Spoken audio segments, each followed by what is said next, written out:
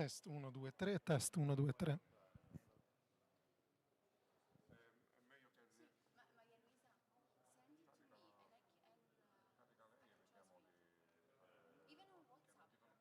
carica lei e vediamo di...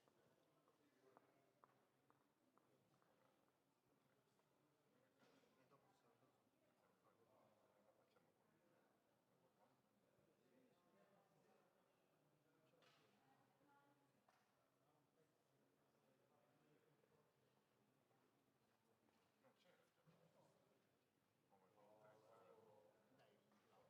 Yes, fine. Okay, okay.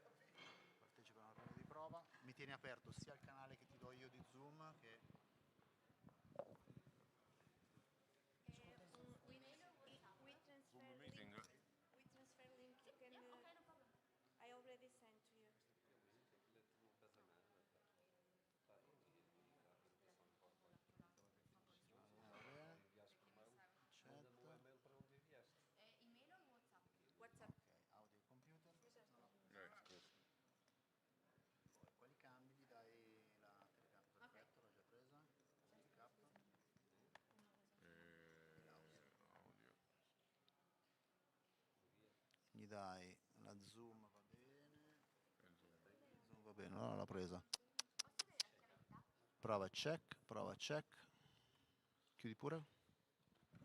No, volevo vedere se si vedeva qualcosa. È nuovo questo? Sì, un altro. Mi piacerebbe trovarlo. È l'UPPT, lo PowerPoint, Camila. Prova check 1, 2, 3, 4, 5, 6, 7. Tu stai dando a zoom questo gelato? Prova check. Allora, output 0, direi di dargli qualcosina in più.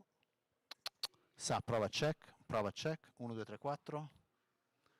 E dovresti sentire sul ritorno la mia voce con un 4-5 secondi di latenza. Prova check. 1, 2, 3, 4, 5, 6, 7. 7, 8, 9, 10. Prova check. Prova. Arriva qualcosa? Sì, mi sta arrivando anche musica, mi sta mandando... No, ti sto mandando la tua voce. Prova check. 1, 2, 3, 4, 5, 6, 7. Arriva. Aspetta. E ti dovrebbe... Porca puttana, ti dovrebbe tornare indietro il mio... Cioè questa voce qua, Can you al contrario. turn off the sound because in the streaming the guys are... Stai dando questo microfono al momento nello streaming?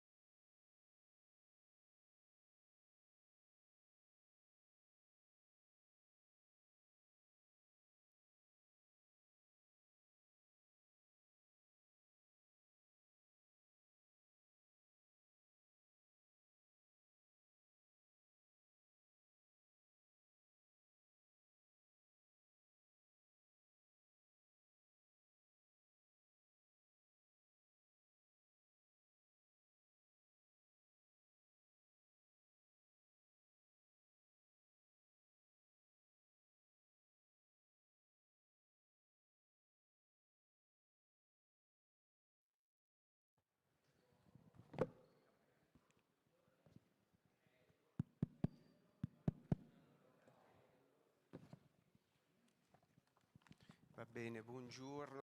So, good morning. Are you ready in the booth? Yes, we are. We have 3 languages today. So, today is a special day because there is a strike. I am receiving a lot of messages from people who are going to come during the day. So, it is going to be a symposium, a small marathon that we are going to start.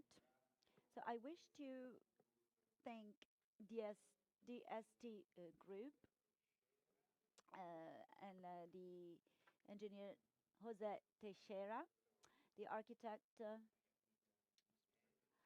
Maria Luisa Menez and the whole group, Camilla Donantoni, the curator of the symposium, together with me. And I am going to give the floor straight away to our hosts, architect Nina Bassoli, Triennale di Milano. So, good morning, everyone. So, I wish to convey the greetings of the president of Triennale Milan, Stefano Boeri, who is here with us in spirit, but he could not be here physically today. He will, however, come and see us later.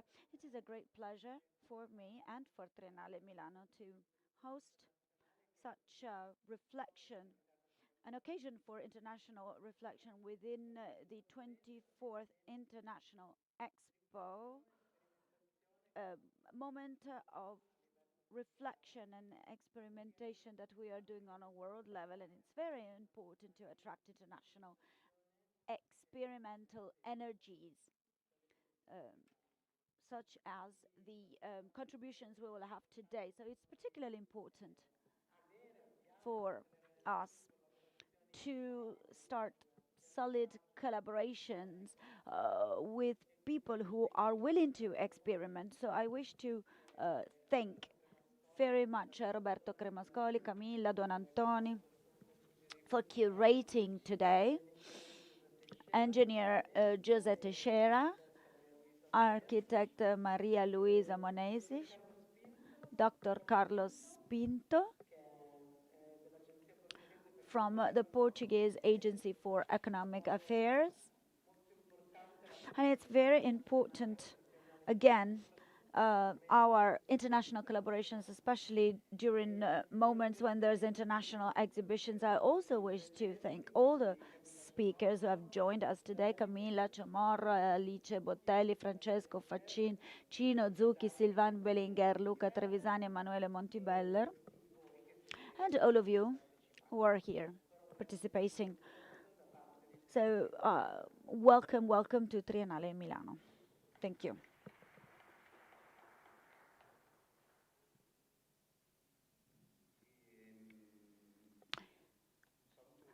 Well, I wish to thank Dr. Milani, who has been with us for many years when we organize something and when we involve Portugal. Now, I didn't want to call you old, however, I'm now going to invite on stage Engineer Teixeira,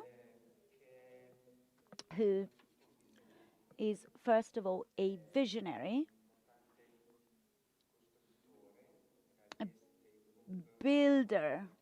DST Group has 4,000 employees in Portugal, and he's a builder, a philanthropist, a visionary, and he's doing incredible work in the campus in Braga, north of Porto.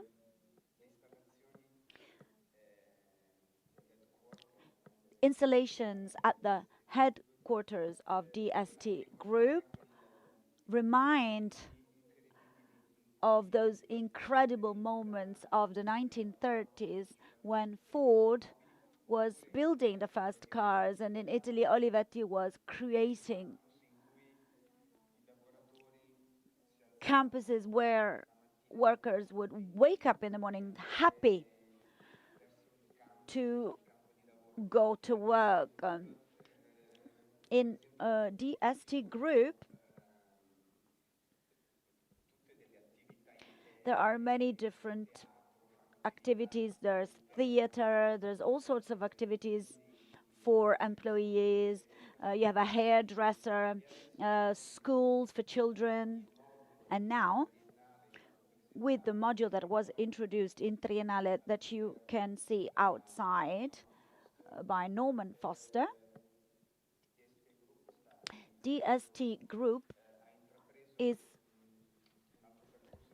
starting another visionary path, because with modular building, they are building within the campus a sort of village for employees and future employees, future families that will live inside this village that is DST Group. So I wish to invite engineer Teixeira on stage.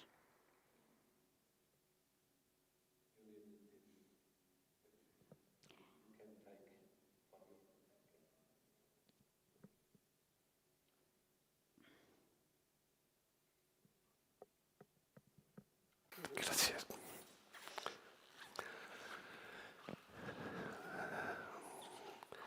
The first, okay. Olá, I speak in Portuguese. I will speak in Portuguese.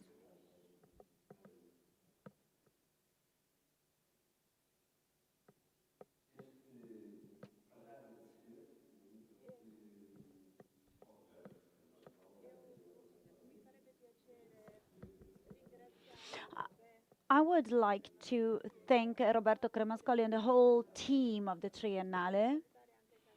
I also wish to greet Carlos Pinto. I've been knowing him for many years, many adventures. We must all understand our starting point. And sometimes the starting point is hidden.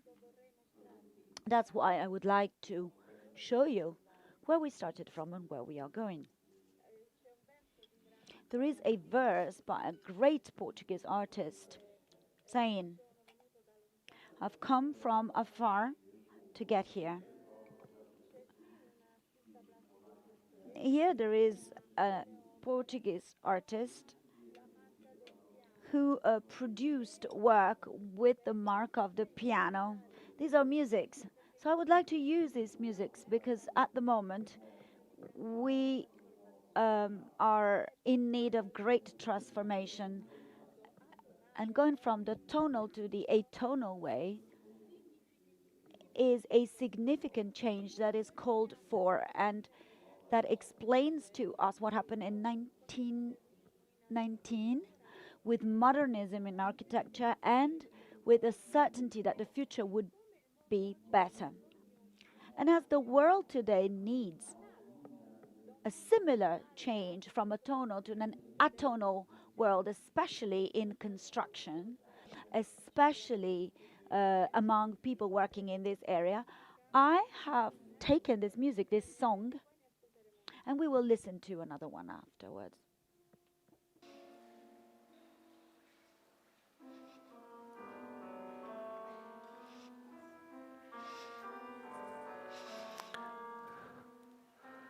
Este take chega para depois perceber. So this is coming to understand what music is, and in our case, in my group, DST group, it wasn't the logo in the Greek sense, the word or the verb, but at the beginning there was the stone. This is another musical production.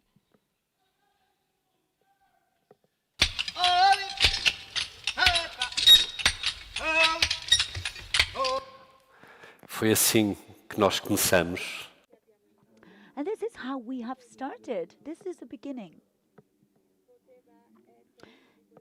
So it could have been one of the stones that is here in the video in a artisanal form, as you can see it. So today,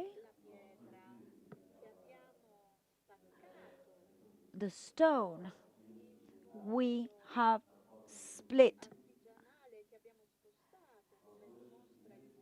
with craftsmanship, the stone that we moved, like the video shows, in this lab of our group, we extract minerals which were previously extracted from the stone.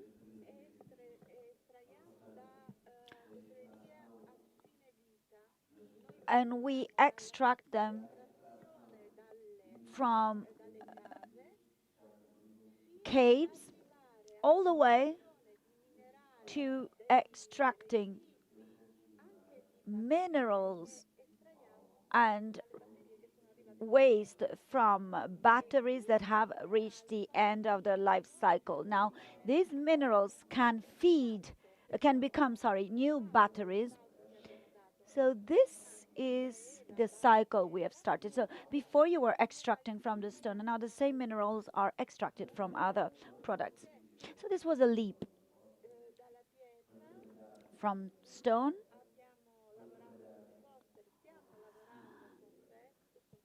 we are working with Foster, we are working with Teixeira, we are working with Eduardo Sotomora and other architects. And these are three top architects in our company.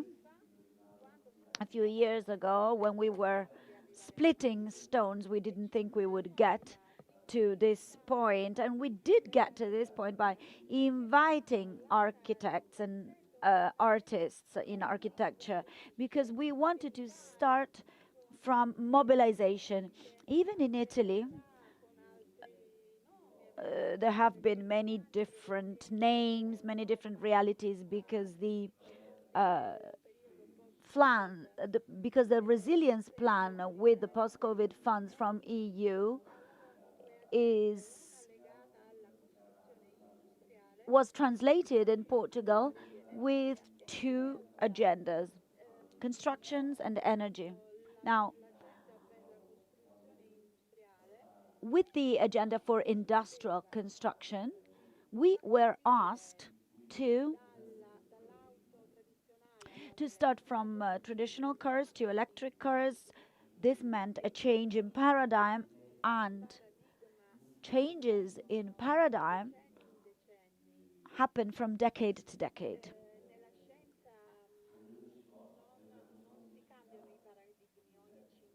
In science, this doesn't happen. You don't change paradigms every 5 years. There are wider moments of change. We are now going towards the fourth industrial revolution, and many centuries have gone past since the first one. And we are also connected to AI now, so we must open opportunities to this change in paradigm, because homes will be built just like cars. And Eduardo Sotomora and Xavier Inaman Foster, especially, but also other people, are working with us in our campus. So we wanted to invite them to participate in the industrial construction in order to dissolve biases and destroy the idea of precariousness, destroy an idea full of biases in terms of life lived in modular homes, because modular homes have always been considered poor homes. So we started from the project, and we involved architects who would help us thinking in a different way. This is the library of our building site. You can see the architects I mentioned and some of the workers. And this is one of our great projects. When you have a break from work, there is public reading, a library. So this is a a way of going from one side to the other, from extracting stone to collaborative intelligence. This is where we want to get to. But what do we have, what have we got to say to you today without falling into the trap of arrogance, but at the same time calling a spade a spade? Things don't work so well. Cities are polluted. There are many walls, polarizations in our cities. Parts of the city are inhabited by poor people. Parts of the city are inhabited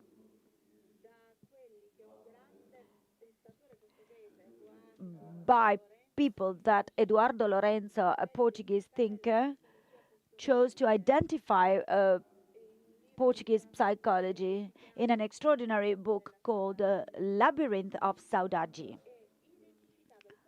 So the Portuguese in this book were identified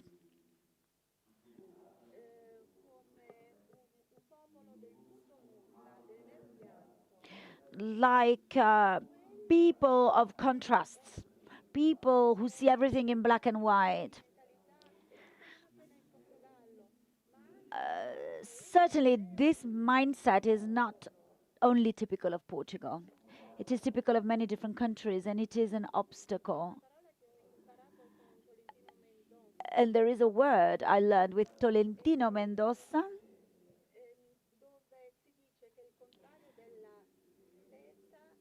saying that the opposite of silk is chair. And the chair is a position that tells me I am well where I am, in my comfort zone. I'm in my chair, I'm sitting, I don't want to change. So let me be here because I am someone who has surrendered to a certain set of things, even though it's not good for me. So the idea of communities, of associations, these are disappearing. This started between the 18th and the 19th century with utilitarianism and individualism. However, this is very typical of today as well. There is a lack of beauty in our cities. What we build and what we design lacks care and attention. So out of these situations, we have ghettos and different geographies in our cities with imbalances, also in terms of safety. And poverty has great power because it puts us one against the others. It divides us. We can no longer live with each other. So this common home is no longer. We no longer live in democratic cities. Our cities are no longer social or inclusive. And yesterday, we were walking by the Duomo, and I couldn't say I could feel unsafe, but I did notice a particular atmosphere, and it's very important to talk about these things. It is possible for politics to want to hire policemen all the time in order to make our cities safe. What is happening? Even architecture is does it have a moral role or not, according to you? Suscitar este debate. So we have to wake this again, starting from an industrial construction, which is a modular way, which should have been a poor one and a bad one, we should say no, because we do not have to profit from the power of architecture and the power of beauty.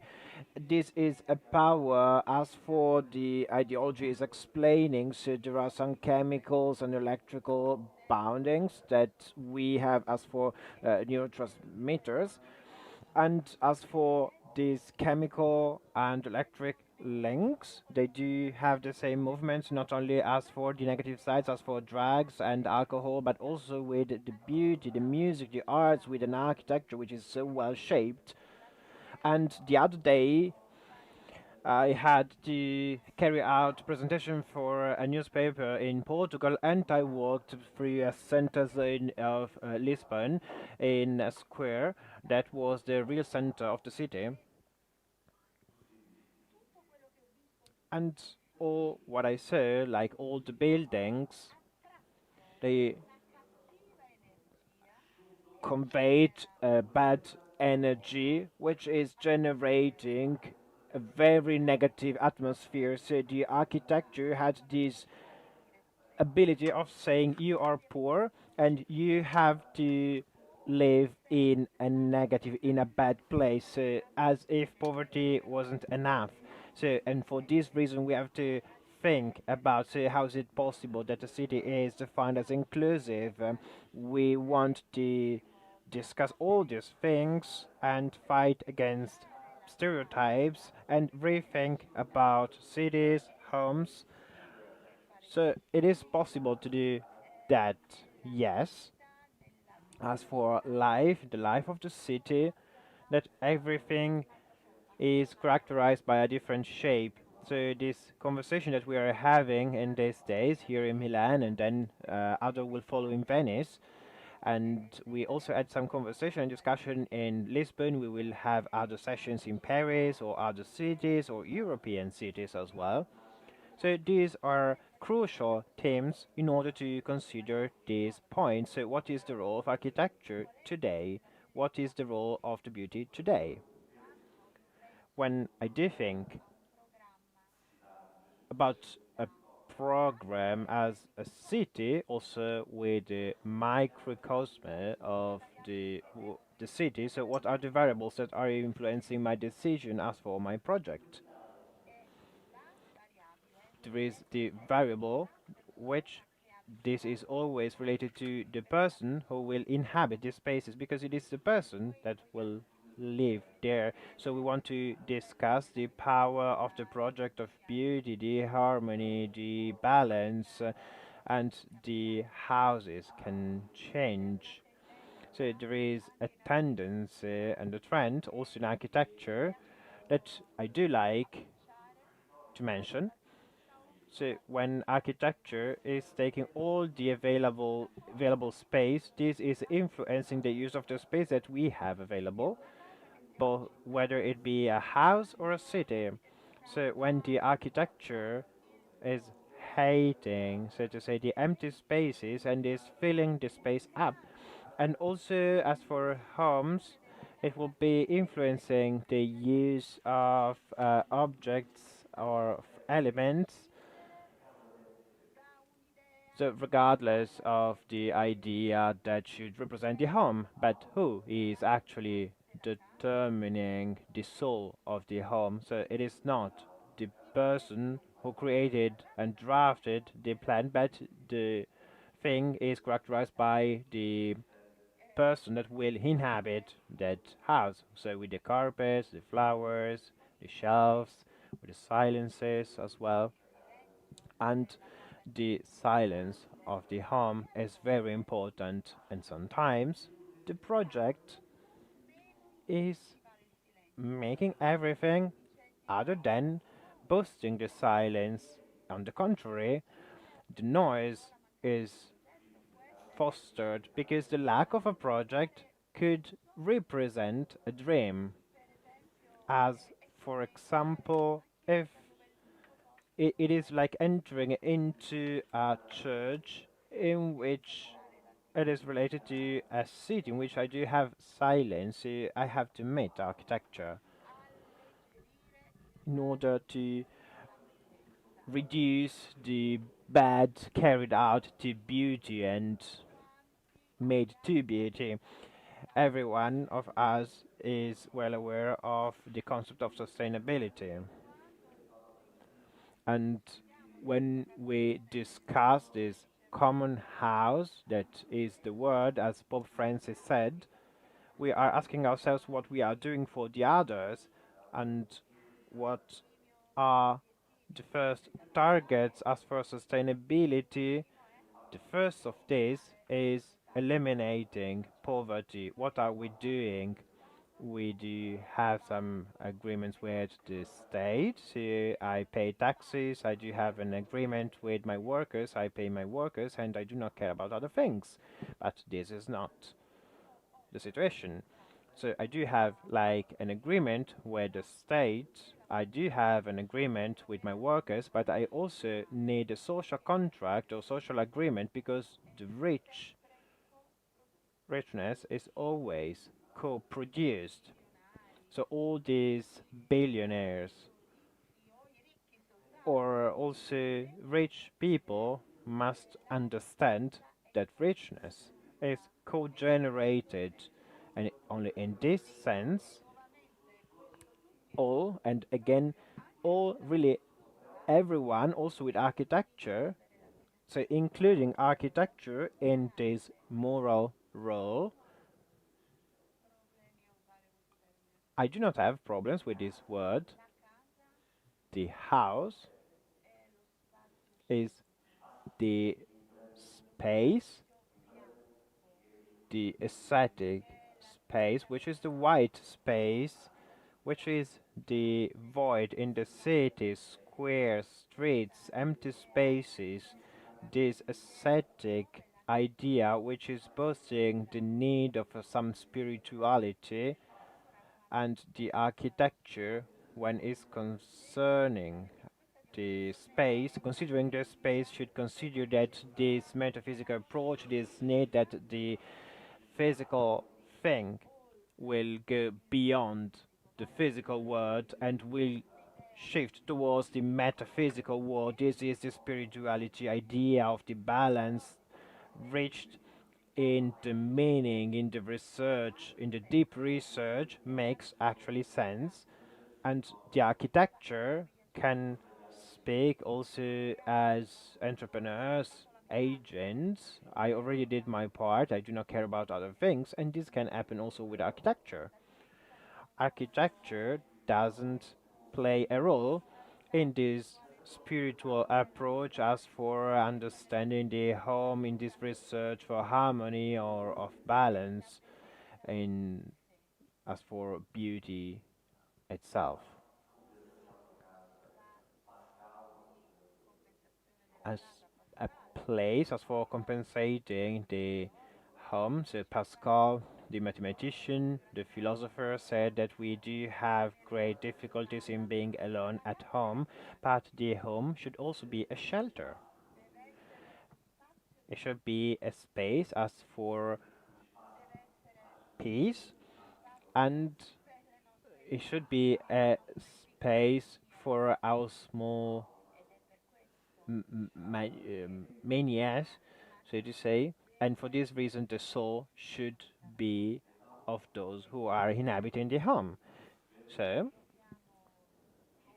we have to understand what every one of us, so starting from this movement, which is the change of paradigm, can benefit, and in which way we can act as for a new enlightenment, so to say. So we do not have problems in walking this direction, even if we have movements that are happening every 2 centuries. So we do not have problems in admitting that we have to believe in it. Starting from Aristotle, the idea of the democracy of the Greeks, of the philosophers, before and after Socrates, was an idea as for aristocracy, and it was an elitarian idea in old Greece. We had some aristocratic groups, then we had the warriors that were defending and protecting the cities, then we had the politicians, and then the workers. So in order to understand that we can benefit from these movements of change, please consider this idea of Greek just concluded with the French Revolution. So these elite-based ideas finished with the French Revolution, which lasted for centuries and centuries. So this hope, this is important to say, that hope to me is waiting for something that is not there to be found yet, and it doesn't exist yet. It's the same thing as saying I am waiting for the help of God, but I do not help God in helping me. So we have to have this hope so that this future, which is not existing, can take place in the future, actually.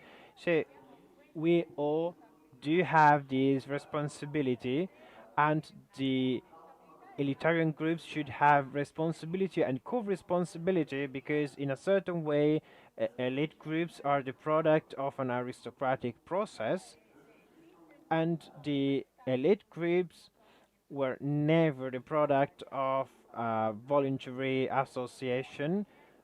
This word was created by Michael Moser and meant, indicated a thing. As for Camilla was, for example, she wasn't born in Bogota, but she was born in Afghanistan, and instead of being here, she could have been sold. So she didn't choose, so this was a random thing. A girl or a boy born in a poor family without even a book at home and without money to buy food, to attend school, this person was born just like that randomly. So this person didn't decide this thing. So there should be some kind of impulse as for the elitarian groups of the state, so that people which are not so with the wind in their side, they could go to the other side. So I'm not saying that this is like a race or a competition, but people who are starting off late should be supported so that they can start with other people. There is an American philosopher, John Rawls, who wrote the theory of justice, and justice went through all countries, and justice started being differently considered with this book. And this book is creating a concept of the difference, and the book is about the concept of equity. And as for the equity, there are some things, as for justice can't be the same for everyone, and he created the concept of the principle of the difference, and the principle of difference is acting exactly in these things. As for the unlooked for situation, so you do not have enough money to eat, but your friend does have it, and the state, so the elitarian groups that do have the responsibility on their shoulders, they make you that let you so that they should support you so that this person can attend the same school as you do. And so we do have this responsibility and an architecture which has which is thoughtful. So this is the great challenge of architecture, and I would say that at the beginning of the principle of the difference of alls, the architecture should have much more attention as for designing houses for poor people instead of for rich people. So it should put the attention and beauty things when they are thinking about houses for poor people instead of for rich people. So in architecture we should have this principle as for the difference. So thank you for listening to my words.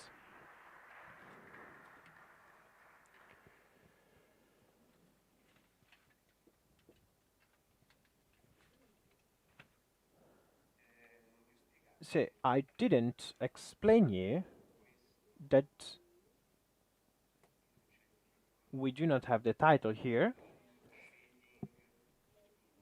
but we have in shaping in, And this is combining two different activities that are about to conclude. So we have inequalities, we have the curator, Nina Bassoli,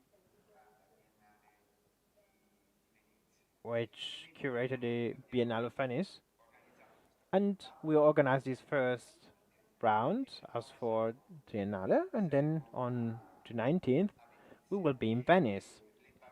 And the keywords of these two moments are outlining, building, dwelling, and shaping. Because we always have to say everything in a nutshell to create a shape which is entailing everything. The curator, Camilla Donantoni, architect, PhD. As for urban composition, she got an international master. As for architecture, in geography, strategy planning, and innovation as for archaeological areas.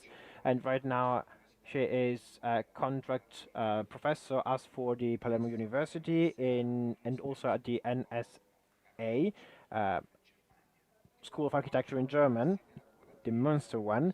So she is not only dealing with the curatorship as for exhibitions, she is also member of the jury as for the Piranesi Award that recently awarded Alvaro Cesar a couple of weeks ago.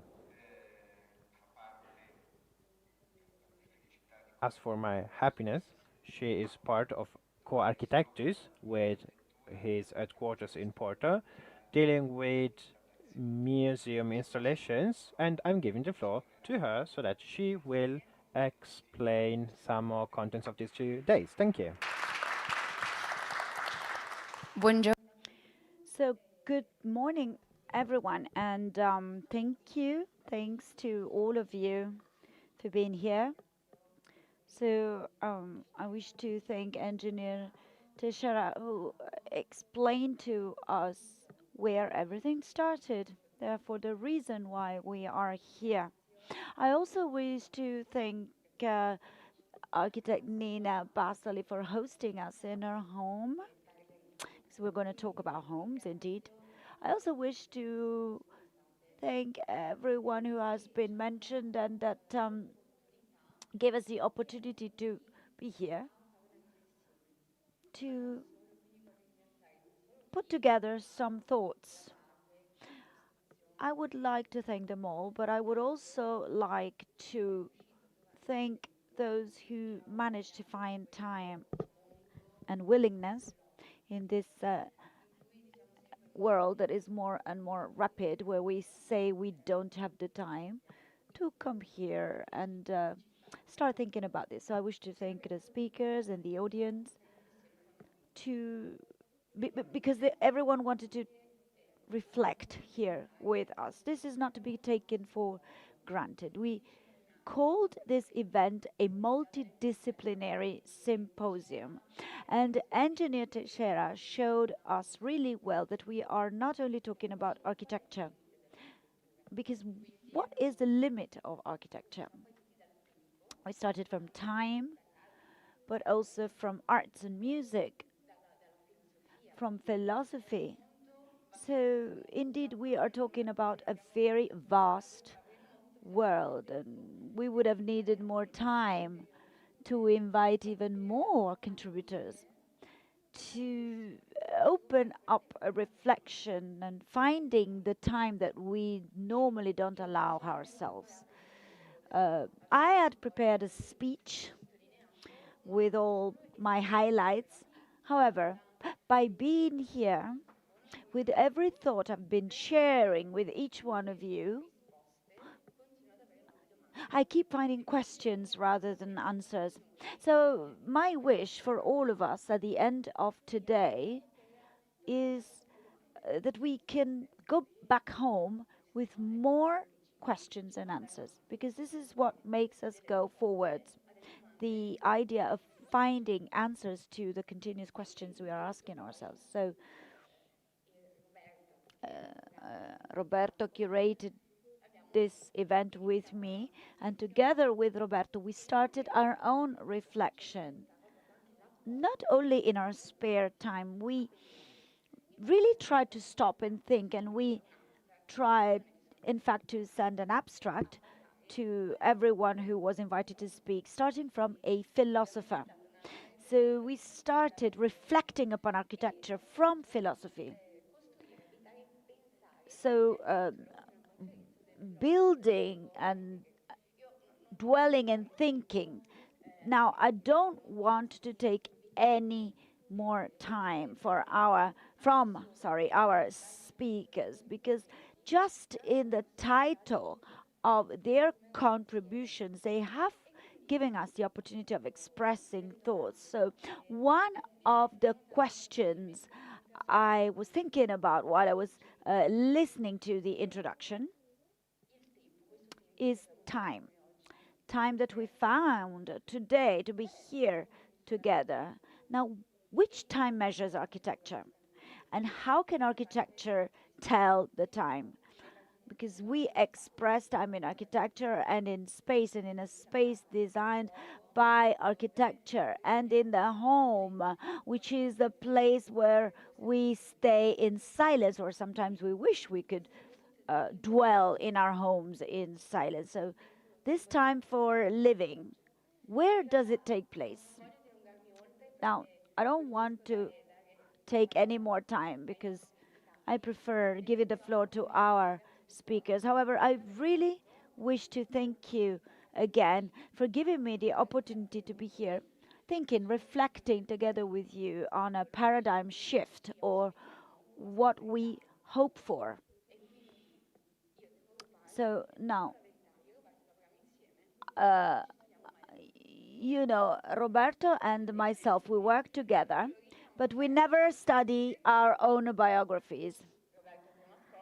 So I call Roberto Cremascoli Roberto because for me it's taken for granted that everyone knows him. He's an architect, a curator, editor, co-founder of Core Architectus.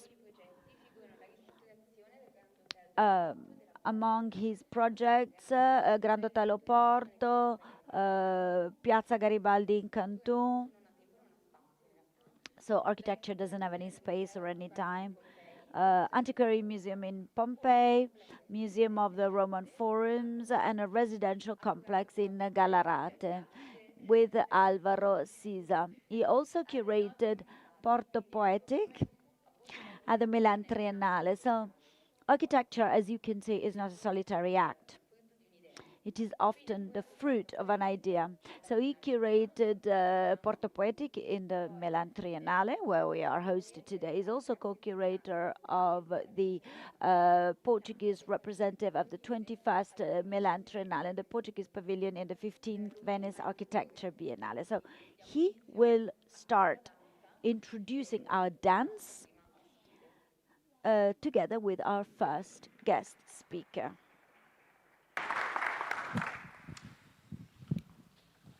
Allora, Camilla. So, Camila, with only one L, Chamorro, she holds a Susan Sabanci research fellowship within the Architecture, Design and Technology units at the Norman Foster Foundation. And as an architect, her expertise spans from conceptual design to research to the execution of construction projects. She has collaborated with academic, cultural, and governmental institutions to address social and environmental challenges in areas such as clean energy, urban regeneration, affordable housing, and education, all of which closely align with the Foundation's mission. And she's going to talk to us about her projects together with Sir Norman Foster. The floor is yours. Well, first, thank you very much for having me here and the Norman Foster Foundation. So for those who are not familiar of what we do at the Foundation, it was founded by the Foster family. And the mission since the beginning has been to foster interdisciplinary thinking and research, and to connect architect, design, technology, and arts to provide a better service to society through a holistic approach. The Norman Foster Foundation is divided in 3 departments. We have the archive, where we collect all the legacy of Norman Foster. We have the educational research, where we investigate and disseminate what we are learning in the NFF. And then we have the architecture, design, and technology unit, led by Norman Foster, where we have different scale of projects. We go from the first one, the drone port, but we can have the essential home, so we can go to another scale, like the master planning Kharkiv, a city of Ukraine that we are trying to reconstruct.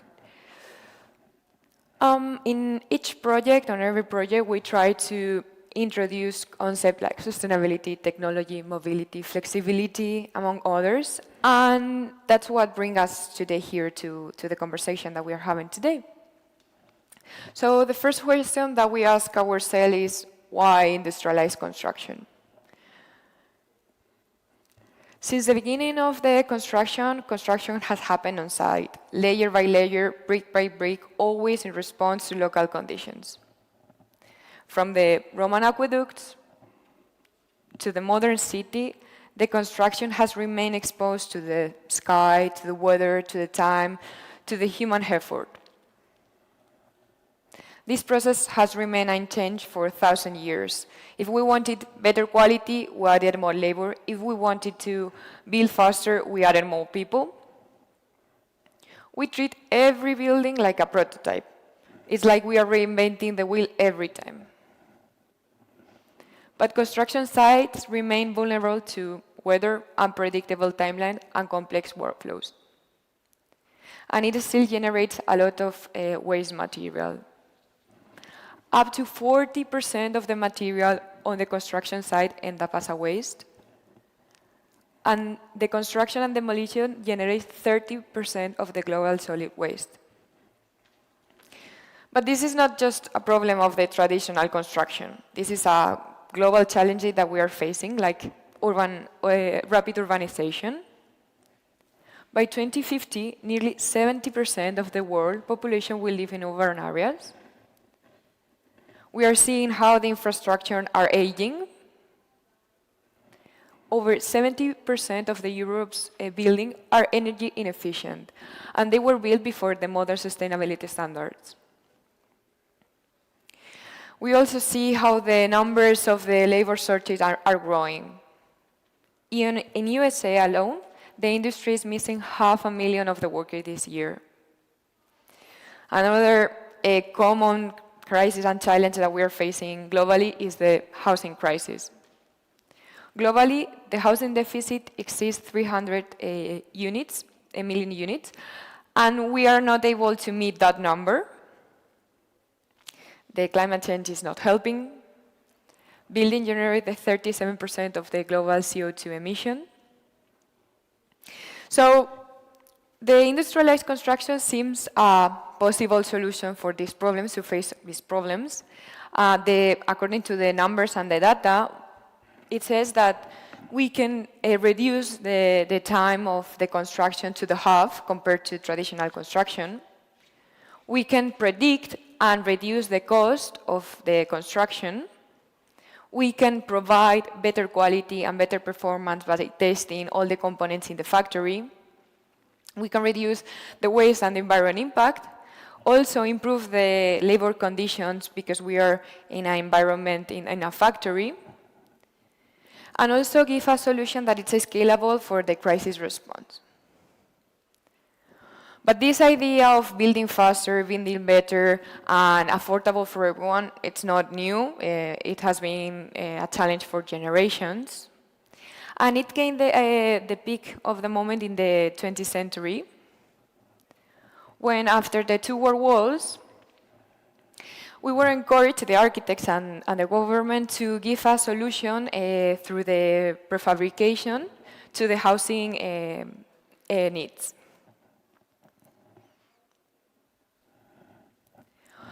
In the Soviet era, they used the concrete panels, the prefabricated concrete panels, to give solution to the need of housing as well. We can see how they built this 90 or 16-story building prefabricated with these concrete panels.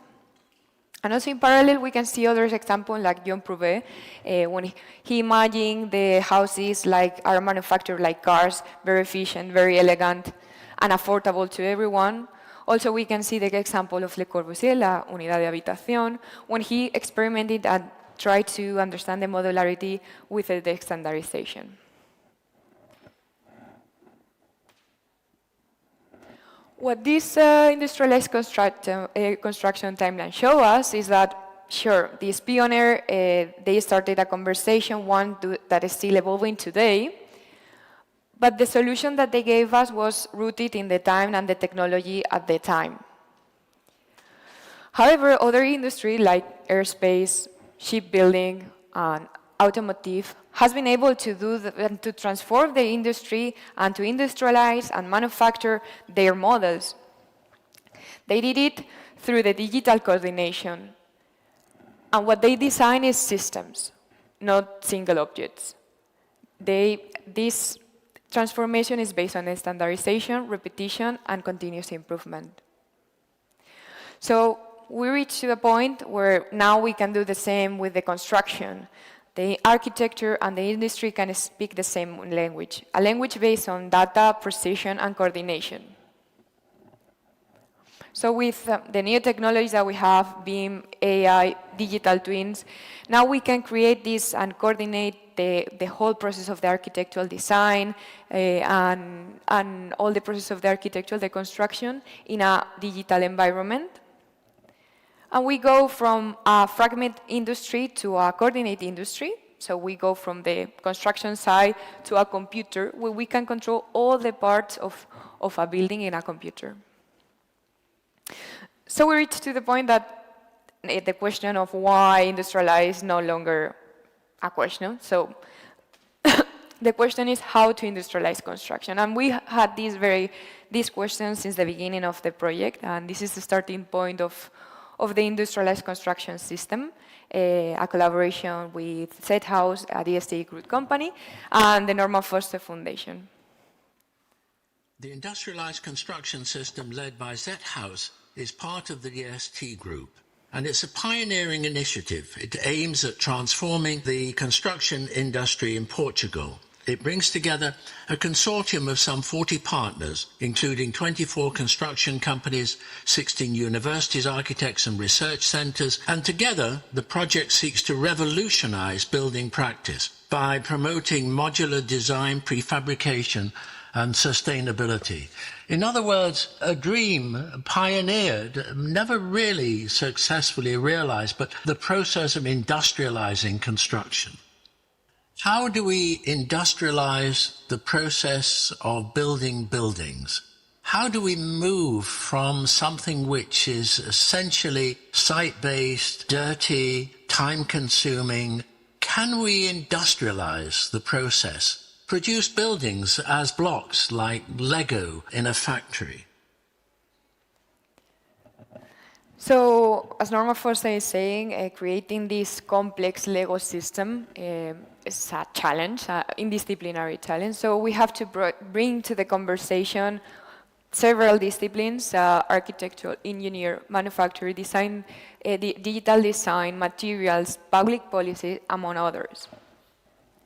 So we knew that since the beginning. That's why the Norman Foster Foundation and DST Group brought together a team of international and local experts from Arup, Ines Lobo, and A400 to provide solutions for this initiative to transform construction through the industrialization.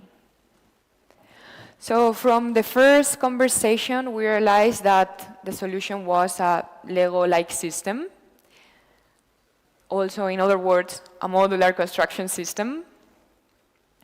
This Lego piece has to be able to fit the different uses, student residence, hotel, senior residence, housing, but also offices, commercial, special spaces, and public space. Because what we are creating is a system that is able to create city and create buildings, complex buildings. But also this Lego piece has to be transportable, meaning that we have to put this piece in a truck and transport it everywhere in the world. And these two conditions define our grid, our modular system. There are restrictions for the dimensions.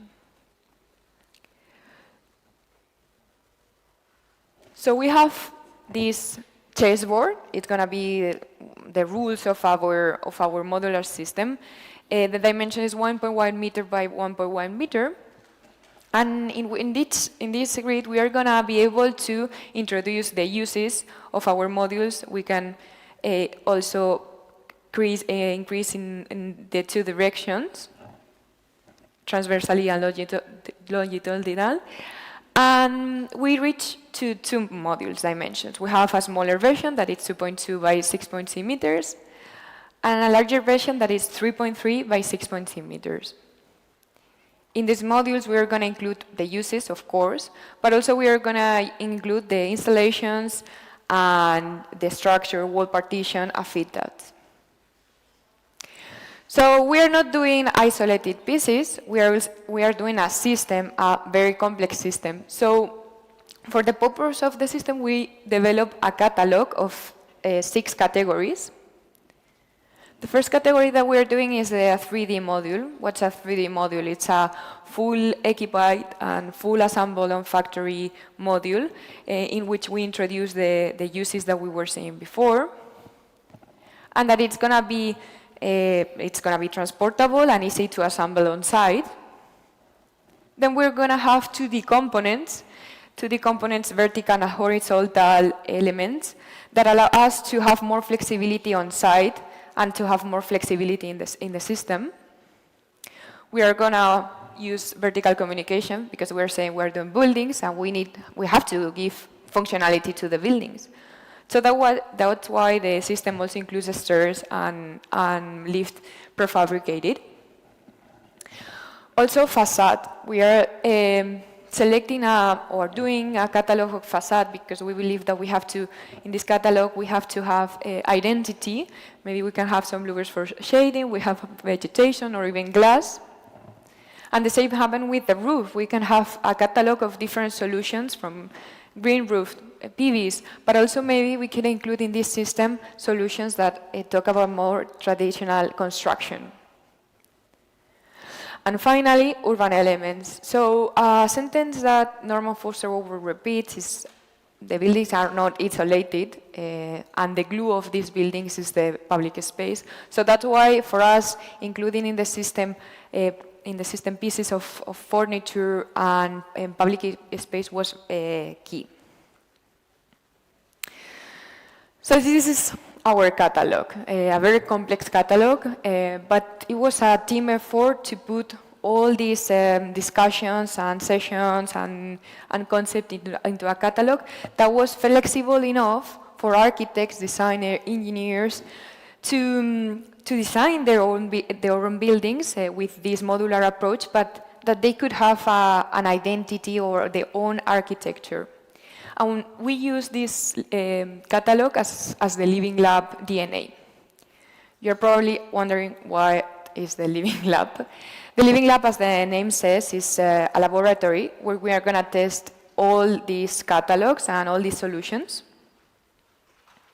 The Living Lab is located in the DST group campus. We see it's an industry location, but surrounded by nature. And since our first visit, we realized that we were in a very complex topography with different axes, but we took that as an opportunity to integrate our grid and to show that the modularity can be adapted in a complex topography. Instead of doing a big building with multiple uses, we decided to fragment this piece and have smaller pieces of buildings so that we will have a cluster-like composition. So this is the first sketch of the Living Lab concept. We can see that it's surrounded by nature, that we have this cluster-like composition, that we have different uses like hotel, offices, the tower, the student residence, and the public space, of course. And here is where we are going to put all the components of the catalogs, and we are going to test it in real conditions. Each building is going to have a purpose. We are going to test different things in the building. So we have the residence tower, where we are going to test the 2D and 3D connections, so we can test the flexibility of the system. And we also want to put the structure to the limit. This is the example we're going to test that we are able to build towers, and also to introduce the housing solutions.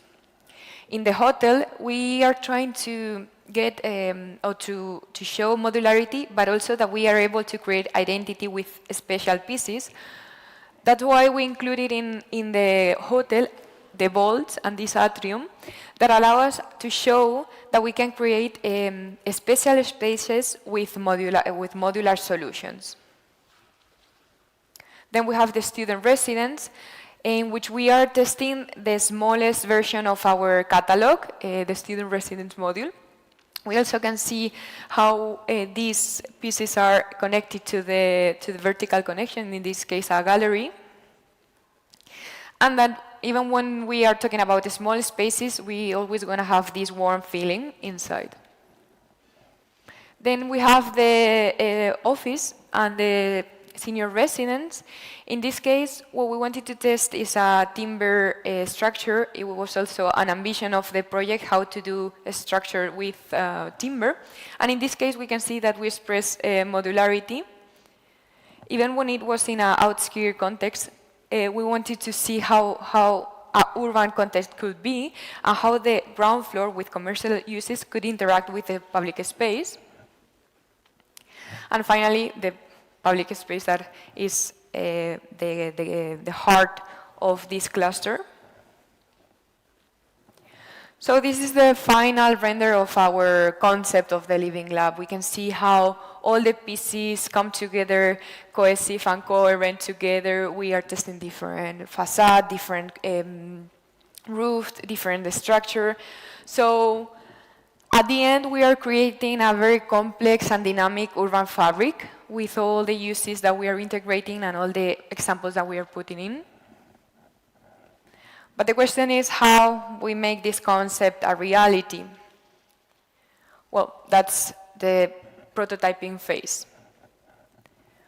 Since for the Nomofoste Foundation, it's very important to test all this theoretical discussion in a real practice. So that's why prototyping is quite important for us, and also we can transform those concepts and validate the decision that we were making.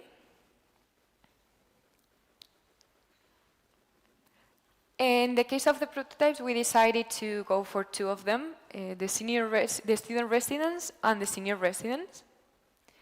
The student resident prototypes, as I was saying, is the smaller piece that we have in the catalog. And with this solution, we try to address the need of efficient student residence.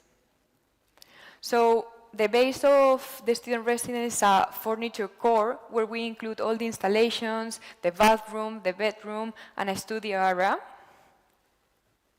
We can see how all the pieces come together with the steel chassis frame, with the furniture with timber, and with the composite aluminum facade.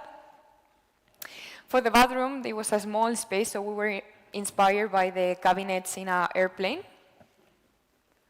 And what we ended having is a plug-and-play unit that it's fully assembled, fully occupied, and ready to be installed in every part of the world. The second prototype that we're doing is the senior residence prototype. Is composed by two pieces. So one part of the piece has the kitchen and the living room, and the other one has the bathroom, accessible bathroom, and a double bed room. And an important part I was saying of testing was the joint between these two modules. So this joint for us represent it's a huge thing because when you enter to this space, you don't have the feeling that you are in a modular in a modular solution. In fact, you feel like it's a seamless space. In this prototype, we're also testing a system that DST, the Bassoli FS, is developing in the campus. But the project doesn't end here in the prototyping phase or even in the design of the concept. We have to go farther, and we go farther. All these pieces of Lego are a product that has to be industrialized and manufactured in a factory. And that's why it's extremely important that we design every piece, every detail to extreme detail, because we're going to repeat this piece hundreds of times. And that's happening. That's happening right now. This is a picture of the factories in the DST campus. And we can see how we offer solutions that can be mass-produced and also be transportable and have better quality and better performance. So we go from these numbers, the traditional construction needs for one module 30 days. And in the case of the industrialized production, we can produce 1,000 modules in 280 days, which means 90% of the time reduction. So we were talking about the living lab, so all the pieces that you were seeing in the images are now coming together to the living lab. It's a reality, it's also happening. So these sequences of pictures are from the first day that the first piece arrived to the site, from which we learned a lot from the joints, from all the decisions that we were making, because this project is not finished, but it's a laboratory, it's active. We are learning from it every day since the beginning. So I started the conversation with why industrialize, and I think it's very clear that the question is not why anymore. The question is how to industrialize. And I think with the presentation, we see that the industrialized construction system is a solution to face all these challenges. So that's why we have to keep testing, keep building, and keep learning by doing, because it's not only about why, it's about acting.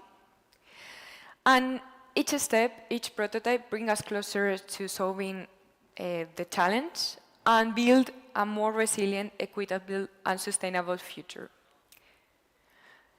So acting is important, but also sharing, and we from the foundation have that very clear. So that's why when we got invited to the Triennale di Milano, having the industrialized construction system here, it was essential to disseminate, to start conversation, to start dialogues between each other, like the one that we are having today. And we have brought the two prototypes here. If you haven't seen it, I invite you to visit them and to keep this conversation alive. So thank you very much.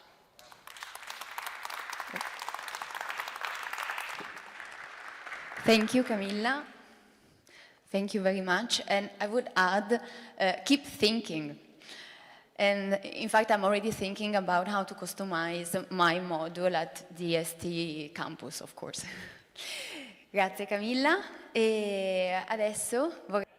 So thank you, Camila. And right now, I'd like to introduce Nina Bassoli, which is graduated in PhD in architecture from the University of in Venice, focusing on post-disaster cities and the social implications of emergency management. Alongside her research, she is also deeply involved in publishing and curating. Since 2008, she has been a member of the editorial board of Lotus International, and since 2022, she has been part of the scientific committee of Triennale di Milano as curator for architecture, urban regeneration, and cities.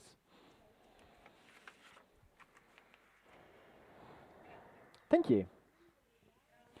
So, thank you. Yes, good morning again. I think it will be interesting to provide you with some details as for the framework in which we are sitting in. So the exhibition Inequalities 24 Award like international exhibition as for the Triennale di Milano as only member of the Bureau International des Expositions, and every year is focusing and is choosing an important topic of reflection, which is an opportunity to gather some projects, food for thoughts, details related to this big topic as for architecture, design, and the project. So as for inequalities,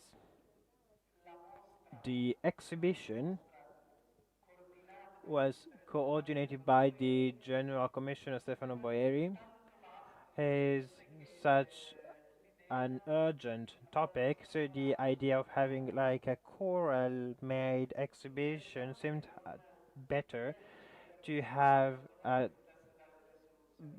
better than having one only curator of the exhibition. So what you can see here up to the Sunday, we have 43 different countries, 15 curators, 8 authors of special projects, 6 design studios that curated the installations. Then we have 5 main university of Milan and many international approaches. So this is the idea, to provide you with more details as for the choral approach to the exhibition, which is combining two different words. We have on the ground level the geopolitics of the of inequalities with the theme and the focused exhibition curated by me, on which I will dive deep later on, and the work also of the NFF that Camila mentioned just now, and also focus on Milan and some initiatives coming from London as for the gallery. So this was made as for thinking about geopolitics and inequalities, seem to us a way of welcoming a new geography and to map a set of solutions that could talk each other and could build a common speech, so to say. On the first floor, maybe this is something unexpected. We have the biopolitics of inequalities. So this is a speech which is not combining infrastructures. As for territories and architectures, this is speaking about human bodies, animals, and biodiversity, and the longevity, the health, then bacteria, and everything which is building not only as territorial infrastructures but also as for biological infrastructures. So today, inside of this framework, I wanted to focus on the city's exhibition that I curated, which is maybe the one which is more challenging and creating more problems if concerning or considering also the other topics that we will tackle during the day and the series of symposia that we will have today, curated by Roberto and Camila. So the exhibition Cities, as you know, is entailing many different participations as for designers coming from different countries, and this is a sort of journey and geography in these funnel possibilities more than solutions. So why cities? So we are following and starting a guided to as for images, which is also gathering some unpublished contents. You have some pictures made by 6 authors, 6 photographers who carried out a specific work on the exhibition. Why cities? So 15 years have now passed since 2010, the first time in the history of humanity that the urban population exceeded the rural population, and this percentage is destined to grow until it reaches 75% by 2050. However, while cities have historically been places, for sure, in the last century, places of encounter where mixing and density have facilitated social mobility and the overcoming of birth-related disadvantages, Today, cities are also the places where the global contradictions of an exploitative economic system are most evident. In cities, inequalities are accelerated and exacerbated to the fullest extent. Here in the cities, the wealthiest part of the global population lives, invests, works, and expands its power, increasing its wealth by, like the richest part, by approximately $5.7 billion every day per day. Meanwhile, about 1 in 4 people live in impoverished informal settlements, 1 out of 4. So these settlements are very poor or sometimes completely lacking basic infrastructure such as water, electricity, sewage, roads, public spaces, mobility, education, and healthcare. So in the cities, in many industrialized countries, the average age of the population is rising. We know that. While the groups that once contributed to their economic, social, and cultural growth with the driving energies appear to be gradually excluded because they are unable to access housing and services which are becoming more and more inaccessible. So this is not only for the very poor groups of people but also everyone is characterized in the cities. So here in the cities, in many cities of the global south and elsewhere too, the pace of transformation is driven by geopolitical and financial forces on a global scale, not a local, which increasingly diverge from the local needs of the inhabitants. So the exhibition is asking itself, what can architecture and architects do to restore the connection between inhabitants, places, and possibilities? The exhibition Cities seeks to map an imaginary geography composed of over 40 real places, explored, analyzed, described, and transformed by more than 20 authors from across the globe. Through the privileged lens of designers, the boundless horizon of architectural proposal highlights the unexpected resources of place. So let's consider also the opportunities that are alarming, but also thanks to this we can imagine some opportunities. So the staging designed by Abnormal, a newly created Milan studio, responds to this prompt by evoking the atmosphere of an abstract, fragmented, and globalized city made up of stereotypical urban elements. This could be in all continents. We do not know that for sure, with some standard elements that, as for under construction, we could have formworks, construction elements, insulating panels, scaffolding tubes, and other dry mounted structures assembled without waste serve as the guiding and supporting materials for a series of environments. Although lacking clear continuity, these elements give character to different groups of projects, gradually constructing collective narratives around key thematic cores. So the first segment immerses visitors directly in the living body of inequalities through a series of stories. The Book of Amos, a short film by Amos G. Tai, set in the streets of an anonymous neighborhood in Tel Aviv, opens the journey like a stage curtain. War curtain in the streets, Israeli and Palestinian actors recite original passages from the 18th century of BCE Book of Amos, which seems to describe with striking accuracy the conflicts that continue to unfold dramatically today, which are part of our lives. And the other story that we have at the beginning of the exhibition is the the fire at the Grenfell Tower, which was constructed in the late 80s between Shepherd's Bush, Kensington, Notting Hill, tragically claimed the lives of 22 people. Of 72 people. The account highlights a series of dramatic contradictions, from the impunity of systemic racism to the abuse of non-standardized building materials and the violence of gentrification dynamics. So the stories then unfold in rapid succession across a series of large stills. there are other stories. For example, what happens when an icon of modern architecture, built on the utopian ideals of equality and the right to housing, fails.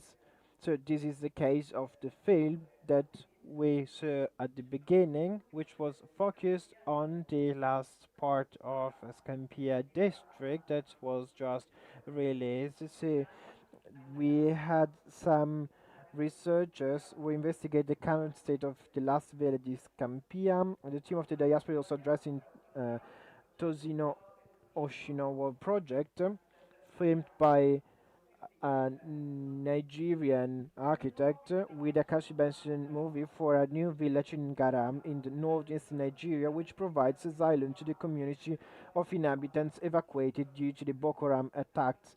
These are two cases in which the construction of a creating the utopia of right to everyone are contrasposed. So on the one hand, one on community, the other one the opportunity of keeping together the community. And also thanks to the movies, we tried to follow these events as stories. Then also the social push, also considering the hyper-local on micro mondi. So in the exhibition we do have space for cases which can be extreme or also daily work, as for we have the Victoria Lagos or the Meteor Bandung, and all these communities will be presented in the sequence over the course of the exhibition and are part of the specificity of the places. Then the second part of the exhibition, like a quiet zone, a series of installations introduces the section dedicated to projects. The luminous clearing becomes a space for telling the stories of liminal communities, the aging population of Inojima, where Kazuyo Sejima has long supported a patient process of artistic and participatory regeneration. Then we have the non-human community of Syrian elephants in Thailand, for whom Buzem Prempada has designed a dedicated sanctuary crafted from locally reclaimed materials. And then we have the community of weavers, who, through an Rings Deeply textile cooperative, transform discarded garments into layered textile maps and one's expression of place, relationships, and new opportunities for local and economic emancipation. Then we have Alejandro, Aravena, which is important. As for the meeting, the pictures that are shown here. So I'm going back to that picture.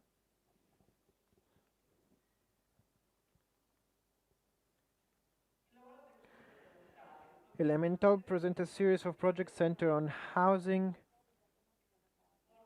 emphasizing an approach to architecture as just one phase of a much larger process, one that must account for both the conditions preceding construction and the transformation that residents will later imprint upon their homes as they make of their own. So this also has to consider the transformation that will also provide this to the inhabitants.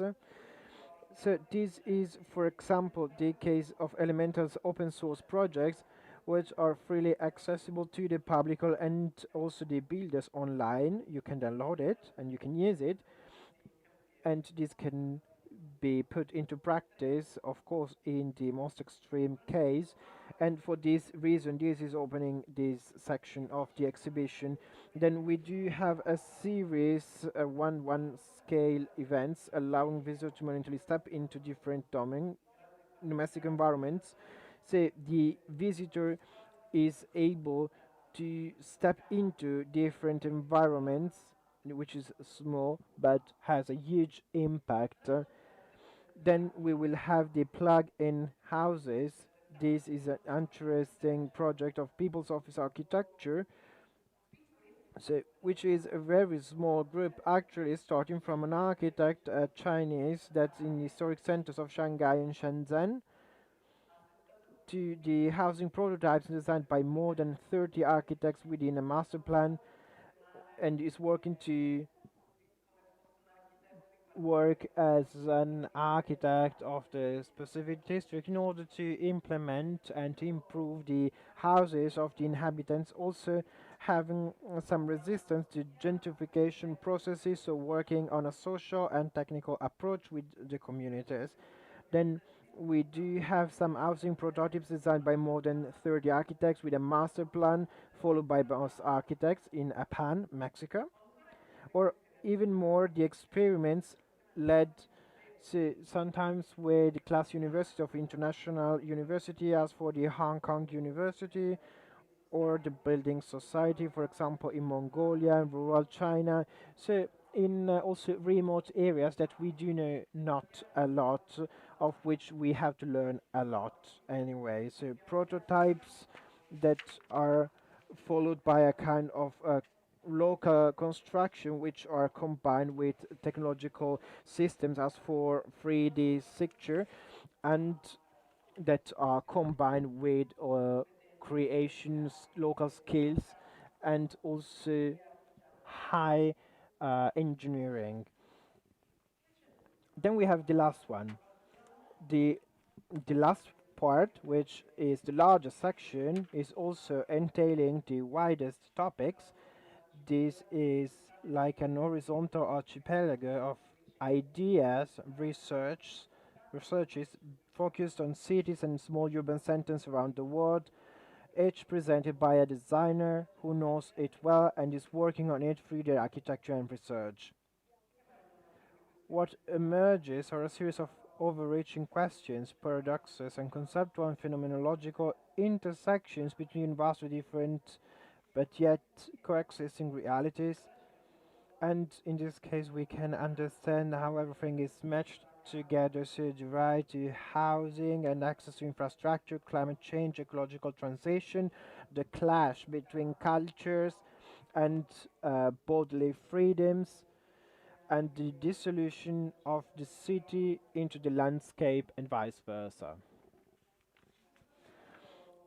In this sense, if the idea was that of considering places as part of an exchange, understanding and learning one from the other, trying to look for development indexes that could be unexpected solutions, because the developing solutions that we have been following up today are bringing to the data that are exhibited here in the exhibition, and these are representing some inequality.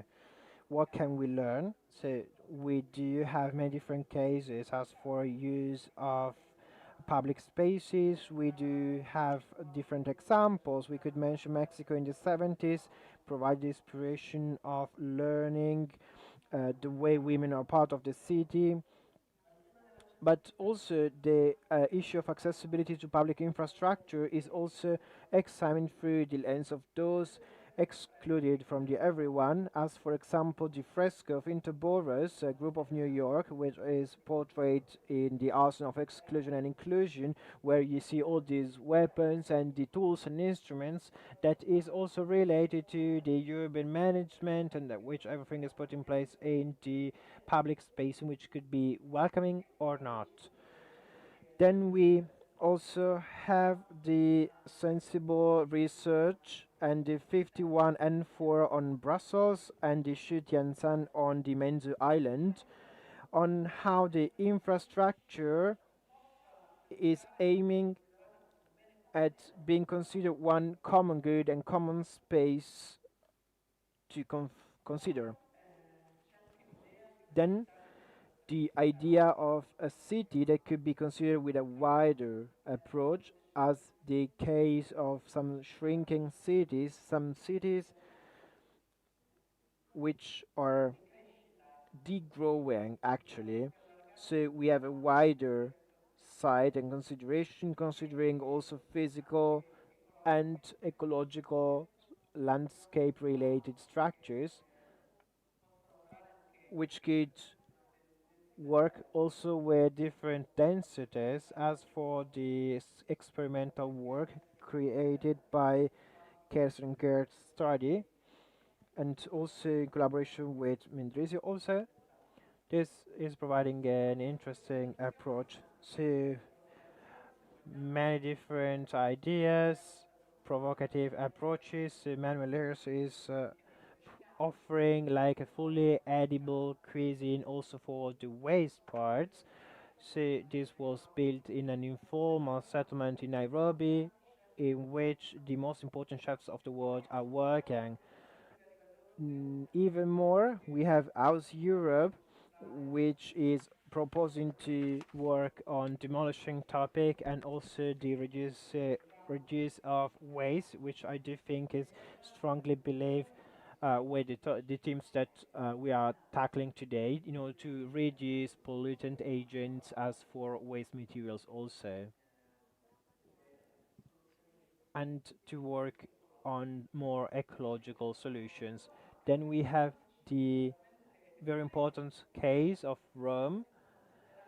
So if we want to consider all the archaeological sites of the city, which the city is hiding, and consider them as public spaces or public goods, then we could have like a capillary distribution, which would be absolutely democratic between center and suburbs, which is turning the ratio with and relationship, sorry, with buildings totally upside down. And then, so the last part of the exhibition is also considering the Anthropocene, so the relationship with the nature that is as for almost on all the surface of the planet is an artifact. So on the other hand, we have the push of adding this into the cities. So the last part of the exhibition is focused on Milan, the city hosting this exhibition, but Milan is also an emblematic city as for many of the topics that we are diving deep into. So this was a work carried out by the Polytechnic of Milano, and with an urban office and studio dedicated to that. So we have the projection of many maps on the city of Milan, projecting the access to uh, housing and climate situation. The thing is that these are difficult topics on different layers, on different scales, and these are combining also problems that are local related. So this means that it's going back to the history of all places. So we also have global approaches as for the standardizations of parameters that we cannot not consider. So we can have like a key to understand that and to intervene and act. I do think that the exhibition is opening up for designers, planners, and for all those who are working as for the implementation of the project is crucial. And there are sometimes also some contradictions, and this is also an interesting thing on which we could focus. I do think, and I'm sure, that during our round tables or during today that we will have the opportunity to dive deep onto some topics as for the contradiction and the relationship between the need of having a standardized neutralized approach that could be implemented also could be followed by the speed of the needs of the planet, which is higher and higher, and at the same time the need of having a deep understanding and reading of the local context and a specific understanding. Thank you very much.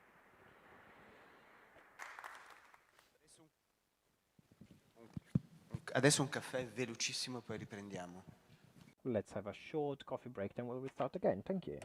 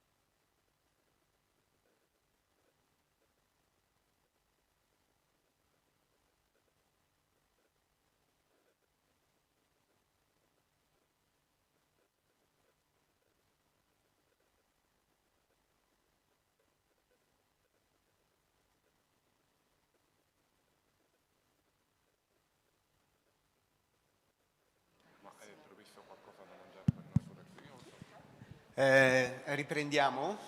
So we can start again with our session.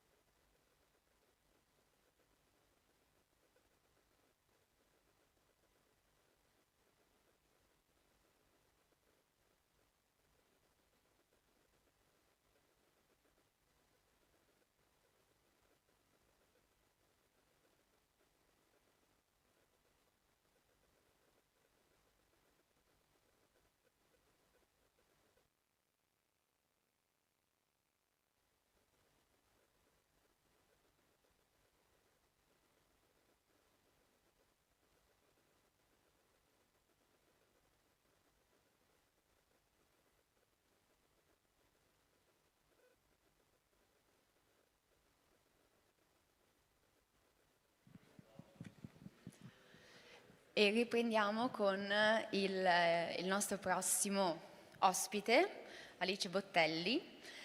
So we're going to start with our next guest, Alice Bottelli, architect and partner of DBM Lab Architects. Works across architecture and urban planning with a focus on urban regeneration, public space, and the relationship between design and context.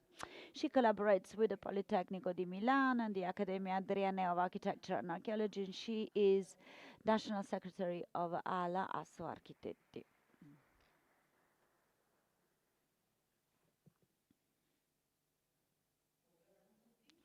So,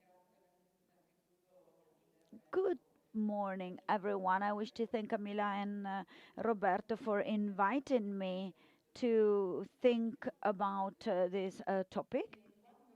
And when I read the document introducing this conference, I started thinking about three words that more than others required my reflection: modularity, seriality, and city.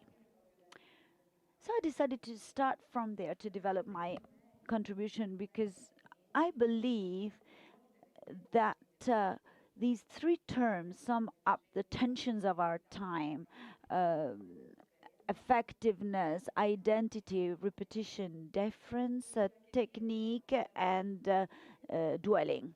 Because the choices we make as architects are always motivated by cultural choices. What we decide to standardize is also what we decide to leave free for variation, something that we decide to listen to. And this is where we start, from these three words, trying to share a question with you. How do we build today of replicating a functional standardization of custom process?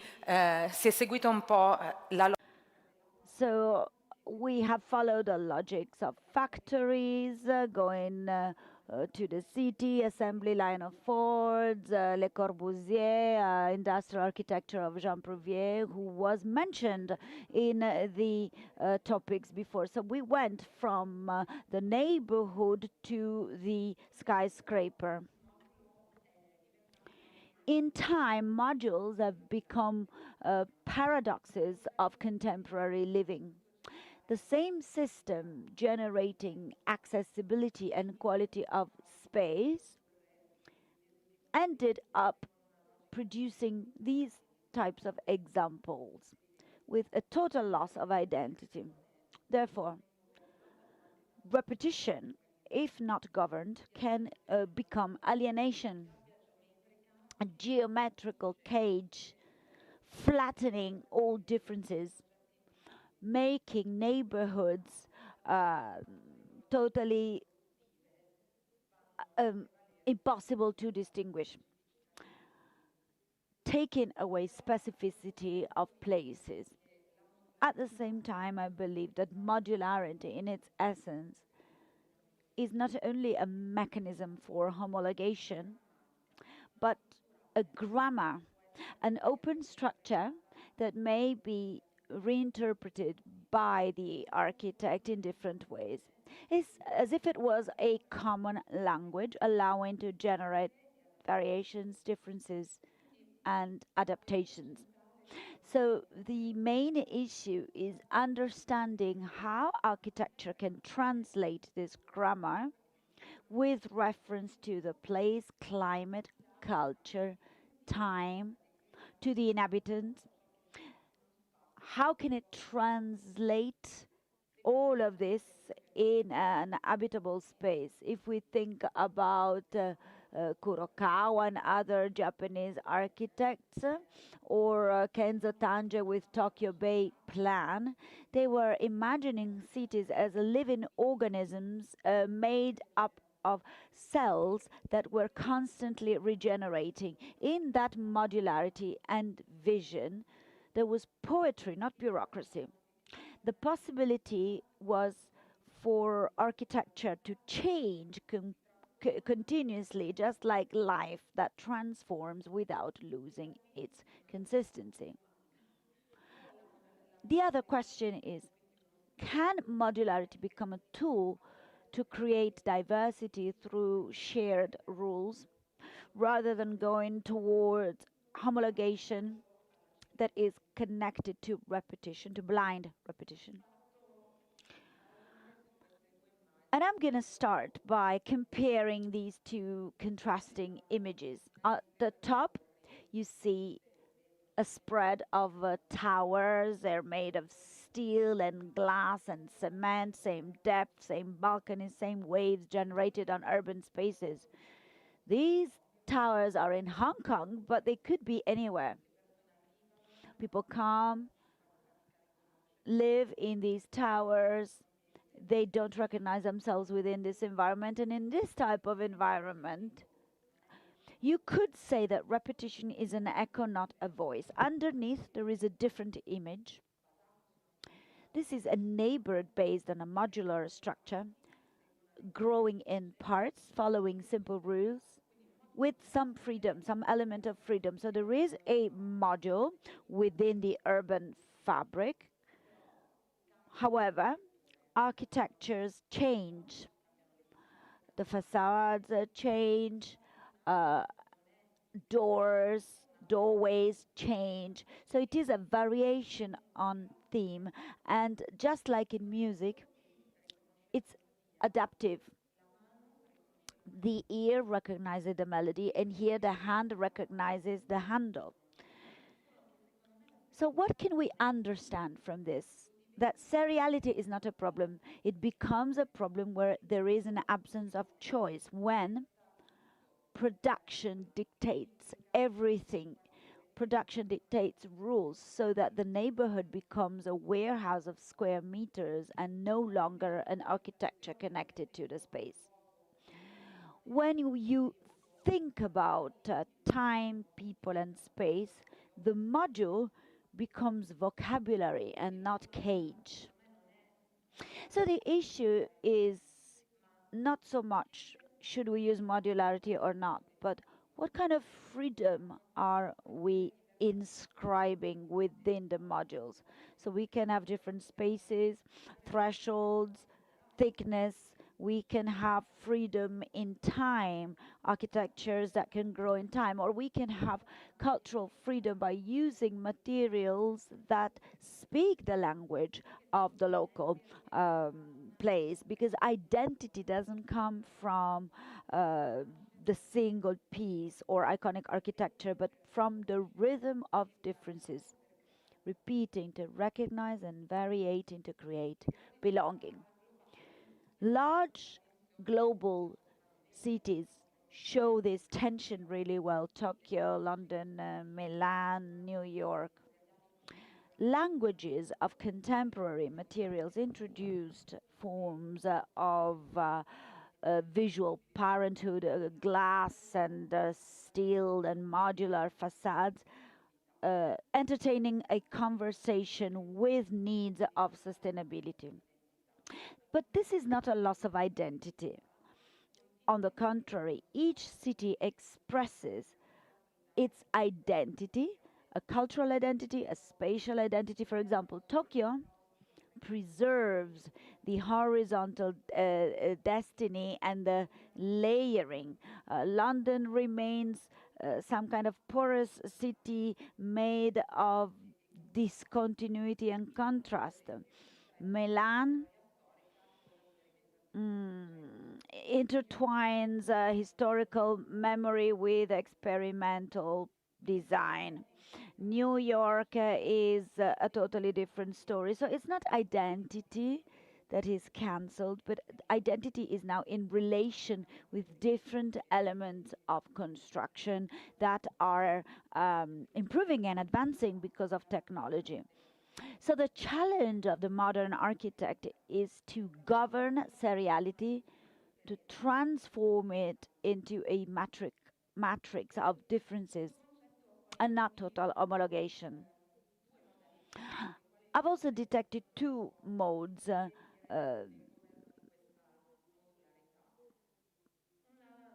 Now, there is a virtuous one where the architect defines a basic modularity that inhabitants can complete and inhabit with their specific tests. So if you live architecture, you complete architecture, you dwell in your architecture in relation to your needs. Now, these are projects that I imagine you all know that are quite symbolic because social housing is transforming because the architect gives you the structure, but the community makes it inhabitable. This is another project by Aravena, a more recent one, which was presented at the Biennale in Venice with the same logic. Matter is changing. There is a research on materials for construction, but the principle stays the same. Another example that goes towards the same direction is connected to transforming what is already there. So modularity in this case showed to be able to participate in urban regeneration processes.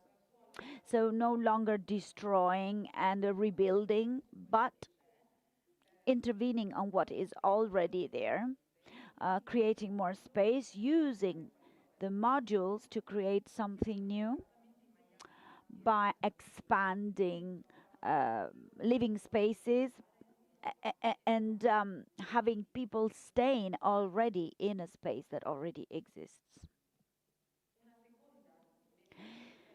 Now, a second modality of approaching modularity could be where the architect designs architectures with a specific identity in relation with the context. This is an example of a school of Quéré, who translates modularity by using local materials, sand, wood, and cement, going towards the community. So in this case, repeating modules does not generate homologation, but harmony. So the buildings are rooted in the climate, the light, and the culture of the local place. Modules are repeatable. They are clustered around the courtyards, and you can even expand these modules. So here you can observe an architecture that may be transformed in time. The same modularity is also found in the facades with modular patterns built together with architecture, still using local materials, which become modules in themselves. A couple of examples that are very different from the first one, going in the same direction. Herzog de Moron, using modularity in a different way, working on volumes on the one hand and working on a facade on the other. So there is work on volumes where the prefabs have the same shape, 12 prefabs with the same shape, generating a landmark for composition. So there is some kind of overlaying of different volumes, and the result is a dynamic and recognizable architecture. Here, repetition is on the facades. So these panels become a visual trademark and a connection between territory and industry and architecture. Therefore, the same element controlled by the architect creates the identity. Then I thought about understanding how modularity can be scalable. Therefore, not only working on architecture, but also in terms of urban planning of the city. Like in the project of the Schumi Villa, we are talking here about structuring a grid that becomes a device that is able to keep together the programs and timings of using this space. So the park is characterized by a light structure which does not become rigid. And here I thought about studying a little bit deeper how to use some sort of urban acupuncture, so to speak, for public space. These are works by Francesco Rossini in Hong Kong, who works on targeted actions based on modularity. So this is what I call urban acupuncture,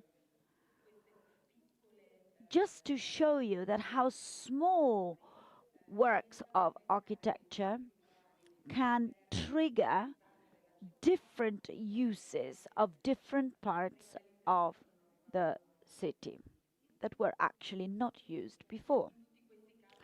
So all these cases I mentioned show that modularity is used as a disciplined language where the architect directs the form and builds a coherence and identity.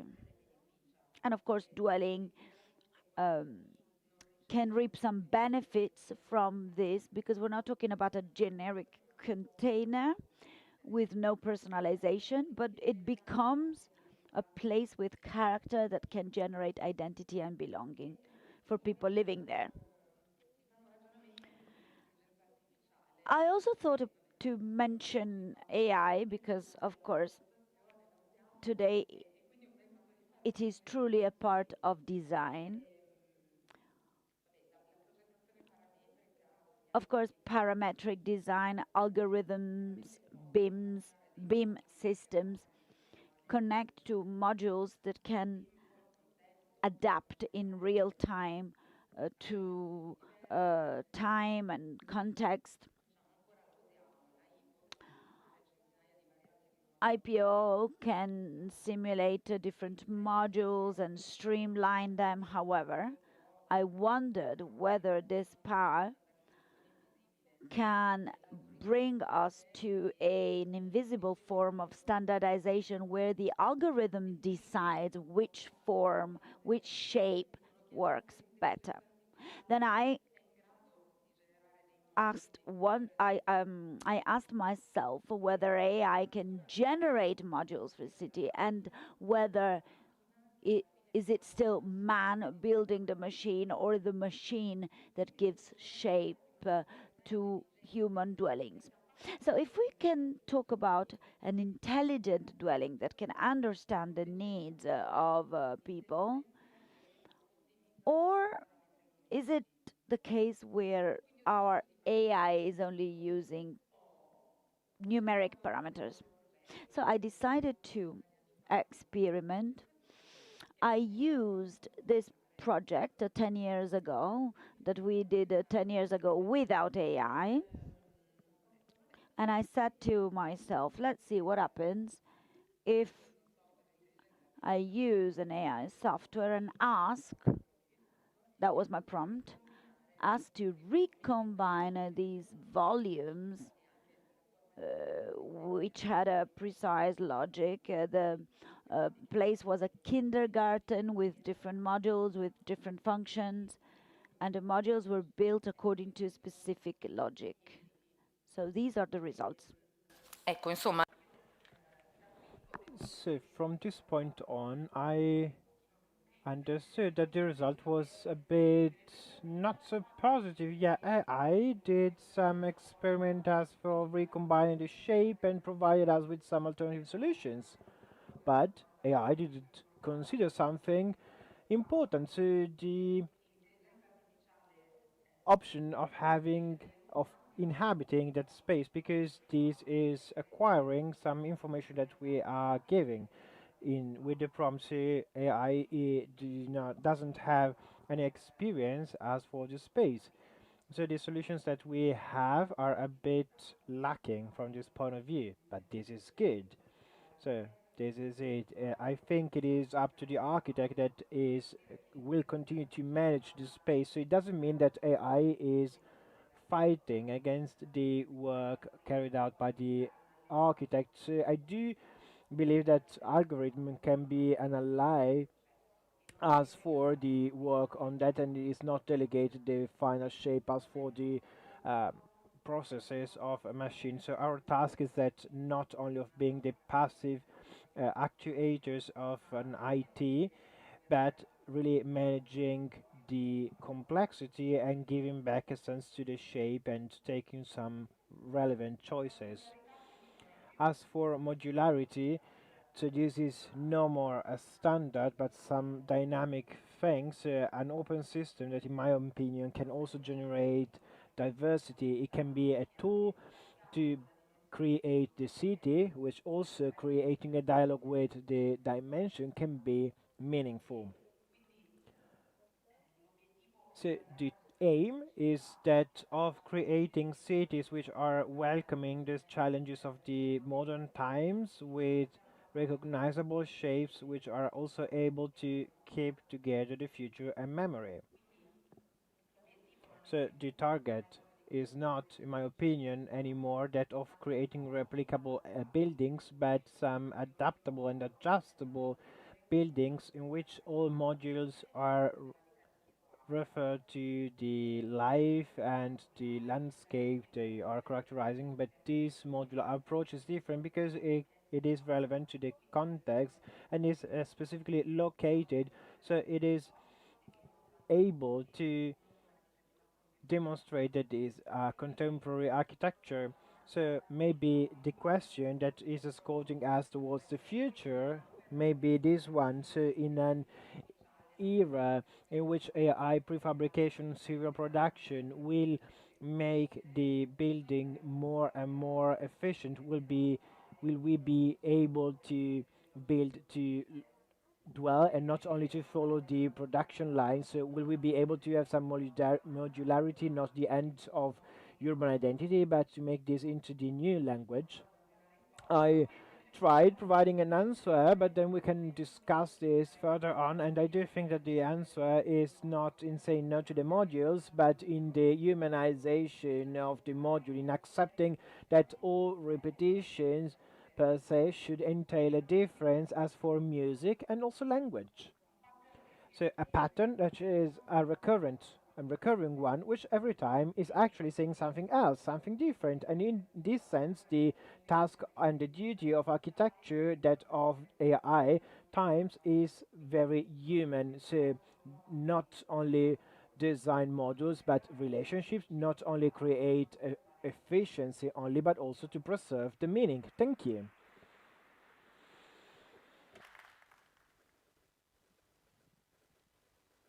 E allora, adesso che barba agli architetti, quindi passiamo. Yes, going on with Francesco Faccin. In 2004, after almost 2 years of collaboration with Enzo Mari, he started working with the lute maker Francesco Rivolta. Wonderful. See, learning high cabinet making techniques. In 2007, started his own studio in Milan. From 2009 to 2015, he worked as a consultant for Michele De Lucchi.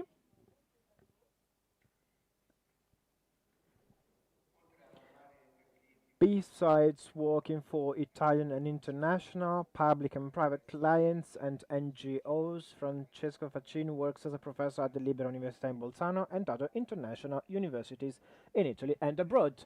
And it is a great pleasure seeing you here together with us. Then we will mention that later also in a private session you are changing the paradigm of design. Yes, I just take back my seat. Say, what a strange feeling to hear my voice back. So first of all, good morning everybody. And here's the remote control. Yes, standard method. Some introduction words. I'm a product designer in a world of architects. So we are having some discussion, always constant discussion and dialogue with architecture, but we are working on a small scale if compared to that of architecture. Standard method. Why? When I was asked to provide a title,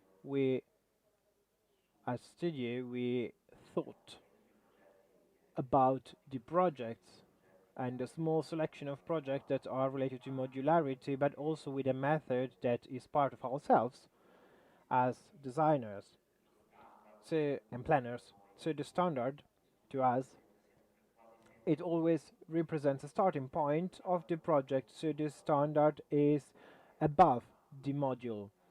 If we should write some category lists, because the module is very often using the standard. So what is produced in series or worked on, and this is helping us in thinking about the module in a more efficient way. So without even acknowledging that up to some years ago, in a natural way, we started our projects thinking as for the standard markets of the situation of the market, and this made us think about why we do actually have this approach, and we acknowledge that working as we are working in simplifying the processes, which it doesn't mean simple, but in optimizing as much as possible these processes so that we can have a virtuous process for the benefit of clients, for our sake and interest, to optimize to save some money. And the standard is always offering a base. As for the ingredients, as for in the cuisine, you have the same ingredients that can be used and mixed. We found out two projects which are very much focused on this principle. The customer was Natura C. For those who do not know, Natura C in Italy was and is still, I believe, leader after 40 years of its foundation as for the production of bio food. And we were called because they needed a new format as for shops and stores, new concept. So the idea, they had only some ideas which were a bit of chaotic. So the idea was not of having some supermarkets, but some shops as the old style small district shops, and everything started from there. One of the first requests we had was that came out in a not in a clear way from the board, was of having a glimpse of the farmer's world, to bring back to these shops the taste of the work of the farmers. So we had the first moment, a first discussion on what is right now the market of the bio food and what is behind what's biological, and we started gathering data as for the producers of biological foods and products, and we noticed that very often we have a bracket between 25 and 45 years of age as for biological food producers, so young people using technologies. And the first consideration we had is that we can't idealize the farmer's world that is no more there. It doesn't make any sense. So this was the first thing that we brought to the company. In one of the first visits to the company, we saw this huge dishwasher which was working 24/7 to wash these plastic boxes. We had a first cold shower because when you think about Natura C or the farmer world, then you discover that behind the scenes there is an efficient world. And this is like a project of a couple of years ago, 3, 4, 5 years ago. I don't know if the situation is different right now. They were the only ones, or among the only ones, to have this system, which they had 1 million pieces as for the purchase of these boxes, plastic boxes, and I thought it was interesting. So, who is producing biological products then is using plastic boxes, and this is very simple, because if we consider the things, there are so different solutions as for plastic wooden boxes of different shapes and dimensions, and this box is literally connecting all the production chains, so from the farmer hand to the company and then to the stores, and everything is coming again back to the headquarters so that can be rewashed and reused, and it is never thrown away. So I added this picture. This is the communication picture that we also use for the project. So this is the box which was the center and the module on which everything was based. It was very difficult to share these ideas to the company which were producing organic products. I do not know how we did it, but we did it. And then I remember this work of a Spanish monk which lived between the 16th and 17th century, and they had these still life pictures that which were like artificial, so a representation, artificial representation of the nature, and no one had said things like this in their daily life. And I had this link, this association, so to say. We have the Baudegon in Spanish, which is a still nature, still life, and this is representing something that we do not have to idealize it if we want to speak as it is. So the organic thing is also related to some romanticism, so to say, but we have a very much organized industry. So this picture is only there to explain you the link to other words which are not related to design or organic vegetables, but we try to combine different and several words. This was the beginning of it all, and we had some reasoning as for how these stores that should be scalable and could be replicated on scale, reproduced, could be as flexible as possible in their daily routine for those who have to deal with the stores. So we started with the furniture, and then we also considered all the materials for horizontal or vertical surfaces and lighting system. So everything was considered. As for the plastic box became the unity of measure. As for the furniture, we have their beehive, which also was helpful to us in this project because the beehive is working in this way. So we have a family, and we have the add of module So I did work a lot in the past with a base, and the concept is easy and efficient because it is a standard international element equal in all over the world. There are of course some differences, but this is something that can be recognized from all the uh, people working with bees all over the world. So we started from there. There are some pictures as for the system which can work with some baselines of different lengths, only with boxes or also with some trays which were used to collect the humidity produced by vegetables and fruits, or also some furniture. We have these shelves. We have three different modules as bases of three different dimensions and lengths.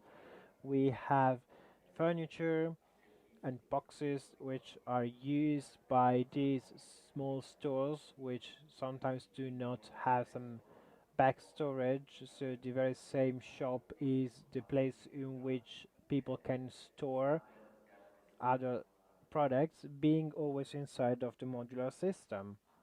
We have some more pictures as for the communication of the product. We have the transpallet system which is making the movement easier. Some more pictures here.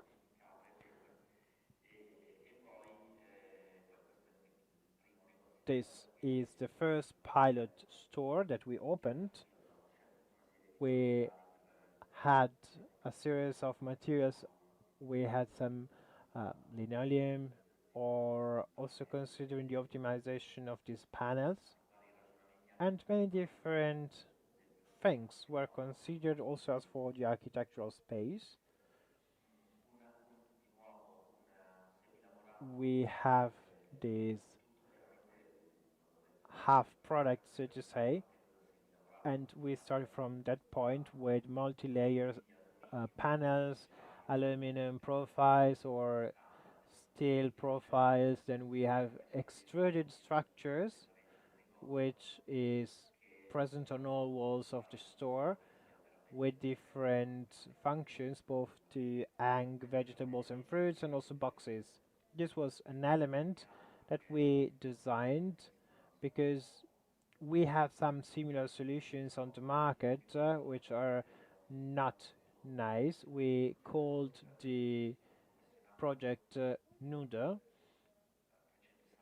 So we were asked to work on that. We worked on the brand identity. We also gave the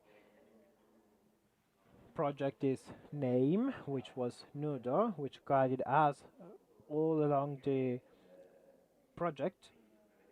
The brief was also related to the fact that vegetables and fruits were like naked, so just the fruit and the vegetable only with the bags brought by the buyer from home, something which is not so widespread in Italy. So this is a gas aspirator as for the shop, which is collecting some gases during the night in order to avoid that vegetables and fruits are compromised thanks to the generation of these gases. So this has a blue light in it which is destroying 99% of bacteria. We do not have a night picture, but it's a strange weird element because it seems like an installation, but it is a technical tool. And as for the final result, we worked on, as said, on the brand identity. We created some uh, standard paper bags which are standardized, and we do have the personalization of this with the address of all the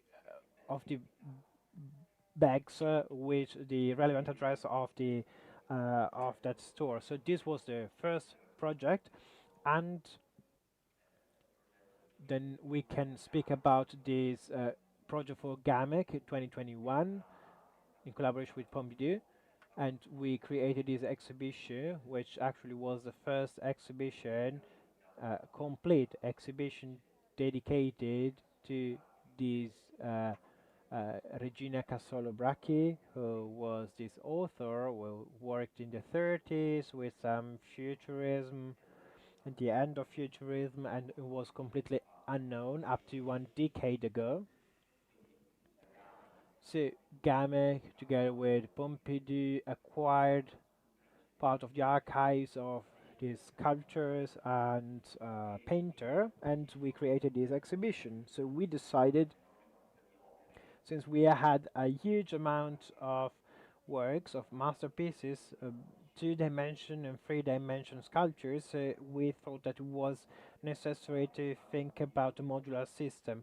Another reason that pushed us to do that is that up to the very last second, due to some logistic situations, like all the masterpieces weren't um, collected in a picture, so we didn't have any idea as for the dimensions of the works, because we had to consider them, to measure them, to catalog them, so we were not able to know really the height and positioning as for the masterpieces. So we decided to try to create a flexible system that was allowing the curator also to modify the installation. This is the Gamek Museum in Bergamo, an old monastery which was redesigned in the 90s by Bragotti, and the space is very much present. It wasn't easy. In this case, the module and all installation is carried out with the iron, and the reason of that is for, of course, related to the volume that we want to have, considerate in relation to the masterpieces, but we wanted also to have a single material concerning the furniture and installations. So we wanted to have like a permanent structure. Actually, it was very useful. We designed that from the very beginning, and it was very also useful for like recycling it, because it was a single material. Part of that belonged to the museum. So after that, it didn't take place, but we had another exhibition in mind, in the Pompidou Center, but COVID pandemic forbade it. So module number 1 was then repeated. We had some variations. We had these with like small boxes and windows. These are 2 combined, 3 combined, and then we had also the system installed on the walls in order to display both vertical works and also with a 45-degree inclination angle. And then we also had like a communication system that we will also see later to some graphic on the floor.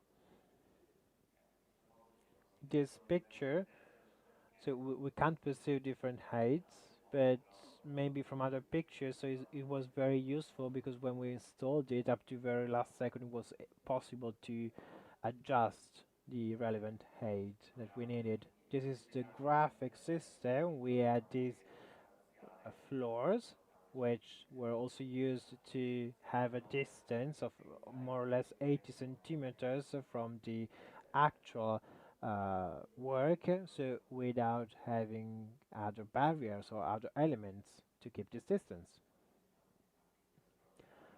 A wonderful artist who also worked a lot with the topic of industrial products. So they use some waste material coming from the post-war moment, and they worked with materials coming from like the weapon industry, and it seems like she went collecting some pieces of airplanes after the bombarding times. So this was an amazing job, and it seems like it was interesting to create a dialogue with these materials and ours. That's it. Thank you very much.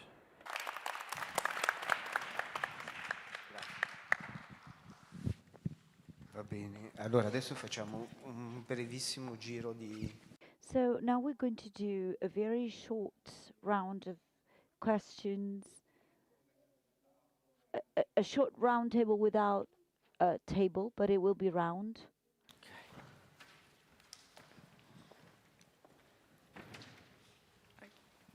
Mi metto qua all'esterno.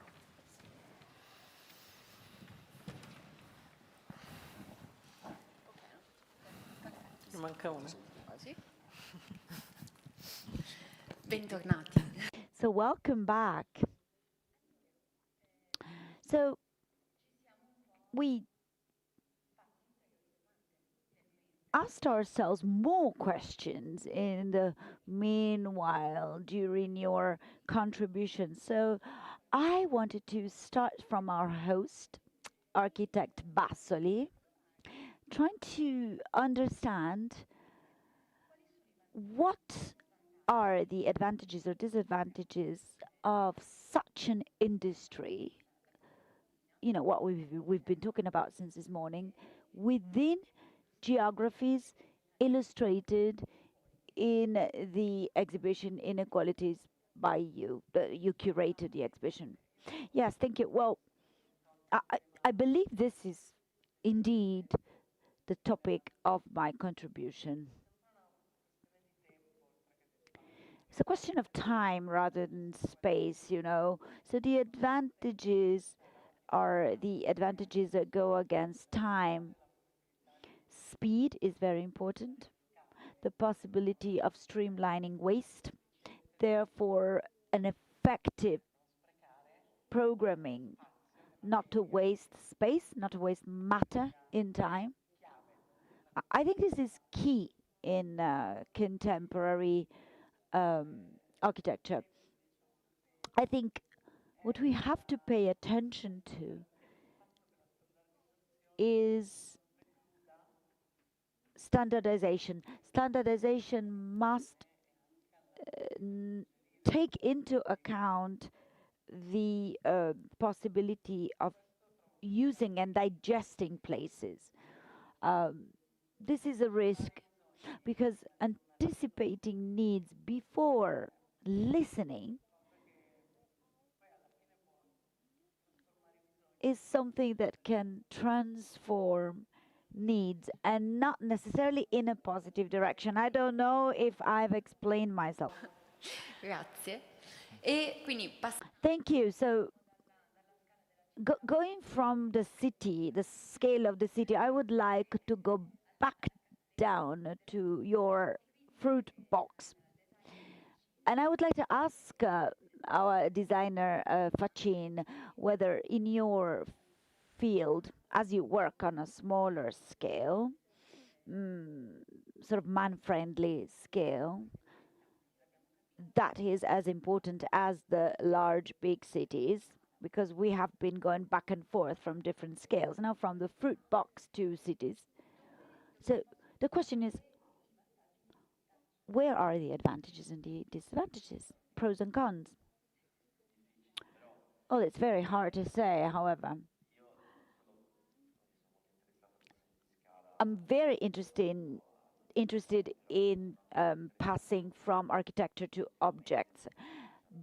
But I am also very interested in the transition between what is hyper-standardized and what is very human and very political.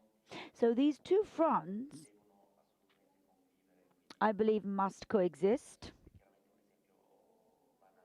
Clearly, it could be a trivial example, but I always go back to really being in awe of my teacher and all his projects, you know, especially his iron beam, which is an an object with no use, but the idea is that 40 years ago it was thinking about standardized elements that were thought for a productive, efficient humanity. So if you don't know my teacher, Enzo Mari, he did this iron beam that was worked in the wrongest possible way by folding it and working on it and with craftsmanship. Therefore, physical, human work where he was designing how to engrave this iron beam to, for example, change it into a tray. So his work was political and anthropological, going from the iron beam to the small artisan still working with his hands or her hands. So for me, standardization is important. It's important in our studio. We are completely charmed by new technology. We like the speed, we like the sustainability in many respects, but not so much the speed of the project, but the speed of execution. We are also fascinated by how these standardized objects can be modified and how they can go back to a more human dimension, more diversified dimension. We talk about standards as if we were talking about flour and milk, as if we were talking about elements that mixed together by a chef become different every time and surprise us, and they become unique. So this for me is the importance of the standard. How do we transform things to make them ours? Otherwise it becomes alienating, thinking about standardization for its own end. So I think this topic is very important. Yes, thank you. And going from this grammar of elements you just mentioned, which is also which has also come back in the intervention of architect Bottelli. In your study, in your research, how do you transform this grammar in poetry? Well, it's not very easy, but design must be accurate in terms of timeline. You can speed up construction, but the timeline of the project must be respected. Of course, the global system requires speed, getting to the objective, very quickly. Sometimes we don't even have time to think. However, we must find this time because it's precisely there that you can make the difference. Maybe using standardized systems as well. However, before I was mentioning technology and AI, technological systems must support the architect, not replace the architect. Now, we have been working in BIM for many, many years, and many people say the BIM generates the same architecture. It's not so. It's actually a means to design, but it's not the machine that designs. You are designing the building, the city, and you are using a tool by, respecting today's speedy timelines. Thank you. And to conclude, I'd like to ask architect Chamorro, how can we have this diversity in equals applied to the modules you described this morning? So therefore the possibility of personalizing modules and passing from house to home, which was very well expressed in English. So how do we find human dimension in modules? First, thing that we were talking yesterday is about the scale, no? So the scale of this project is the building and also the city, no, related to the city.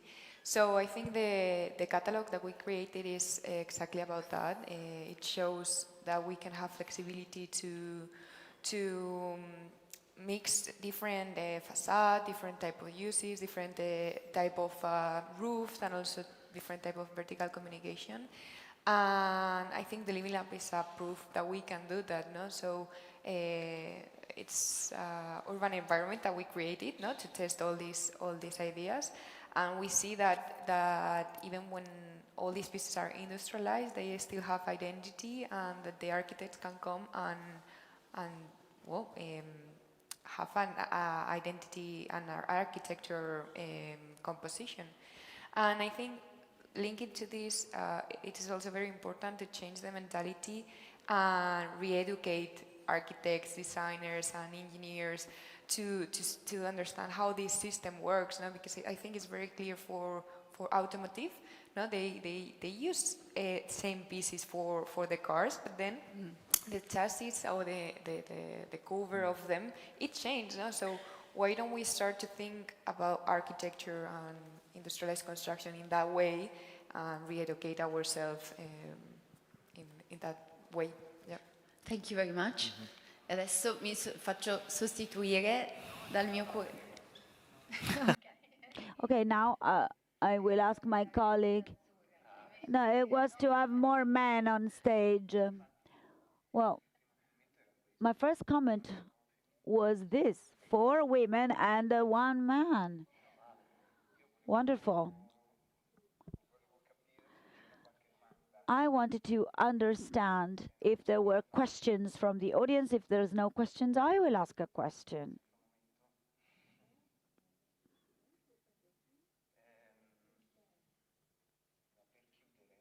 Now, to conclude,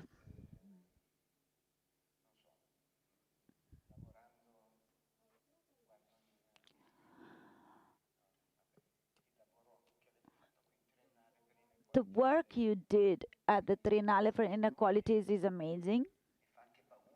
And it's also quite scary in a way.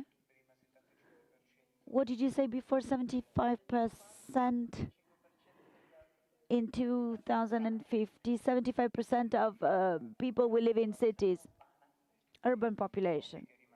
And a very little left will be rural. But in 2050, there will also be a lot of water, and most of these urban environments will be concentrated on coastlines.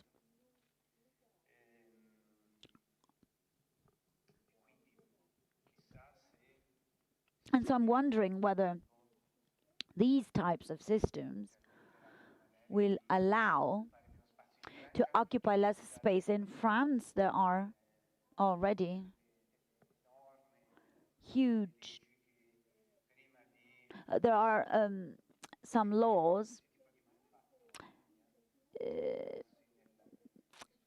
that say that before demolishing any type of manufacture, you have to concentrate on building beforehand. Today we are here thanks to DST Group, and DST Group with innovative systems invites Sir Norman Foster to reason in terms of modules of Lego-like pieces in order to use those as a measure to build something that, in terms of surface and height, occupies less space. Indeed. So, I don't know. Should we not take a step back and have the courage of doing nothing?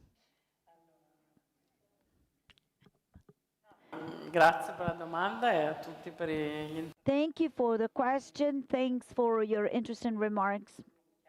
What I would like to say very clearly is that work on inequalities explains how disequality is also dishomogeneity, therefore growth is not homogeneous. This means that in terms of density, there are parts of the planets that will be densely inhabited and other parts that will have less density.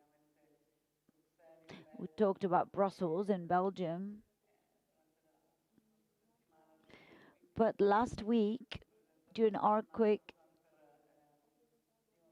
the New Orleans master plan was introduced. There are indeed places where density is decreasing.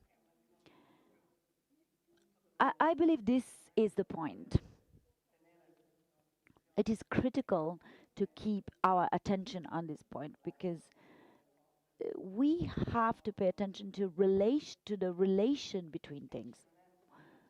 This is also the idea of the module. So it's not an exact sum, it is a combination among different things that gives quality and richness and uniqueness.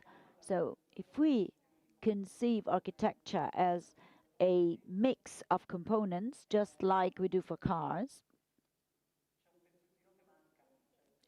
there is a missing piece of the puzzle. There is a missing piece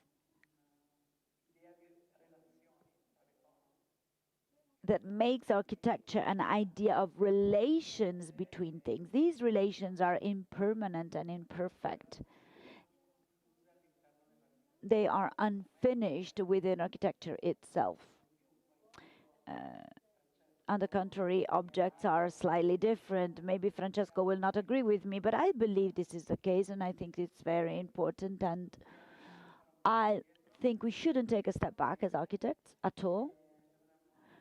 However, we should be more active, more activists, more committed, engaged, and more creative and full of love towards the world to build these relations.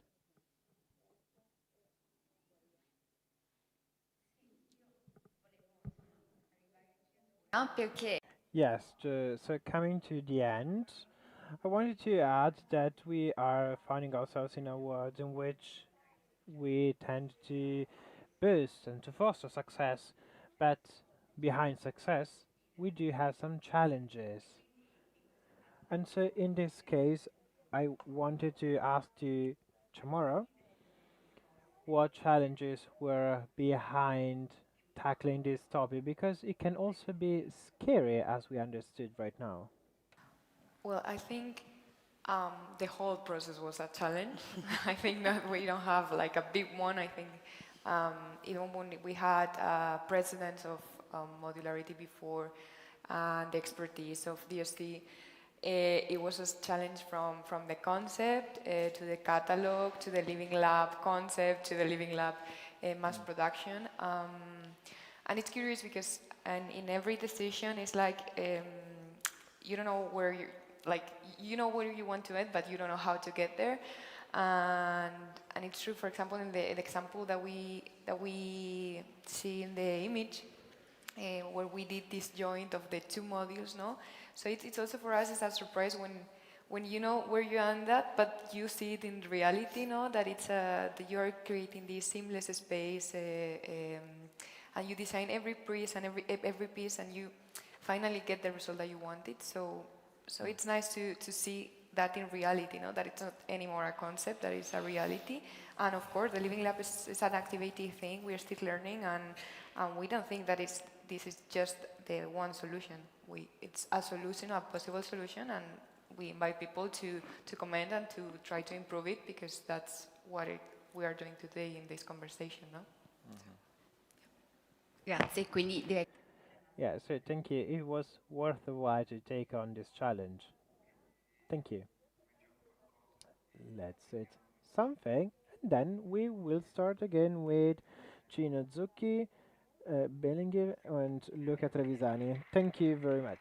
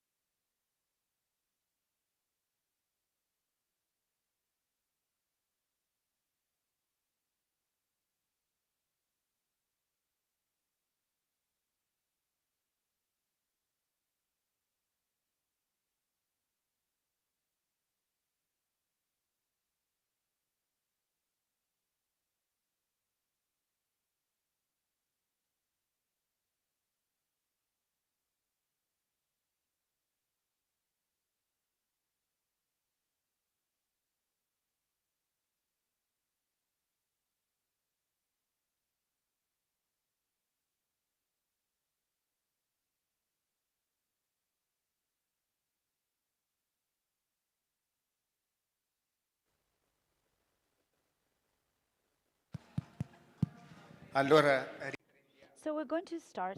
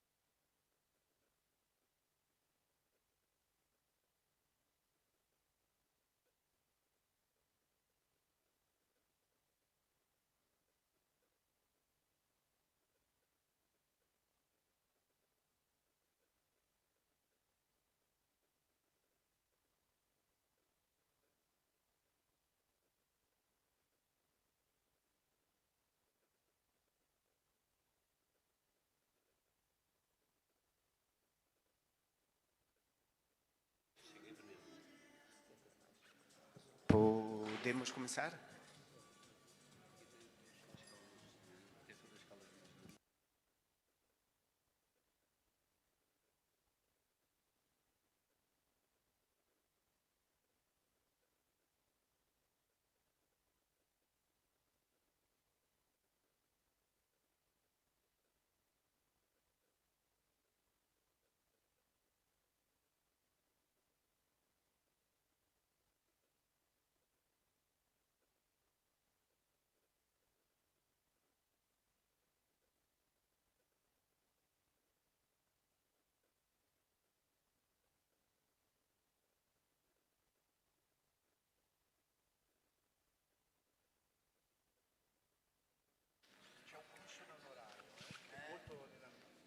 Sono onorario stasera. Ok, va bene, va bene, va bene. Allora partiamo, siamo pronti in cabina, sì.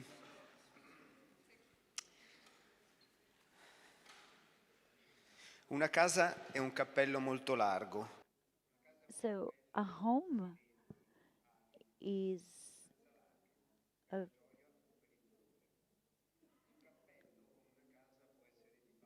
a home and a hat are similar. A hat can be made of leather and nylon. A hat can be made of plastic or leather. In this last case, there is a difference between the hat and the home, because the hat can be done with the skin of another animal who is not us. But our home is always made of our skin. During the last 20 years of poetry, I've often written about homes. Some were moving as tides, some were like rain. It was as if it was raining. I wrote about the last home where I lived with my parents, and of the moment when I had to take it down. The moment in which taking down a home took down me. I wrote about homes that marry for love, or people who would like to invite us in their homes. I wrote about homes that are like our heads, often messy. And when I said a home, I said it only because a home is too big to keep it in your mouth. I changed how many times in the course of my life. Therefore, I often changed hat. This is what I'm trying to say. In my current home in Lisbon, the home is not actually mine, but it is mine, the skin within the house. Near a small square full of flowers, the fridge has words hanging like the wings of a white hat. The head is like the home you can read on my fridge when you will visit. The verse in the book continues, ahead, it's like the home that you clean when memory puts chaos there. I accept the memory just like someone who gives up washing the hair and the belly, and I put my body in a warm place. In the book, poetry continues. In my head, memory continues. Memory continues always under the hat and within the home. We could change home 1,000 times, and a home could never be ours in the bureaucracy of the world. But what makes the home in which we live, the relief, the comfort, the right of each human being to have a home and a hat? What makes the home where we live our home? It's because we choose the flowers we put at our windowsills. We choose the paintings to hang on our walls. We choose the people we put in our bed. Not having a home is like not having water when you walk the desert. Not having a home is like being a fish who doesn't know how to swim. A home is the only possible hat in the world, the only way out of desperate traffic from the communication with the world. It is the only silence that belongs to us truly. A home is and should be the only decision that is really ours. In a home, we can walk around naked because the home knows everything about us. We don't need to confess ourselves to our walls. We don't need to stay silent. Our home is like we wish it to be, and it must be as we wish. There is no shame in a home, there is no competition, never. A home knows if we've done well or if we've done wrong. At the end of the day, a home is always there for us. It's never empty. And a home made of leather will never, made of skin, sorry, will never be empty. A home empty of other people and lived only by us can be very beautiful. And it's better a well-frequented home rather than an invaded one. An aggressor should never get in a home. No one who doesn't have the love of all dreams should get in a house. No one that doesn't take their hat off. No one that is not completely naked of all bias. No one should enter a home armed of all the fears that were frightening you in your childhood. A home must be the place where we go back when everything else fails. For example, the love of others or the home of others. And this is why all human beings should have a home to themselves, not just a room, dear Virginia Woolf. Even if that home should be inhabited by others who don't feel. Our home could become a home that invites. A home invited by our home will always feel good if they marry well. Building a home should be as simple as making love. A beautiful and happy thing. A project, not just of engineering and architecture, but a foolish and reckless project. And it's for this reason why you should never be sent away from a home, just like from a love. This is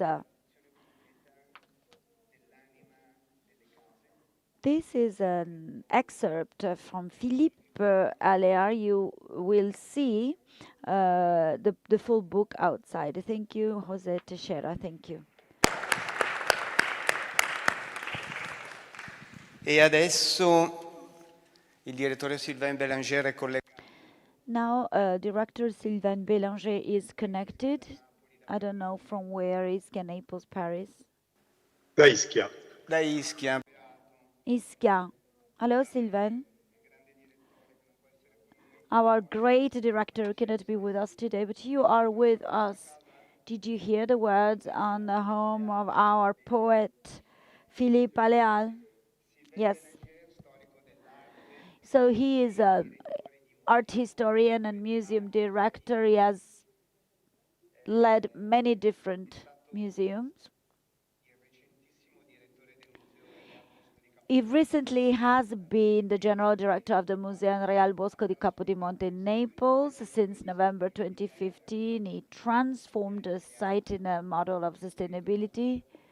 It doesn't say it on your bio, Sylvain, but he has created a magnificent space, as if it was Central Park for Neapolitans.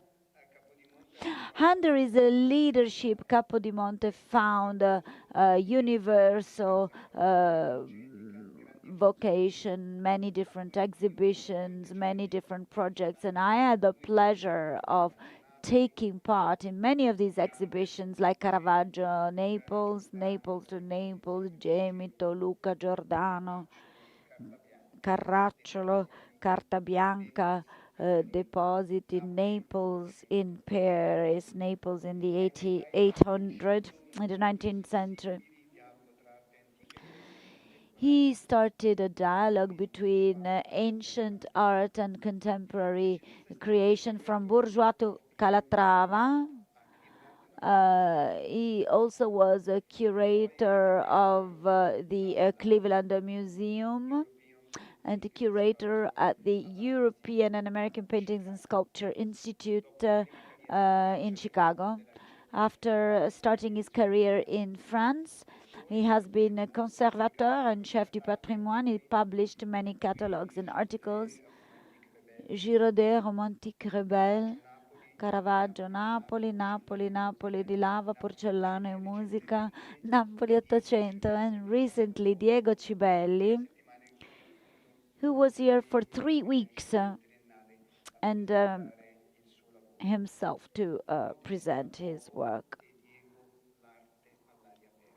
Un vuoto senza luogo and Arte all'aria aperta. He's also the curator of the project Earth is blue as an orange.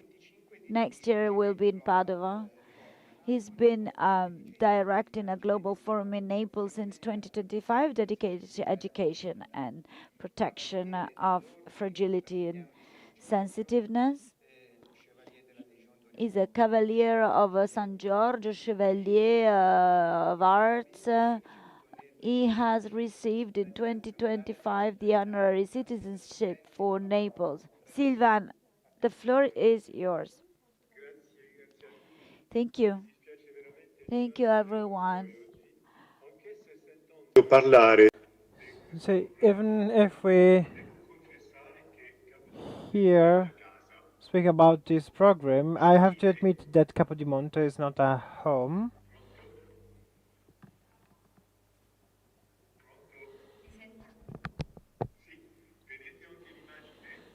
Do you also see the picture? Yes, we see everything. Yes, after this amazing poem that we have been listening to, I was saying that Capodimonte is not a home, it's not a garden in front of the home in which I was able to pick the flowers to surround the home of my soul. So the presence of the museum in Capodimonte could be paradoxical. So the origin and the function and even the reason of being is not that of a home. This belongs to another time, to a period in which architecture, rather than being modular, fluid or uncertain, was stating the presence of power and continuity of the memory. In this sense, Capodimonte is offering again a place which is in questioning. As for some contrasts, the things of building and dwelling. But this apparent anachronism is unveiling, unfolding another one. So the Capodimonte is not only a place of living, of dwelling, but is a dwelled place as the new architecture of the power. We work with a way of thinking and a system as for correspondence between art, authority, and knowledge. Living the palace means living the thought that generated it in a world in which beauty was not detached by the hierarchy. And also the black was not related to the politics of shape. So if we compare the modular architecture and repetitiveness of uncertainty, Capodimonte is acting as an upside down mirror, remembering us that all buildings, even the most democratic ones, are generating a symbolic power. And today, as for the museums, this is what is making this power visible and shareable. To dwell the museum means relearn or learn again the shapes, the forms that are living there. And in order to consider this contradiction, I do suggest you to go through the phases of building of this palace and also of its garden, when the green part was not so detached by the building. So this is absolutely urgent, which is always there to see, and we can see as new technologies were made available as for this building based on memory and education to sensitivity to all audience. You can see the facade of Capodimonte and also a small part of the wonderful garden. So this picture is a funny one in the sense that it is depicting the court of Naples. Like you see Capri in the back, then there is the hill of San Martino, then there is the San Telmo also, and you have Capodimonte on the left. But at that time, Capodimonte was built only partially, and the reason of the construction of Capodimonte was related to the dynasty. Carlo of Bourbon, after 100 years of reign, became the first king in Naples. So Bourbon of Spanish origin, so he was the king of an independent reign, and the Spanish family, Philip V and Elizabeth Farnese, they understood that, and to create a new reign made of the 18th century, a collection of art was needed. For this reason, the collection was given from the mother to her beloved son, which brought that to Naples. I can show you how the palace, the Reggia, was built on the hill of Capodimonte for a very simple reason, that meaning the reason is that the king didn't find spaces and places inside the city, so the monarchy was in charge of the city and there was no space inside of the city for a space which could incarnate the power.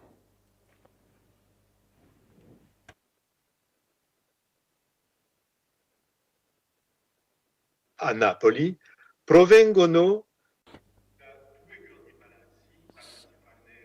two huge palaces, as for the one in Caprarola and the France embassy in Rome.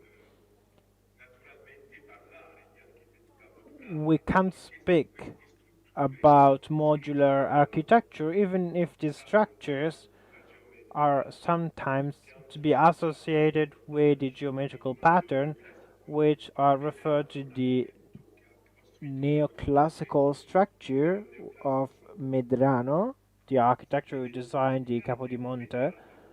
And we have to say that Medrano had an engineering approach more than an architectural one. He wasn't an architect. You have here the picture of Charles of Bourbon when he left Naples. He was the king of Spain.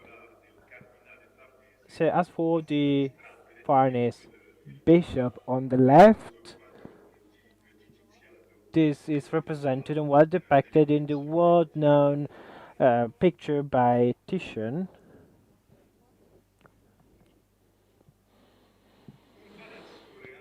A royal palace is not only a facade.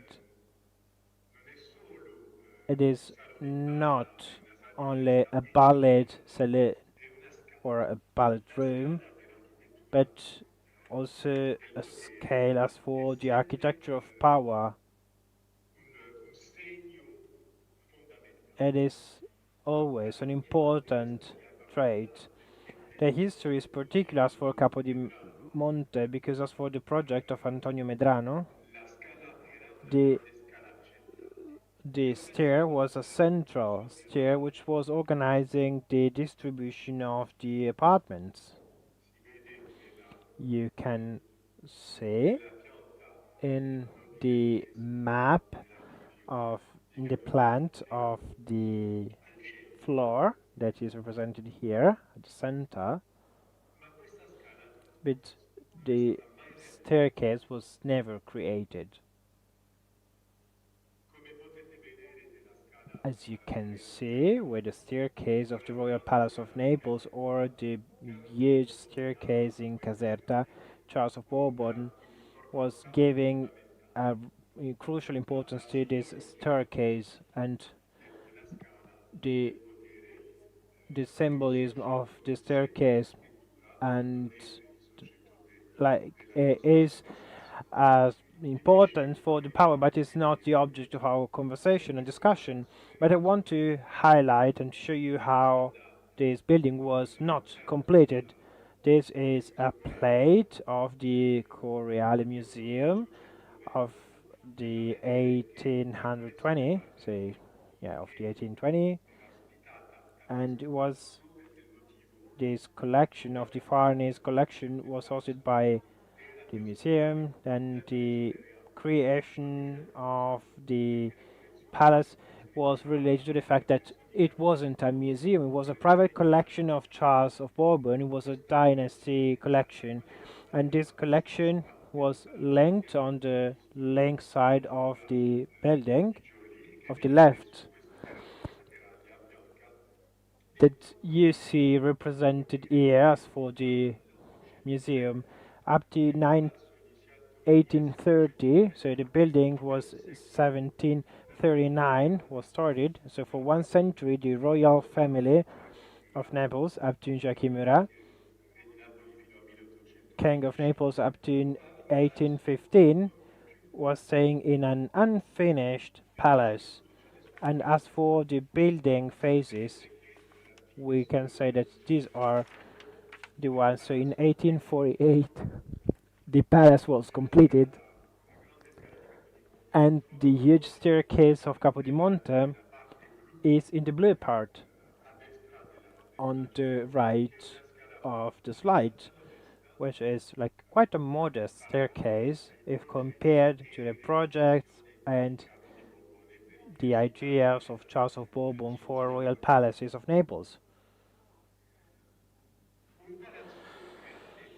A royal palace, it is not a house to dwell. For example, Capo di Monte was created to host some art collections and also as a symbol of power to attract to that palace at the mid of the 18th century, and also hosts a park and also a wood for hunting. This wood for hunting was designed by San Felice with the shape of a French garden. We know that the French gardens, based on the Versailles model, are following the architecture, and the British, like the English garden, are imitating nature. In Capo di Monte, we do have both. So French garden, which was wanted by the court and the architects of the king, and the English garden has a more complex and longer story.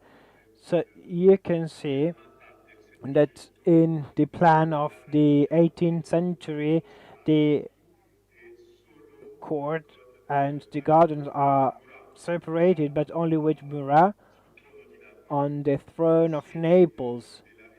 The combination of the royal residence was like surrounded by walls,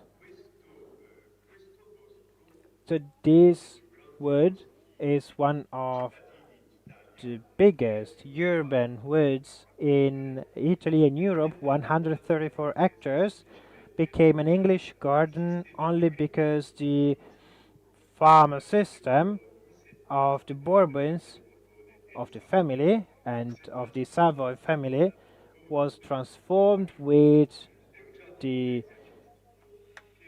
going beyond of the new production method, so the landscape, but it wasn't related to an architect who brought English shapes in the wood. Giardino. This garden and this productive wood had a large quantity of buildings for farming or for producing food for the court, like the goat house, the pheasant house, the vegetable garden, the fruit garden in the garden torre that you see at the bottom of the image. There was also the ancient cellar fridge of 1700, chapel for the personnel of the woods from San Gennaro, which has been recently restored in porcelain by Calatrava. And in 2015, I found myself in the middle of an administrative reunification of the woods, the royal house, and the museum with the Franceschini reform. Italy is a particular country because it has a very ancient history of regions, and Naples is one of the most ancient cities in Europe. However, institutions are very new. Capodimonte is a royal palace with collections of Farnese origin, but has become a public museum only since 1957 and was open to the public after the war. So the unification of the woods and the royal palace happened in 2015, and the direction of Italian museums started in 2014. So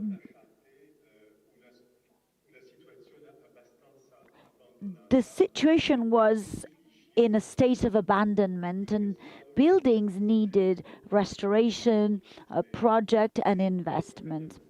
So this is exactly what we've done during the last 9 years in Capodimonte with a very small team, but very dynamic and creative, just like all Neapolitans are. Now, I'm going to show you some buildings. So the Goat House, which has become a study center managed by the University of Dallas, that offers a scholarship on the topic of art and architecture in port cities. The Palace of the Princes that hosts collections of rural art, restored in 2023. The Hermitage of the Capuchin friars, other buildings, the garden on the right-hand side, garden torre, or the tower garden on the right-hand side, and the cellar, which is a wonderful space devoted to temporary exhibitions, and the Giardino Torre has become one of the best restaurants of southern Italy. Now I'm going to show you some intervention on the restoration of the English landscape and the recovery of biodiversity in the wooden spaces, which where the level of intervention is very low, and we leave this to nature. Restoration also involved the French garden. You can see it in before and after the work.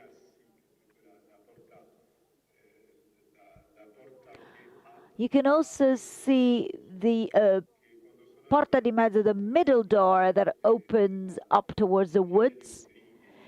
And it was called the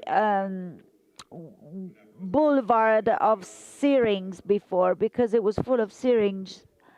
And then now it has become a beautiful natural space. This is all the green areas and the sculptures that decorate the garden. And then another important topic that is particularly relevant to the topic today is the relation with new technologies and managing buildings.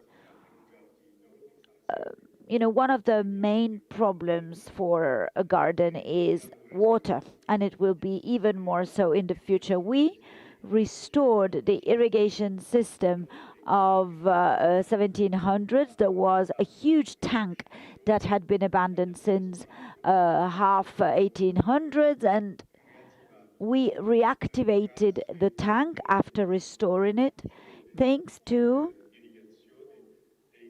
new irrigation systems with sensors placed under the earth that signal the right time to water. So in 2023 we have done something like 80% of water savings, and we managed also to provide irrigation for the other green areas. Fundamental buildings like this one, which was like a heater, where you would put plants and the vegetables in the winter time. This had been abandoned, and we transformed it into this beautiful cafeteria, and it has become one of the best places in the city, one of the most sought after places in the city. As you can imagine, in the summer heat is very precious to have a cafeteria immersed in a green space. We did the same thing with the Giardino Torre, which has become a restaurant and a pizza place, because it hosts the oven where the Margherita pizza was named for the first time. We restored not only the building, but also the green areas, fruit trees. Some of the species date back to the 18th century, and we also have tangerines, old species of tangerines that have been saved and now are productive again. Then we have roofs from the 50s with skylights that have been restored. So contemporary architects have been dealing with this restoration. De Felice or San Felice. The idea of these skylights is to lighten the spaces from the roof, but of course the skylights did bring about problems of heat in the summer. So instead of bringing light, there were problems of conservation of works of art which were very serious.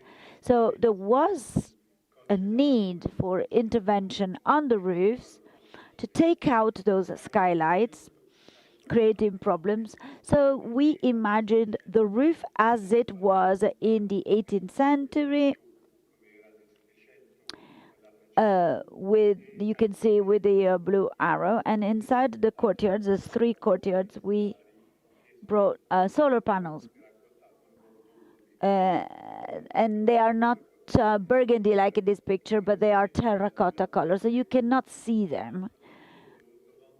And they produce 91% of the electric consumption of the museum, which cost 1 million per year on the budget of the museum. And now we pay a fee that was established in a financing project with energy.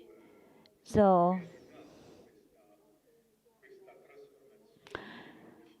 this transformation towards nearly free electricity was made. We only have to pay for, and the fee that we pay pays for ordinary and extraordinary maintenance for 20 years.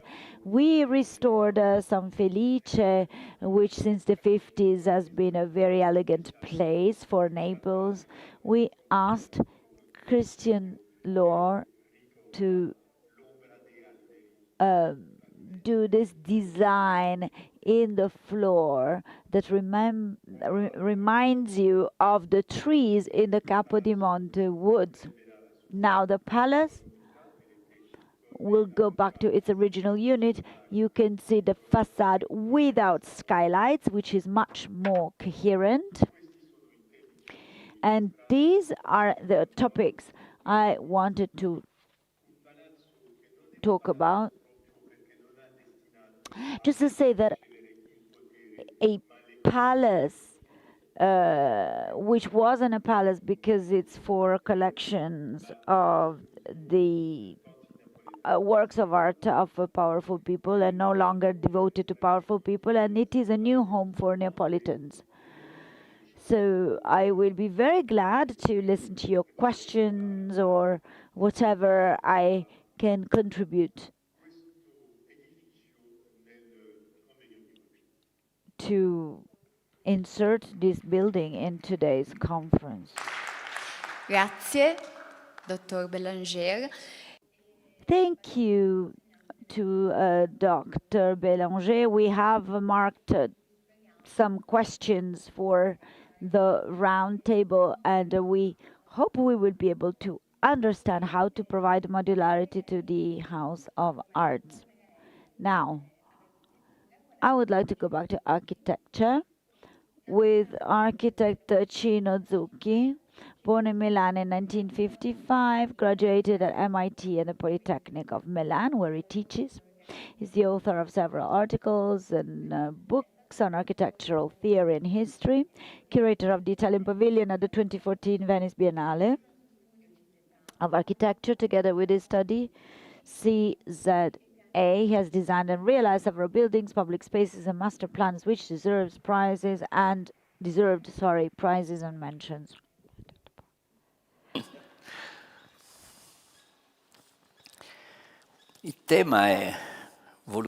So the topic is very wide. So all the slides I thrown are last minute, so it's the most last minute presentation. I really apologize for the rough presentation. I'm sorry, but I cannot hear comments out of the microphone. So I stole my title from Gilles Deleuze, one of the authors I've been reading and reading. You can read it 8 times and never understand what he writes, but he did write the famous book Différence and Répétition. So I would like to repropose a relation between the state of things and social state of things. For example, there was a magazine called Space and Society. Can you do social engineering with architecture? I don't think so. Winston Churchill used to say we shape our buildings, and from that moment our buildings shape us. I've always wondered whether that was true. I think it is somehow true, but I think that architecture has always tried to determine behaviors in people through space, which is a progressive mistake. I would like to start from an ancient concept. We talk about identity a lot, but often in old society, in ancient societies, identity meant to conform to others. For example, dress the same as others.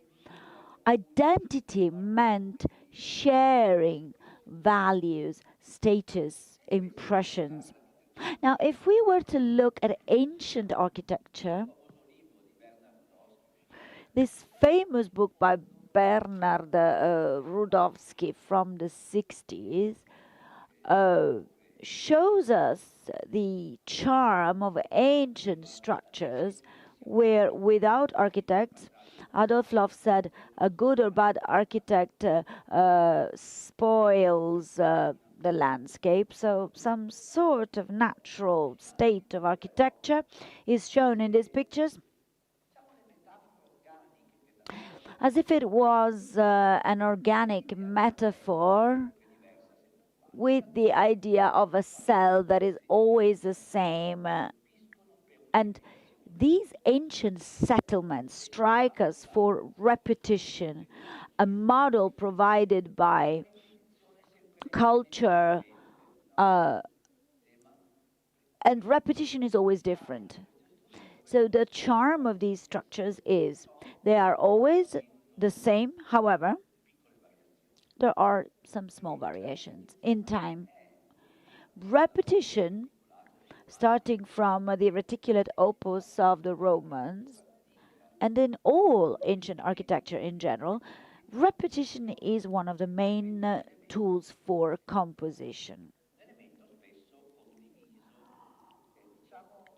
An element that is often shared by a society. Within repetition, however, there is always some sort of vibration. Columns are not all the same. And together with repetition, there is also a small movement. These are travel pictures. This is the Certos of Pavia with the fog and all the beautiful homes of the Certesan monks. The topic of technology, this is what is called Fachwerk in Alsace. So it's like a grid structure. There is always a limit where you don't understand anymore where structure is decoration and decoration is structure. In its classic version, we've seen architecture that we cannot always call spontaneous. Now, classicism, as a more academic structure, contains a lot of repetition. This is Francesco Maria Preti in 1700s talking about some sort of infinite urban prospect like a Mitterpizza. In this additive model, Wöffling was talking about Renaissance and Baroque, saying that Renaissance is not an era, but some kind of taste, where I could take apart a Brunelleschi church as if it was an addictive model. If we look at classicism, what is the game for this type of construction? Of course, it's based on classic orders. However, if the handbook of Vignola was known throughout Europe, there was a small continuous virus at the time, around 1700, 1800. So at the change of the century, and this was Durand who started talking about the elements in buildings. Can you see there are some classic plans that at some point are disarticulated and destandardized. So all the classic orders, Corinthian, Tuscan, Doric, are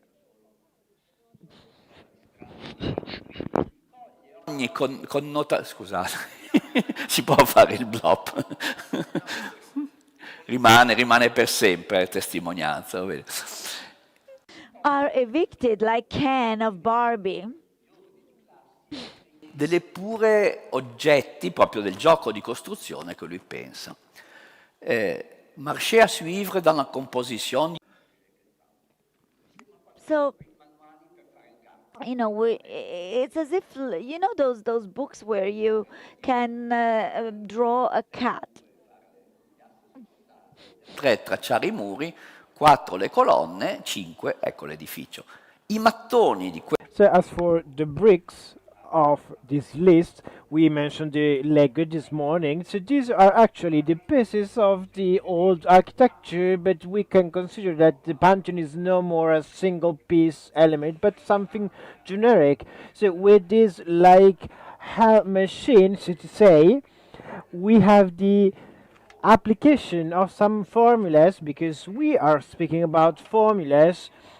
We can have some arches and some structures with which I am able to build all kind of buildings. So, as for the Academy of Beaux-Arts, so this is playing with the symmetry in creating these structures. As for the things that today we would mention as academic, Joseph Rickett, an eclectic person, I remembered that he wrote the Nefarious Influence. As for the still being part of the classical era, we do have the modern principle that we could call the Taylorism, so the disarticulation by basis of a process, so a very strong analysis on elements and then also articulation, and this Marxist image. So we have the factory of workers and the city of engineers, the city of sewers. So the urban expansion as starting from the 800, everything is based on the grid, let's just say, which is also entailing the infrastructure. So it is, as we could consider Duran as the last of the classic, but also as the first of this model. Then the model of all the functionalism, as for the standard mankind, standard cell, or standard vehicle. So let's consider the standard thing as for abstraction of the human being as abstract element. So this city, which was then recreated by the South, so if the historical city, then there was some stratification, and the brick, the Lego brick, is the dwelling system. So we are starting again from the dwelling unit, and also in Milan we had the Levi Mariscotti with the big horizontal city, which was created by different parts. We also applied that to the district of Garibaldi, and the brick was also Teixeira house, which was, be careful, with an L shape, with like parents plus one child, one son to children, 3 children. That was then reaching the definition. So as for this definition of family-based pattern, I should have moved 4 times. So this is the district with families with 1 child, 2 children, and so on. And see the not understanding of the modern, and also the resilience, what would say, or independence, is creating the shape of the city and the house. The house is the city and the city is the house. So everything was amazing. Everyone felt very well. As for the clothing used by the corporation, but then in 67 kings were singing "I'm not like everybody else." So if identity was there something not to be as the others, then it was be yourself and think your own. As for the Benetton model, everyone colorful. So the new Pornographers is my favorite band. The first album was Mass Romance, And are we actually in the area in which we have like thousands of girls with like blue nails waiting for the bus in Germany, and or listening to Avril Lavigne? So this is the kind of people, for example, that are explaining some more uh, actions to the wife or the girlfriend. So we will speak about mansplaining in this case.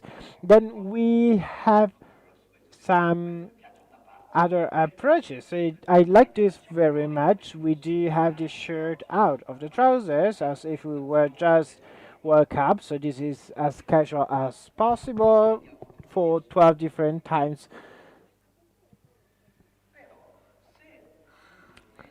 But then, so if during the last century this metaphor as for the house that also influenced the kinds as for the diversification of the space, so living room, bathroom, and so on and so forth. Everything had its specific function. So we could also say that the way in which we are living, house is not taking care of all the functions. So maybe we should also re-experiment the models of the pre-functionalism if compared to a series of activities to which functionalism didn't thought about, also considering the remote working.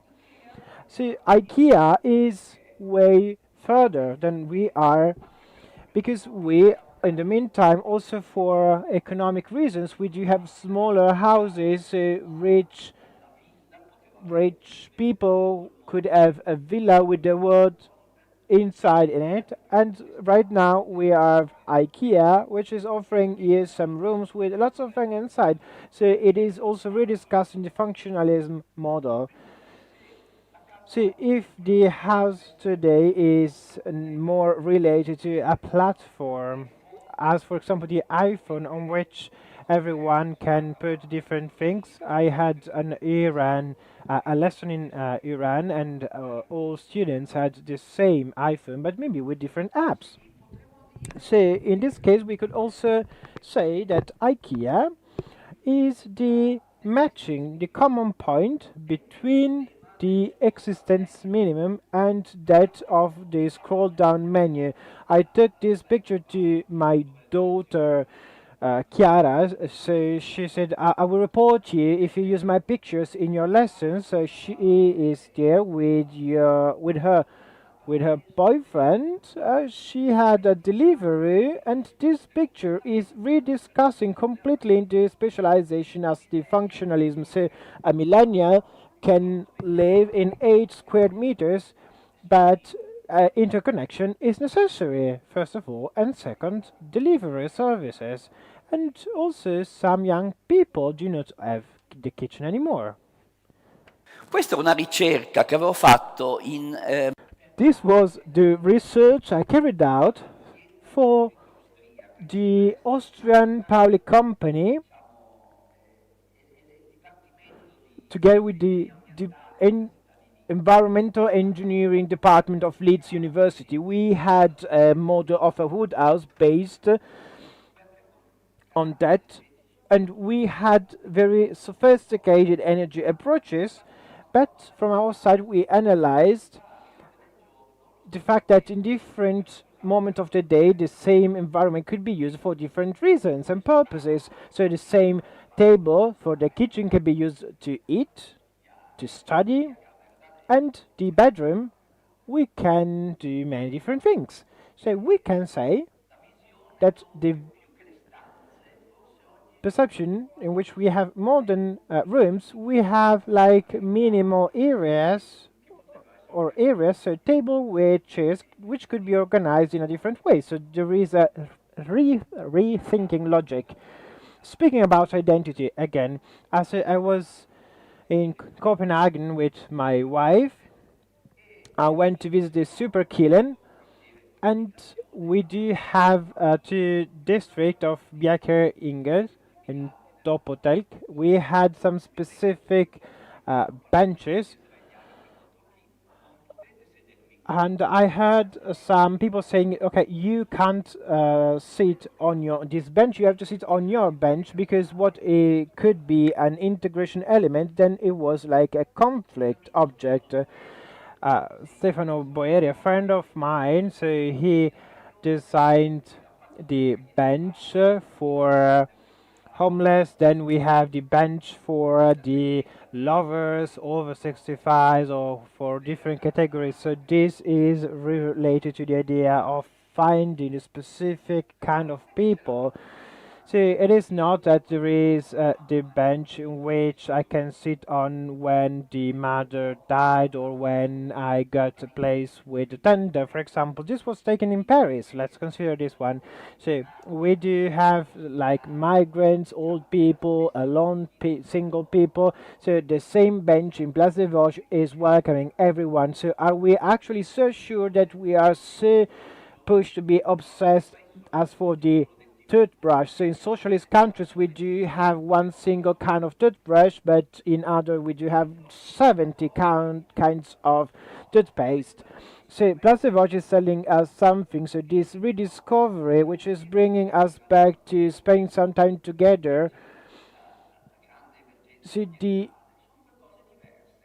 environment need are two different things. As for Europe, so maybe we do have some alliances as for architecture and environment. It is clear that the prefabricated house, we could go back to some the stories in the past, to the America or to Australia. So all that city designed, organized, or designed in a very particular way. So we do have la Maison Dominante designed by Le Corbusier. This was considered as a standard model, but when we see the way in which that Le Corbusier was aggregating this structure, also had some specific approaches to that.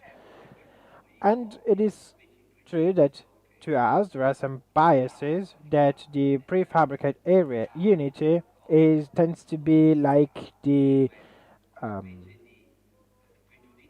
like a cage as prejudice. There is also a movie referred to that with this repetitive ideology.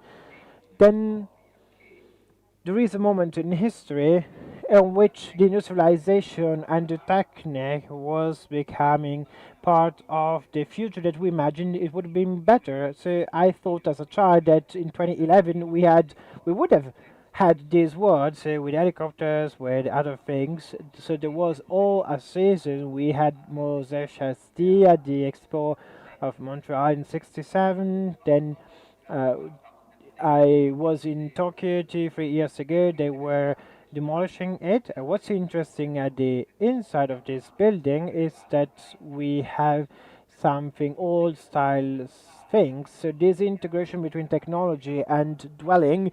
So the technique is obsolete. So as of this, I threw 10 of these away in 10 years, but we can of course throw the city away as we do for the iPhone. So as for the technical approach, made these old houses become old even before time. So as for future house, this is there was a revival of this project as of the 70s, and these are the real futuro house today. So there is something mechanical in these models that didn't work as for flexibility that we were mentioning before. And I also wanted to refer to a particular moment. So as for the northern countries, as for the Netherlands, we have Herman Etzberger, and this was the first architecture lesson that I had in my whole life. It was its own, and this difficult complex, we have the like ground floor generated, say, prefabricates are not only standardized but also as an open work made as of variations and also components of the participants. And I'm starting with some elements.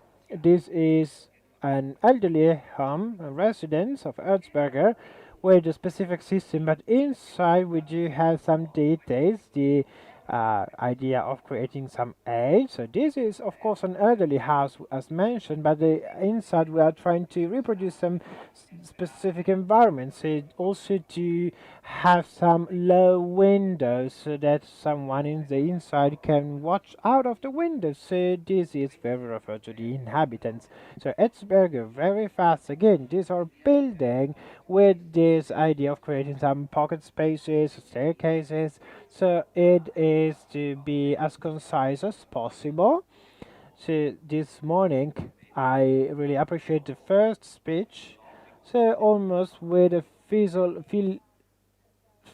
philosophical approach, and then we have some buildings here, and this is a music concert hall in which we have this column with this big capital, which is literally a language. It is like the for the Vignola there was the column, the Sally column, and Herzberger is starting and is aiming not only at providing a product but also trying to convey a new language.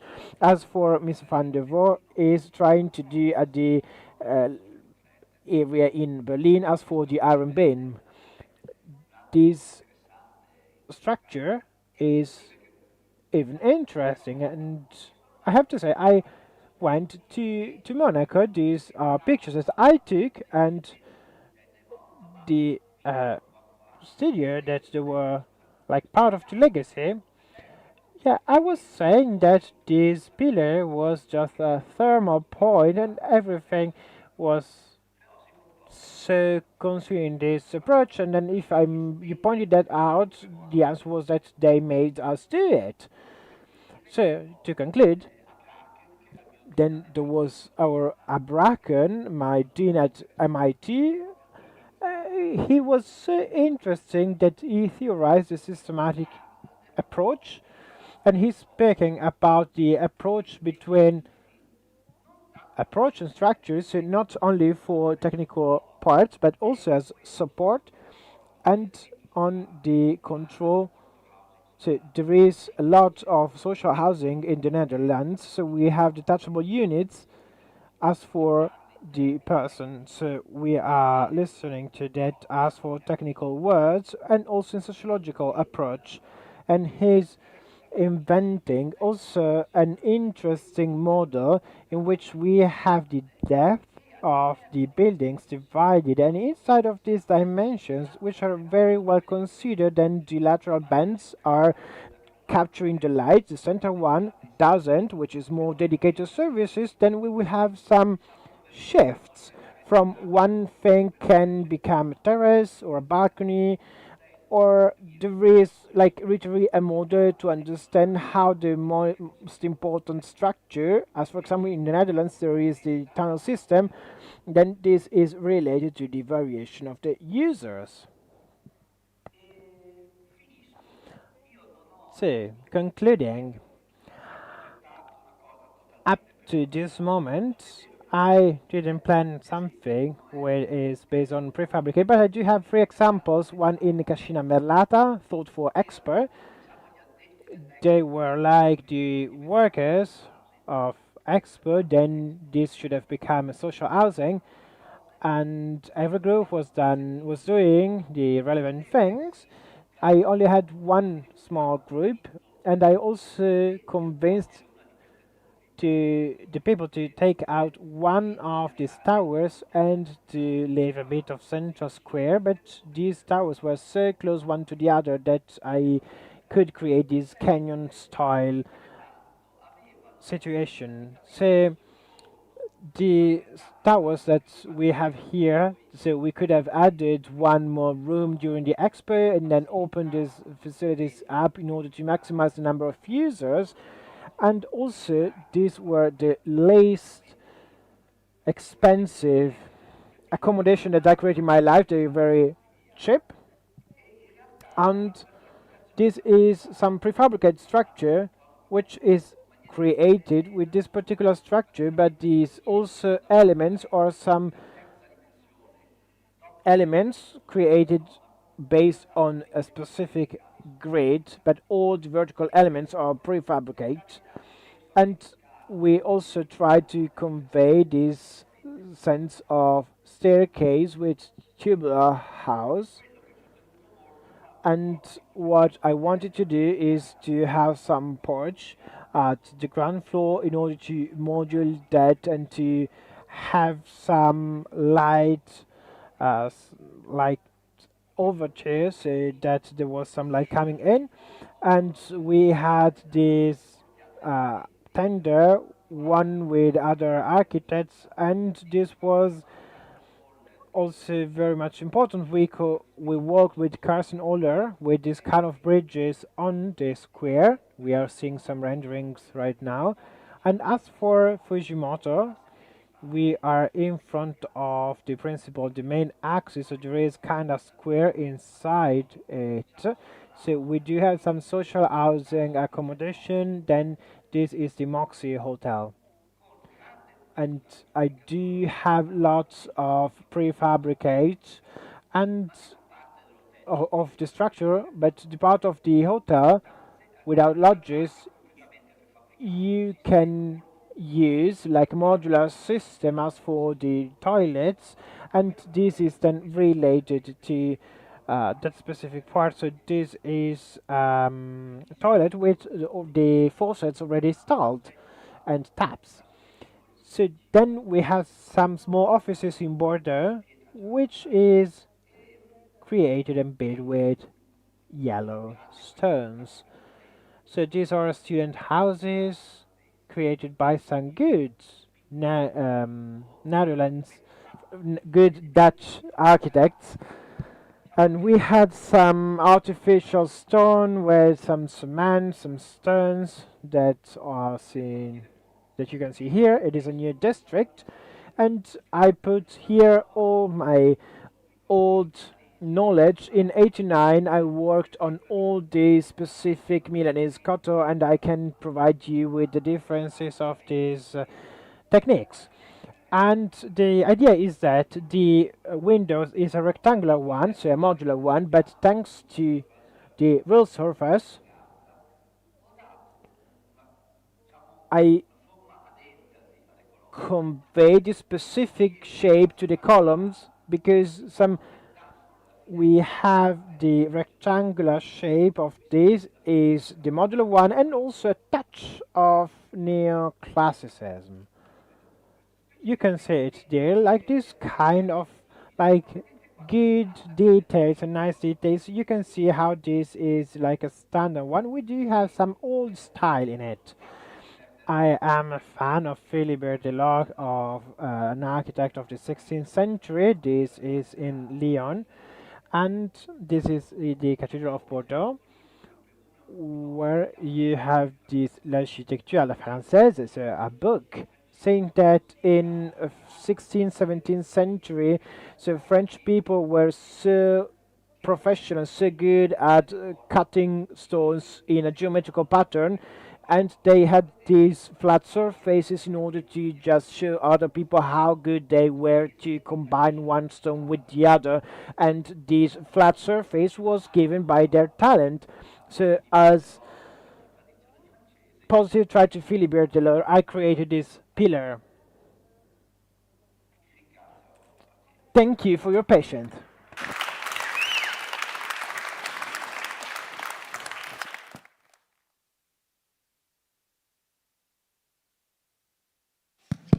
Proprio un caffettino velocissimo. Let's have a very fast coffee.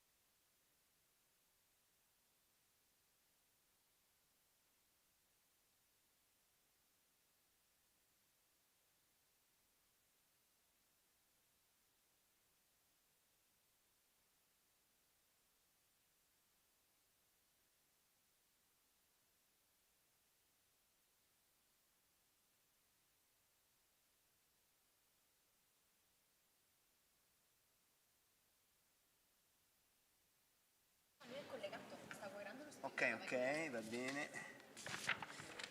Ci sono? Micro? Sì.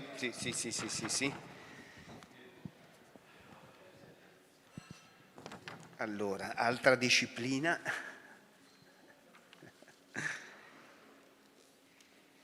Luca Trevisani. So Luca Trevisani is a visual artist, writer, and teacher. His multidisciplinary practice has been exhibited in museums and other galleries, Sydney Biennale, Manifesta 7, Venice Architecture Biennale, Museum of Contemporary Art in Tokyo, Kunsthalle in Vienna, and many others. Trevisani's research concedes sculpture as a living process in constant transformation, and stable and sensitive materials permeate porous, time-based works in dialogue with environmental forces. His work is an act of metamorphosis. It's a way to become word, letting surfaces and gestures go through you in an uninterrupted exchange. He has written many articles on many reviews and magazines, published different books.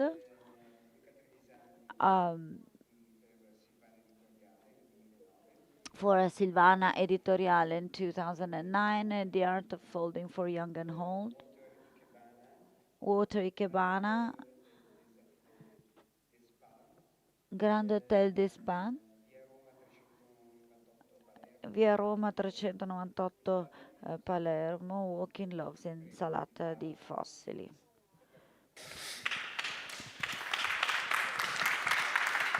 Così.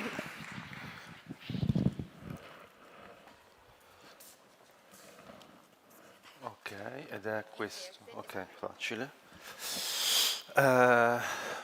Ciao, buon pomeriggio. Well, good afternoon to everyone. My name is Luca Trevisani, and I thought I'd start by reading.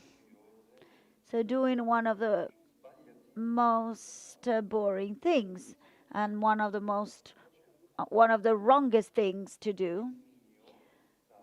And interpreters don't have the document. Mine will be an eccentric contribution, salacious and unexpected.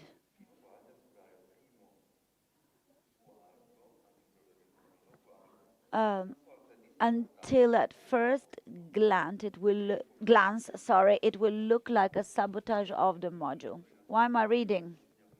First of all, because I marked down many different things and I don't want to get wrong.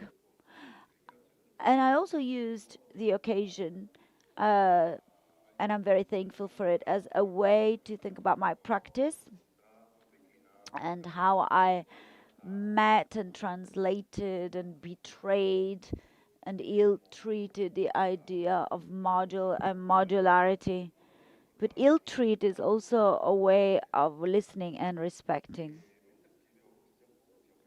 While I was writing my notes, I thought that letters are module, because the way in which we speak is modular. I don't want to be a clown or do a performance, but it's very interesting because beforehand we were talking about identity being fresh, unique. And something I say when I teach is that none of the words I use I have invented. And this is beautiful with all the letters and words. These are things that are already established. So my relationship with the module, something I was thinking about is that I am interested in many things, and I could say that when I talk about my work, I always introduce myself as a sculptor, even though I do many different things and I never know how to define myself, and I don't know how people in front of me will think about sculptures. For me, sculpture is about bodies. It's not just an object, it's a body. Body is a very important word.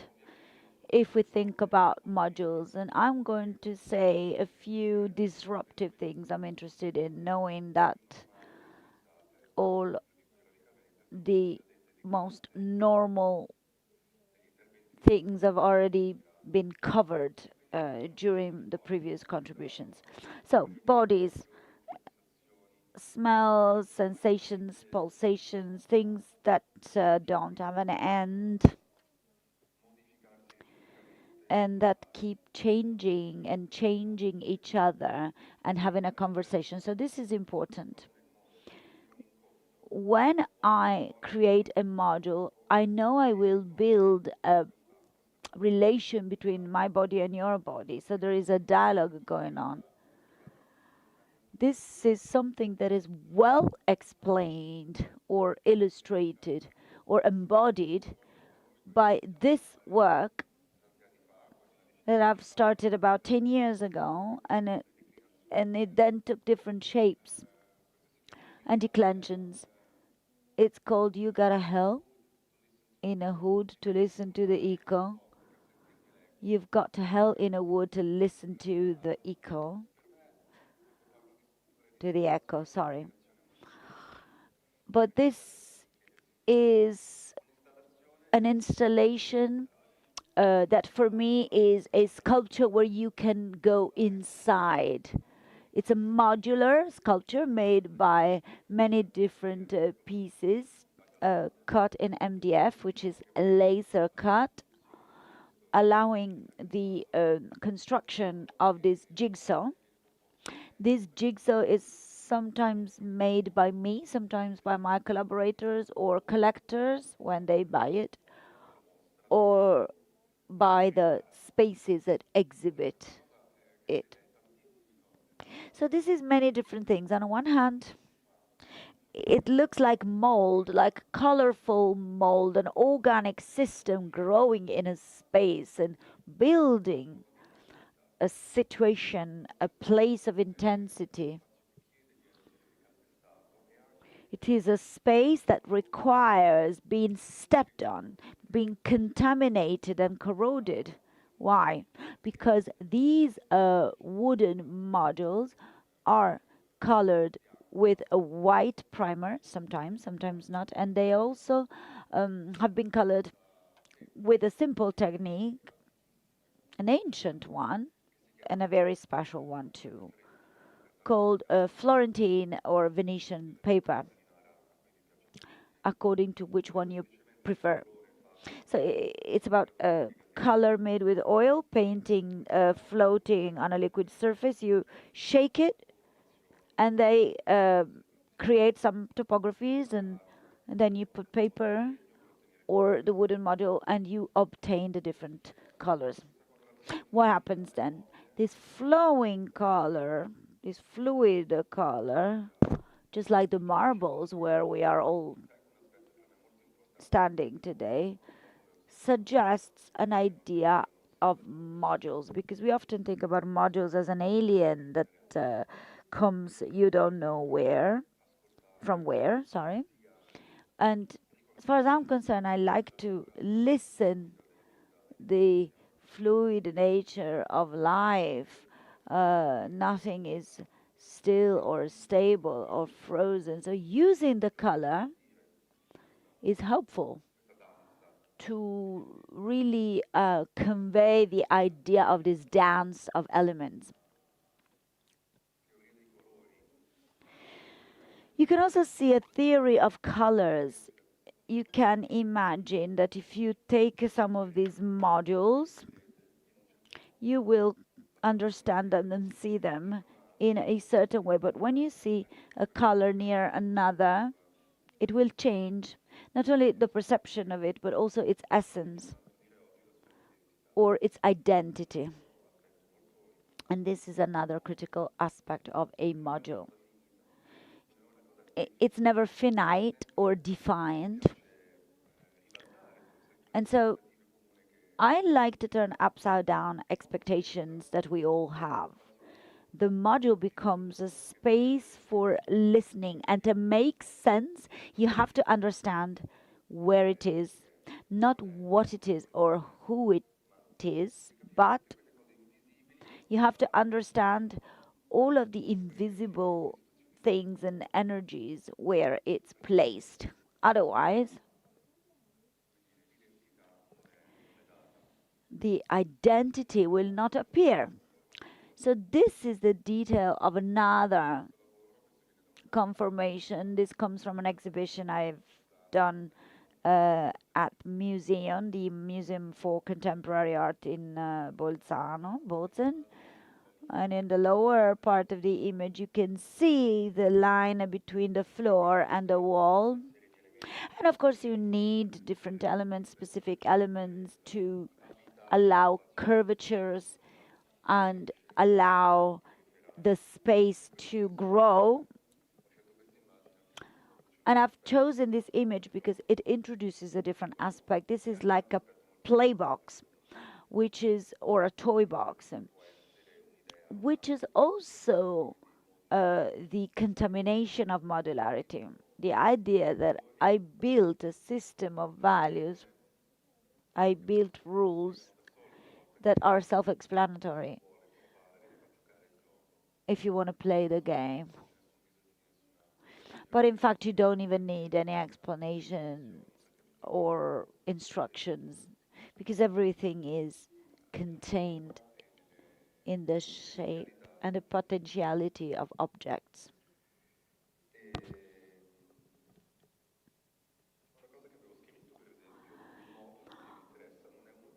Something I've written is that the module I'm interested in is not an object, but is a module of connection and adaptation. Now, if I could say everything I'm talking about in a quicker and more poetic way, I would say that the module is not a cube, but it's a drop, which is also the title of my contribution. Why a drop? And I think I'm kind of stealing words from Gaston Bachelard and its Poetic of Space.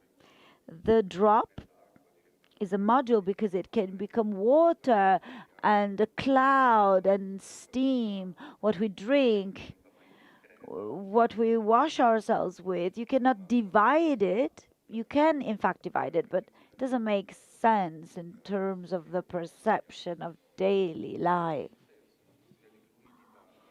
So it's a matter of flowing, of being organic, of musicality, which is very interesting in my work. And the concept of module that is so important today.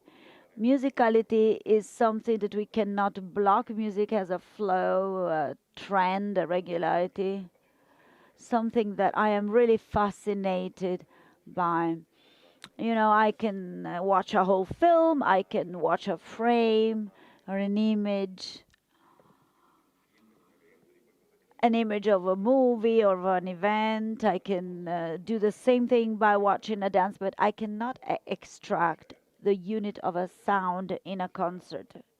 I could maybe have an extract, but I cannot block a single moment. I cannot stop a single moment. If you think about a module as a cube, as a perfect, precise, deaf thing, all of a sudden we get the opposite.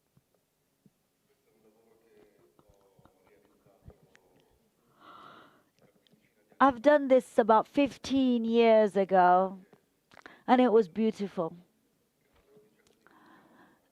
because it was a way for me to rediscover work that I had never forgotten, and it had always been on the backfire of my practice. These are two different works. There is a series of printed images on these papers, and you can see through, and maybe I will talk about it later.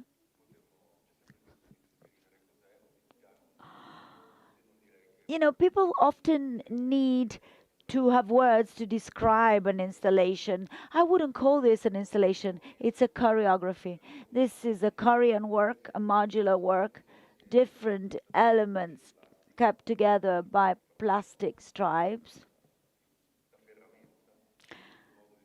same things as the warehouse would use, but for me this is a choreography because it invites people coming into the exhibition to feel like an animal living in space and see how your steps change.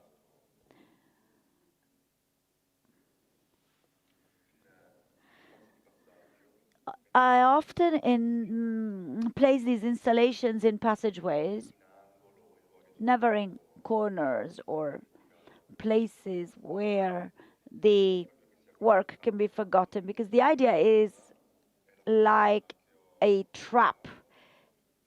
It's that the installation is like a trap. In fact, I copied the idea from nets used to grow mussels. But then I studied the proportion of the scale to try and build something that has to do with the walking of a human body in order to build like a hindrance or a situation of discomfort or play. As if it was some kind of wind that you don't know where it comes from. And then we studied also some sort of curved shapes going up from the floor as if it was a curtain moving, and this allows to be able to translate this musical sheet in something that you like.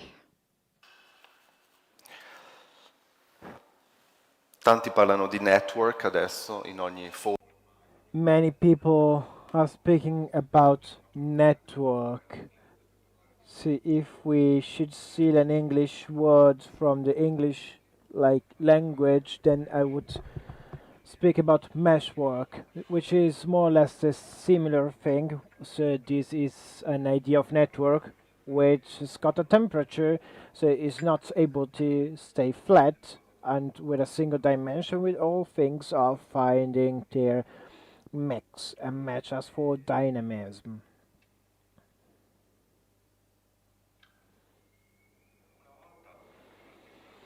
Once an artist that I like very much, the name is Ed Rashe, he's a prince, a genius of American art, started from the 60s, made a wonderful job with something written.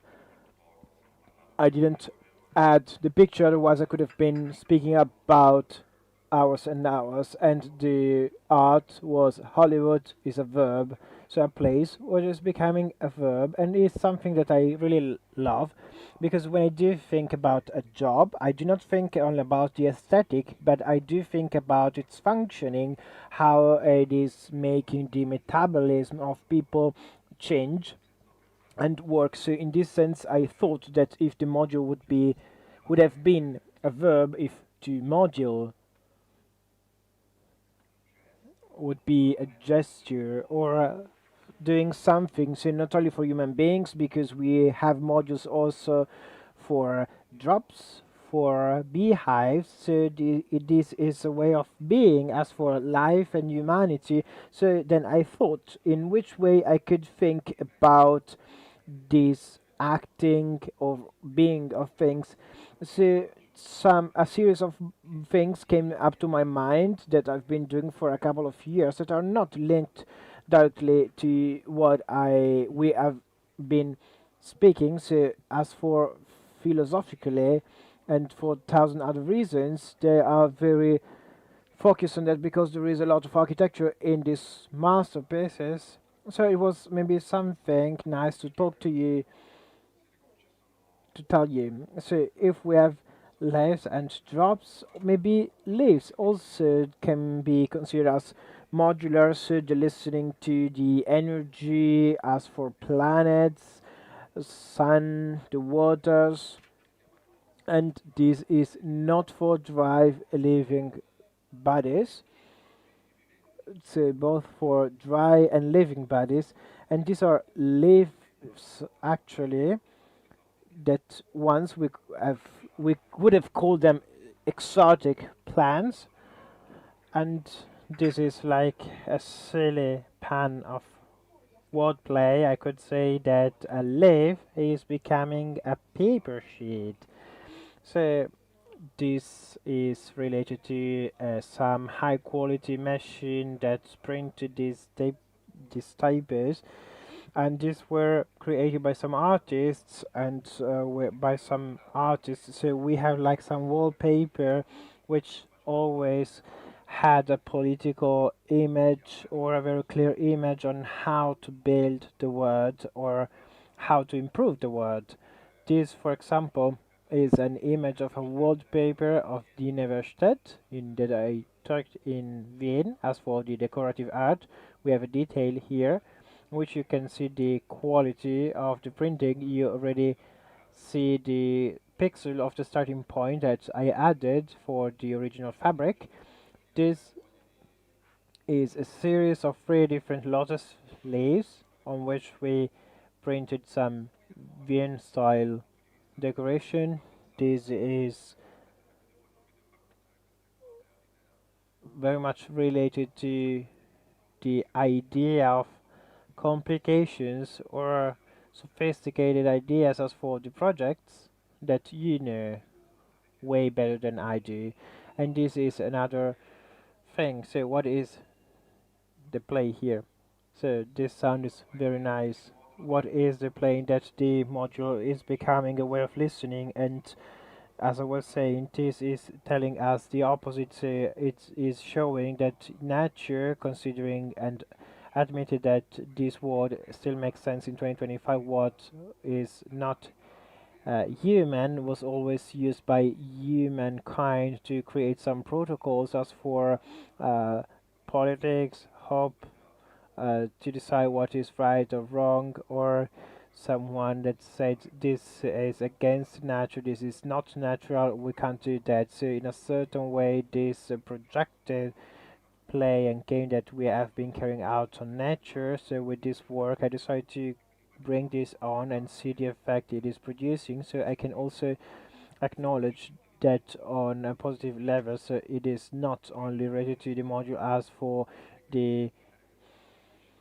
mix of structures and implementing of structures, but also on understanding what are the protocols that we are using to consider things.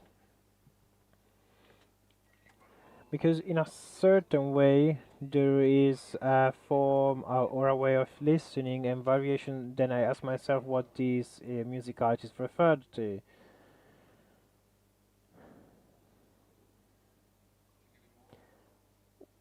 The thing that you can see here, we have 2 frames of a video that I created some years ago. So images of the video, which is directed with a green screen, so in the absence of space, because I was very much interested in this solution, so that I wanted to use like the chroma key structures, so that the images that you see here are not located in a specific time and space, because I removed all references, all roots to the reality, and I was interested in that because the reality or the grid or the geometrical pattern that you see, which was actually floating while we were recording the video, I am proposing it with some modular structures. As for the domus, Roman domus in the center of Brescia, which are very well preserved, and we do have some high quality mosaics with very small pieces which are covering the floors of these houses, and it was about mosaics which also had some decorative functions, but were also used to keep outside of the threshold of the house what was considered as evil and could bring some negative things. So also the idea as considering something rational, told by nature, on how things should be, like as an accountant that is putting into line all the things. So in order to weaken the difficulties and the negative impacts, then I decided to put not only what's perturbating but also the living line. So we work with some serpents. They were moving around, they were activating the structures, and maybe they were even listening. So they had some old structures, but also related to mythology, and chroma key was very useful to create and to show this dialogue, this dance between living and non-living, between normality and what normality is not representing. This is another picture which is very clear. As for the structure of the dialogue, we also work with the director of photography, and in the video you can see that the video is very simple one with almost a techno music, a slow one but never ending, so in a way of mentioning the rhythm of the thing. So we also worked on the light so that the 3D structure of the grid or of the cage that you can see in the bottom part of the grid, it is like this is disappearing, becoming a 2D dimension, 2D structure, in order to create some misperception.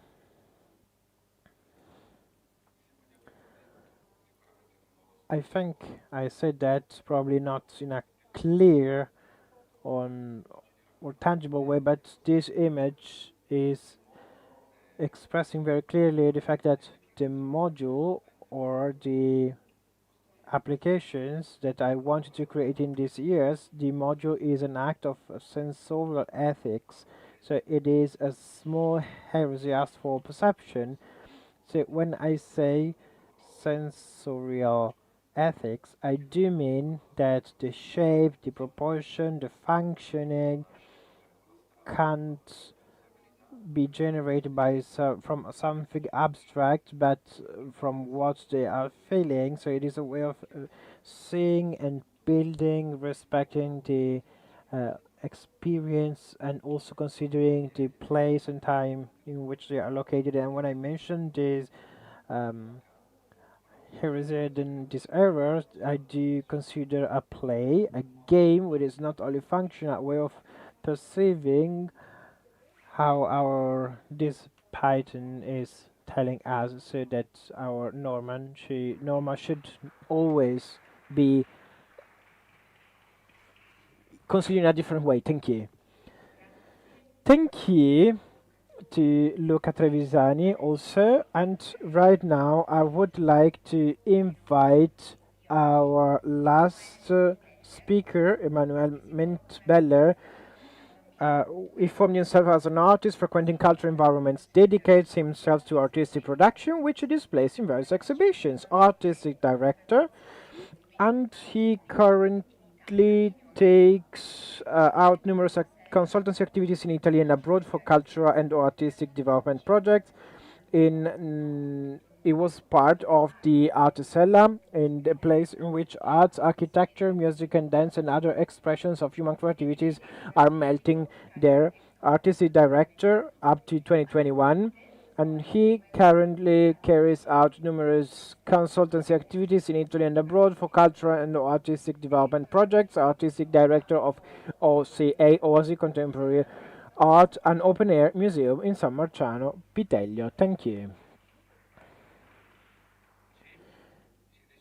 So, are you sure that I have to have my speech? Yeah, dear Luca,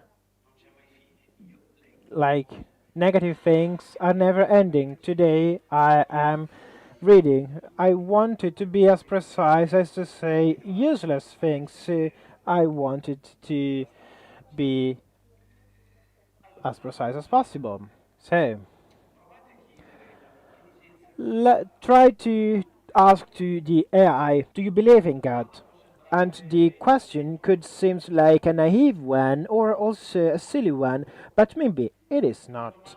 So it is a question that is not asking for an answer but an echo, a question that is not part of the logic but the nostalgia, probably. So the poetic gesture as a detachment of the technical language of our time. So asking to a machine if the machine is believing in God means measuring the distance between us, between ourselves and the machine. So between what is can be programmed and what can't be programmed. So it is a thought-provoking, of course, which is opening up a gap on mystery on what is not considered by the algorithm. So on the invisible part of the human experience. So we are living in the era that we could mention as the hyper copy, a moment in which images, objects, thoughts, everything can be copied in a countless number of times. So everything is there in thousands versions, which are very similar one to the other. So it is the moment of repetition, simulation, and the creation of surface. But in multiplying everything, then we do have the loss, which is a tiny one. As for the room, yet that one, as the old story, as Walter Benjamin was defining it. So the aura is something that is creating something unique, regardless of the material shape. The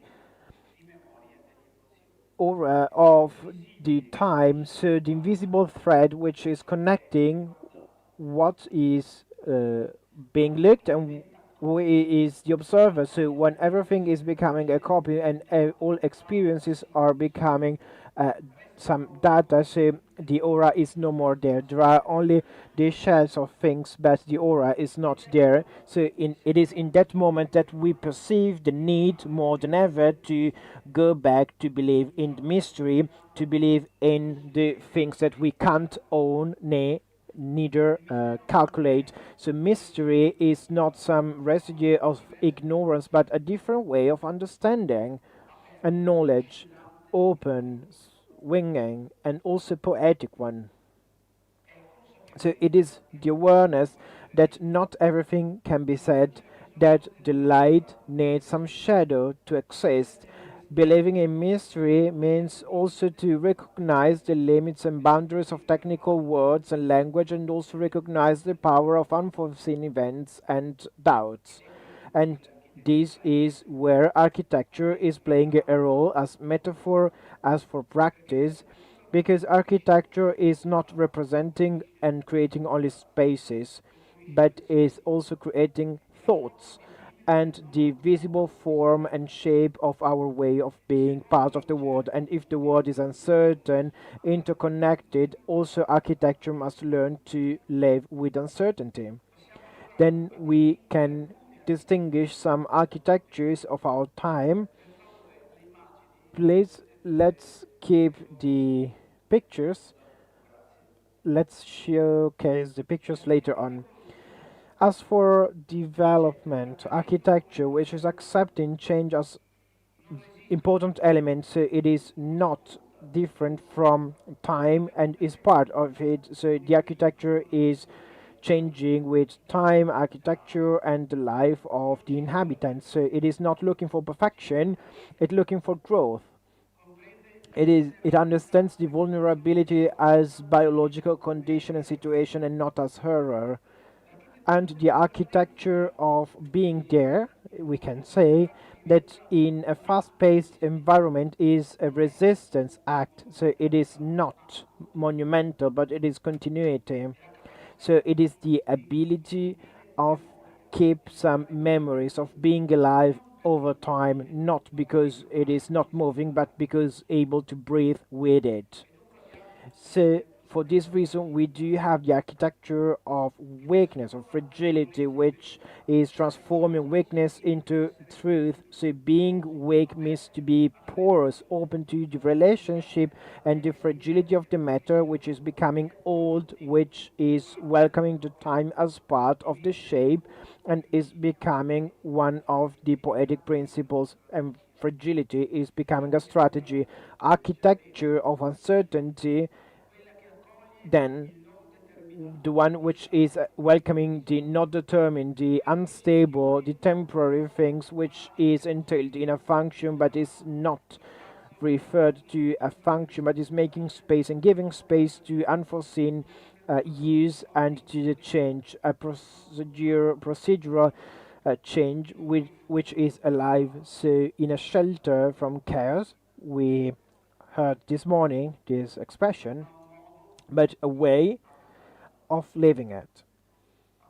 So at this moment, I do ask our colleagues. Now, I am the one in charge of displaying this picture. So this is a project that was just developed with Mariangela Gualtieri and Michele De Luca, and it is no chance that I am mentioning these two names, like a poet and an architect. Then the architecture of this poem is poetry, so it is the storytelling. So in this horizon, and I'm mentioning, of course, what I was saying before, then we have the work of Mariangela Gualtieri and Michele De Lucchi.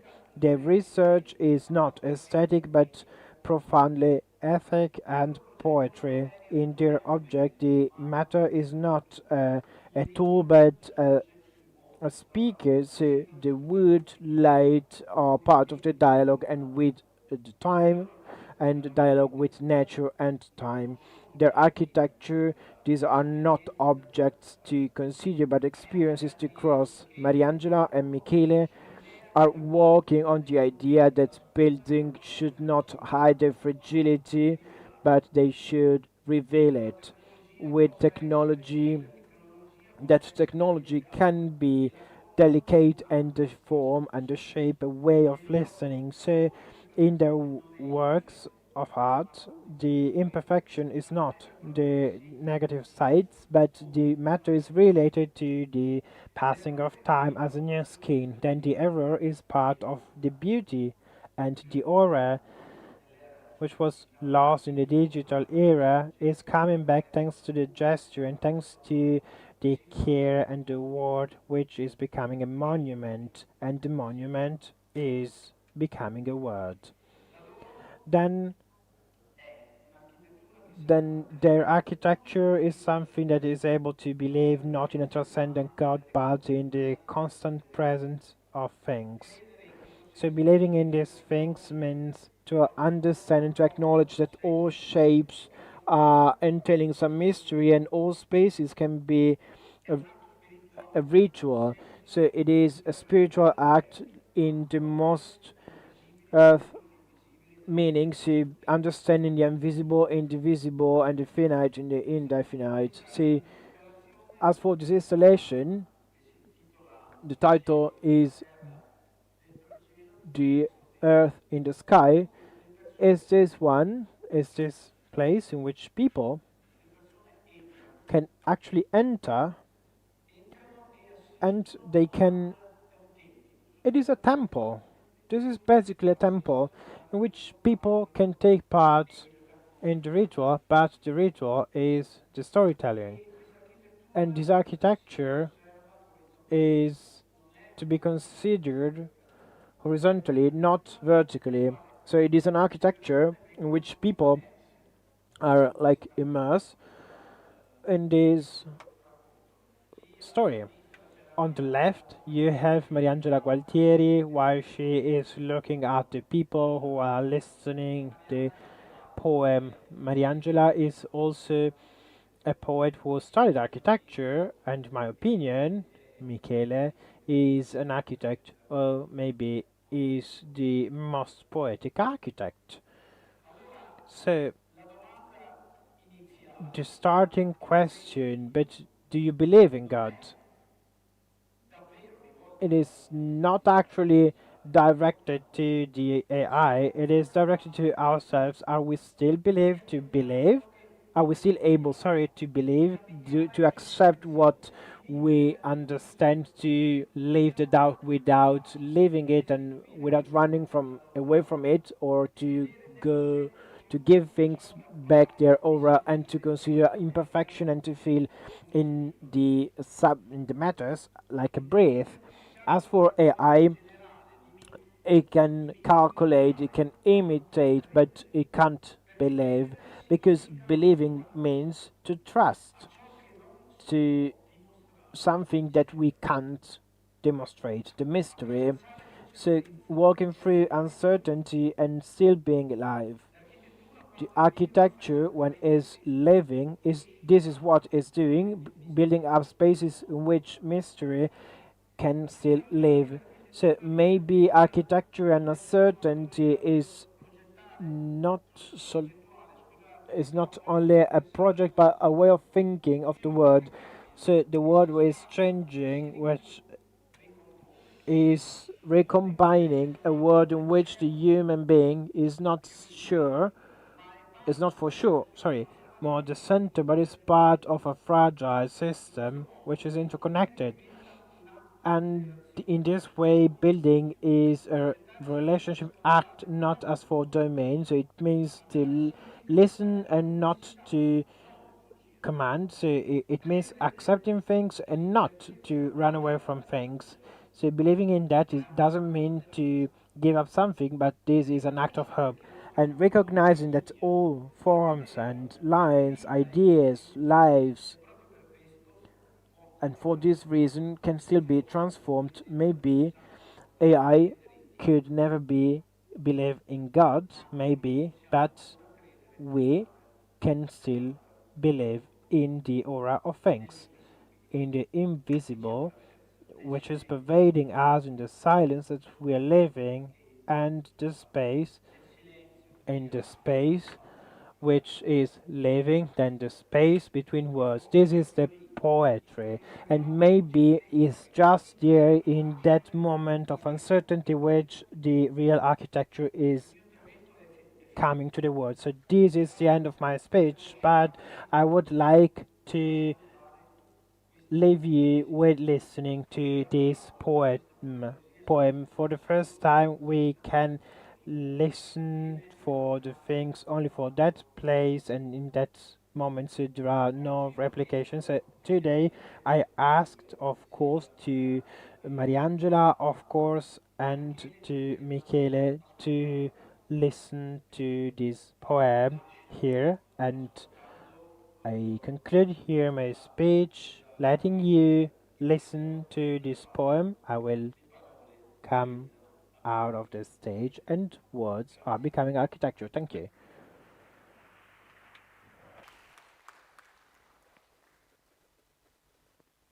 Qui si forma il cielo. Here the sky takes shape. The breath of the earth is formed here. The sky and the way gods run through to become grass, leaves, and grains of earth. Everything happens here.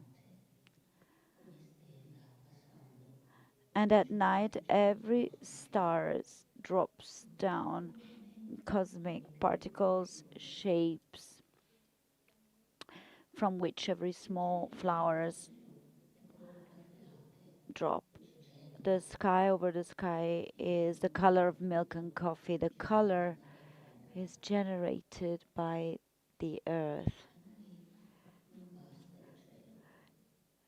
But for us, the sky is not enough. It's not enough for us to raise our head and swallow the blue sky. We do not enchant looking at the clouds. We've left this open space a while ago when we got out of the stone. And now we go back in wonder, feeling emptiness inside of us. Emptiness that is not filled up by our constant business. Far away from here, we have not been happy. We tried in many ways. Wearing shoes of any size, living in homes, sitting on numerous chairs inside shirts and precious fabrics inside our universities, businesses, corridors, streets. We have not been happy. Our hands have been sewing, cooking, painting, building. Our legs have pushed themselves far away, up on the peaks, under the skies of the globe. But this has not been enough. This has not calmed us down.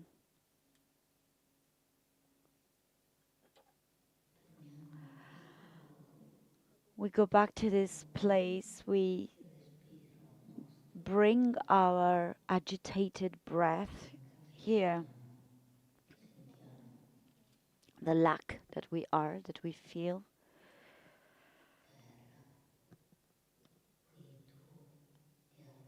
Earth, you dialogue with the sky.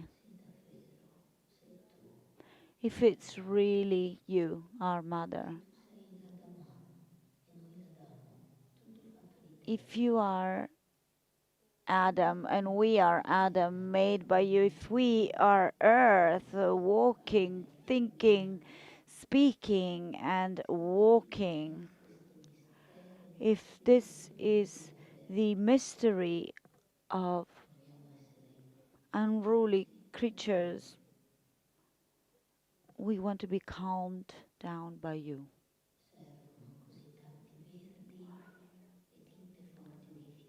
We need a lot of green and colors of flowers and reds of sunsets to dissolve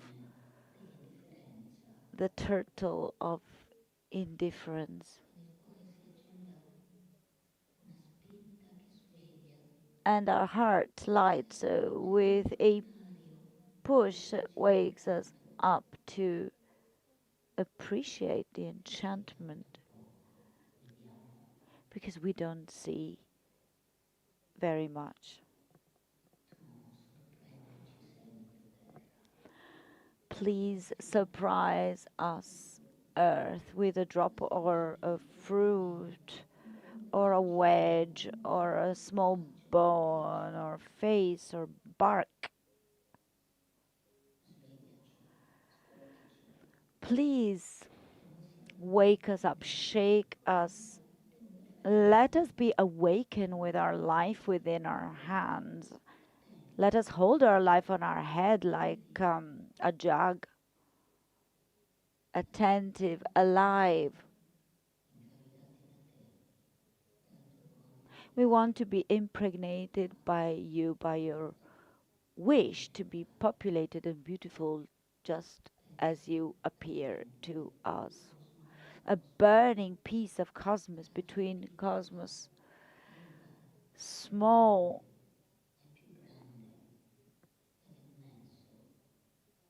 burning in the immensity.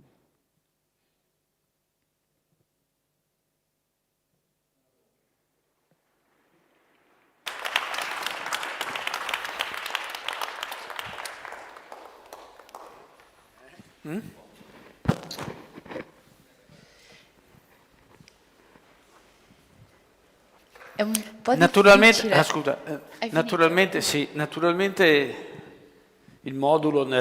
Of course, the module is in nature and has always been in nature. We must modulate ourselves, maybe, to scenario that we have around us. And I am finished. Oh no, we have to go back one moment. Convocati. l'architetto Zucchi e Questo è il testo che... dottor Bellenger. So we're going to call our speakers back on stage. Is Mr. Bellenger still online?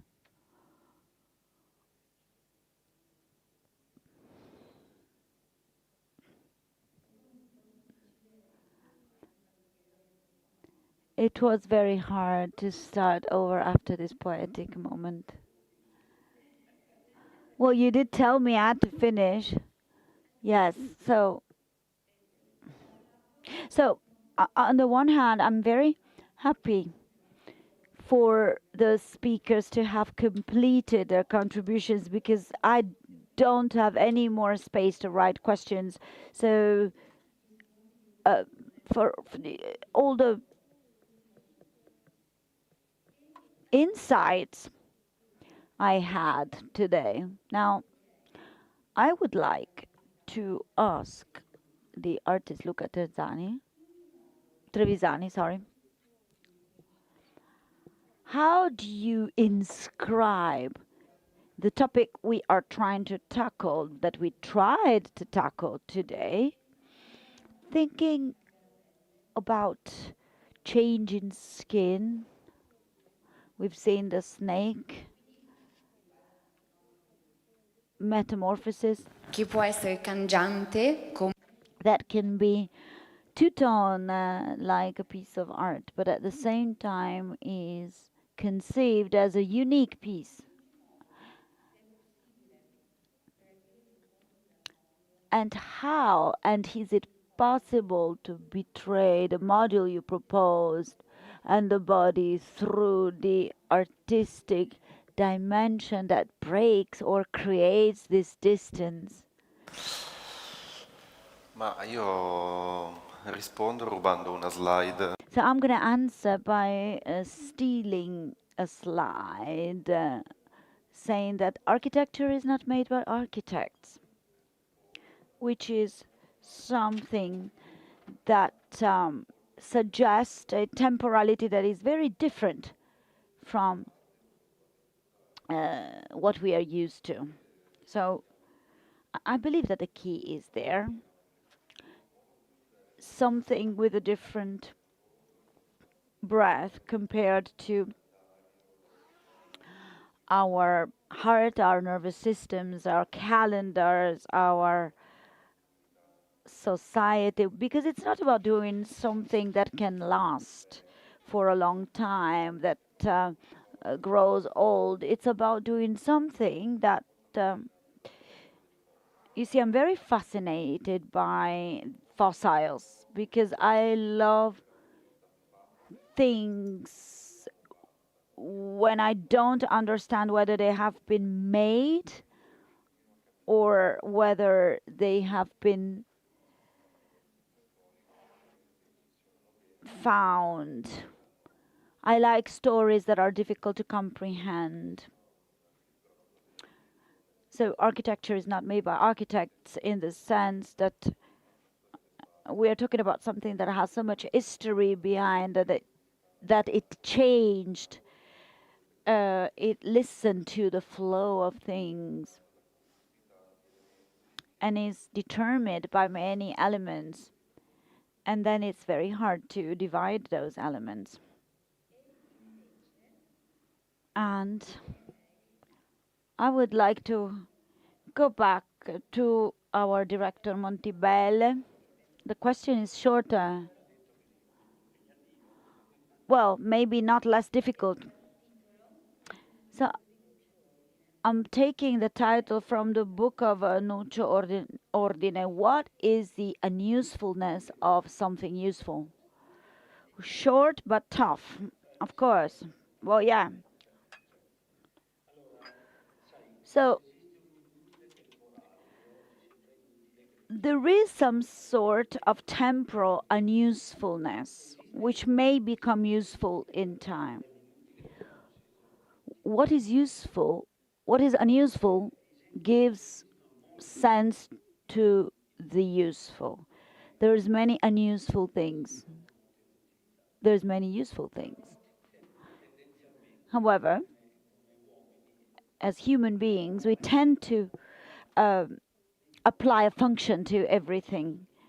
We must be able to use things. Things must have a function, objects, tools. If we don't give them a function or some kind of utility, we think they don't matter. But sometimes it's precisely because we cannot use what is unuseful that it becomes useful. We have to accept the fact that there are things that are built for us. We tend to think that everything is made for us, and it's not always the case. You know, we are inside all this, but of course, the whole world was not made for us, and I believe we realize what is happening because of us at the moment. So avoiding unusefulness is a way of thinking about this, about the fact that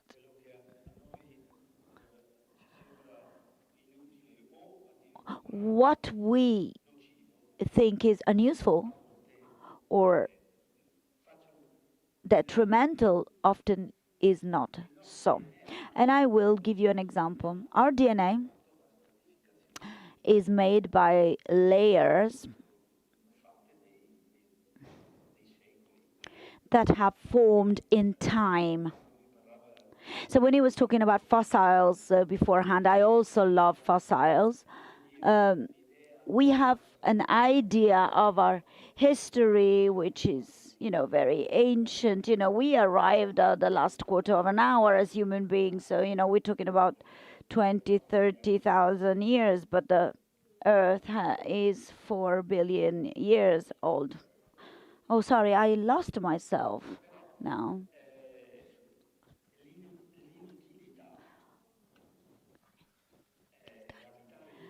So, inhabiting unusefulness, we must think about the usefulness of unusefulness. It may seem like a paradox, but, you know, we've done lots of useful things and we didn't get extraordinary results. Thank you.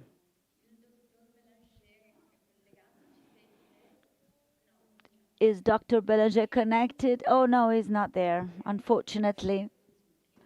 So I will now go to Mr. Zucchi. And the question for you is not easy. I have a question. My question came to me understanding that the facades of your architectures are musical sheets. However, as we study the elements of architecture, of the so-called classic architecture that we have seen, the references, the masters, how may we think about a classical future? I'll try to explain myself better in this vocabulary, in this grammar translated in different disciplines, and where we have tried to find some reference. How can we build a new classical to be aware of it? So what the question is not so much what is the future of classic, but is it possible to have a classic future?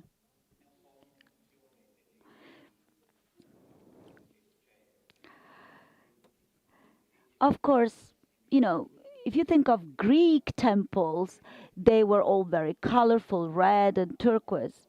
They found the archaeological data in the Athens Agora.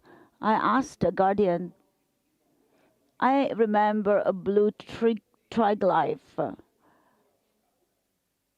Is there still colorful architecture?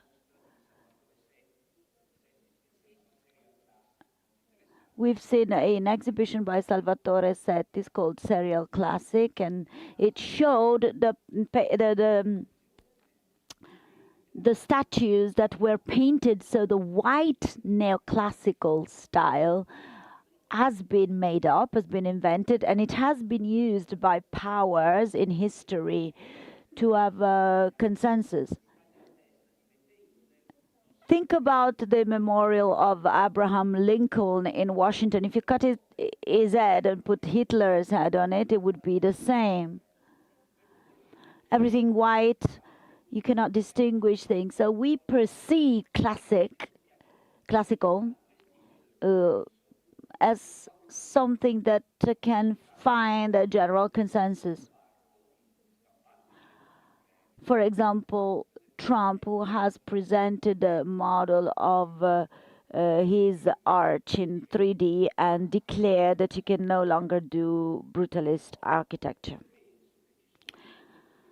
However, I believe that there are lots of musicians, Bob Dylan and my idol Nathalie Berchan, who are born as angry young men and then have to confront themselves to the common heritage, because I don't want to call it tradition. Now I will quote Simmel, who wrote a book on the self-portraits of Rembrandt. He says, the Italian school from Carracci onwards was trying to look for a type, whereas Nordic portraits were looking for the individual.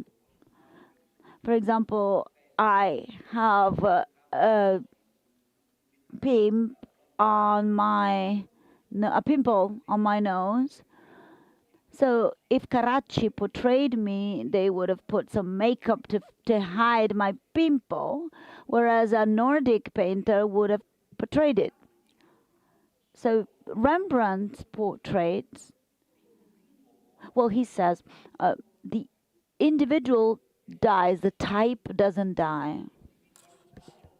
Within individuality, there is the tragic death. Singers and musicians look for the song or an indie reinterpretation of an ancient song, and architects do the same. A while ago, they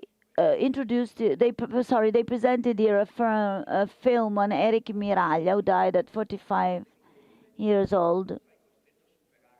I remember telling him, you will have to always overcome yourself with your talent. If you grow old, you will have to do a classic turnaround. The comparison of the artist as a subject that is looking for something deeper. Guccini wrote Radice. So the classical is the relationship between extreme subjectivity and research to please everyone, but not so much. I don't know if architecture is an art, but someone said art can please the possessor, architecture must please everyone.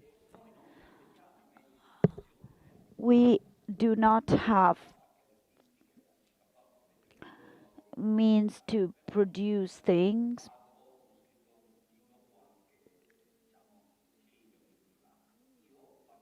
An artist, for example, can write a song or a book in private, but to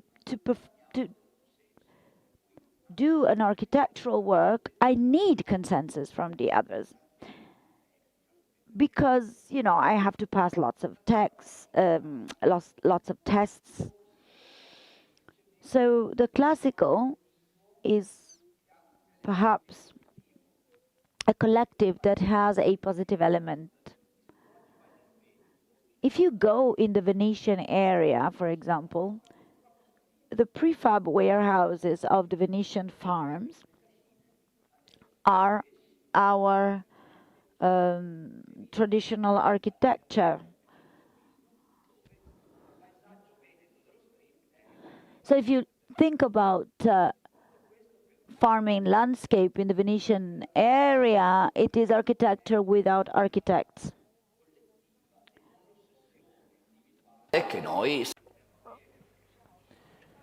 Because it seems like we're always angry one with the other. So the level of envy that we have, then everyone wants to be Brad Pitt or Angelina Jolie, but there are only a few of these.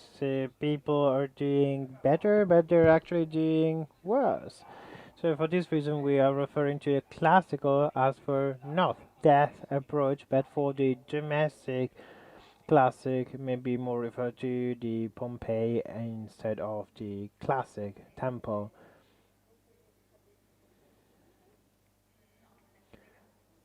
No, he's not following us online.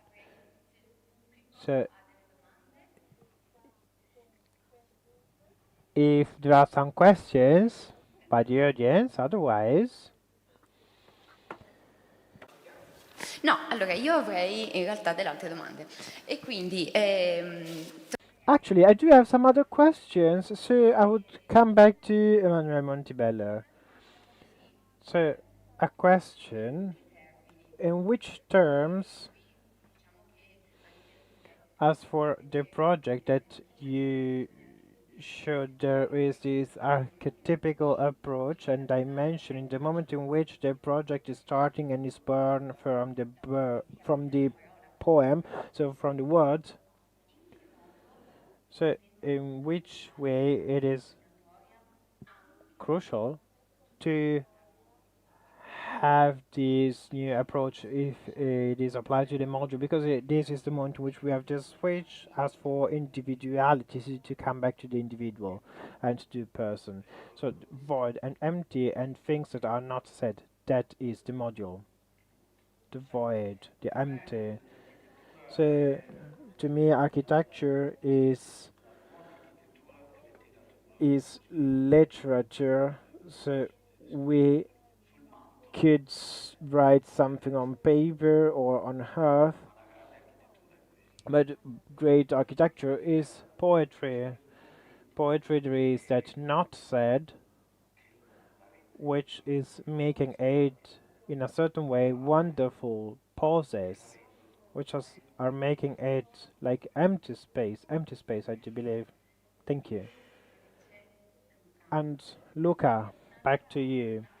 So another element that got my attention as for the works that you presented is also considering the images, for example, even before that you reached that moment in your speech. My question is, in which way a playful approach dimension or a return, if I'm coming back to the archetypical approach, as for the young age, so this is the first thing that I thought was of jigsaw that I played as a child.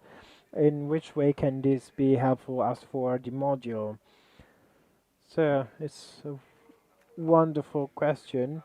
I could answer by using a book of the Roger Kawak of the coming century. I was about to say the previous century. What are we actually doing is related to games, losing time, to waste time, to create not productive things. Arts and gods are sacred, but the game, as for the great teachings, is not the only that of the young age, but maybe it's also that, and also that which is characterizing ourselves, and it is also like kind of a fundamental matrix. Society is a game, and the way in which we are organizing the structure of things, visible, invisible, tangible, intangible. So the game is also something to consider. Also, human beings and animals are playing, so this is a way of creating some relationships and associations and respect. And something comes to my mind, but is also very much related. So I do work with, not only with food, with digestion, so with transient things that are of interest to me, because in this changing of times. I do not only use the edible things, but also being at the table and digesting the reality as a way of thinking.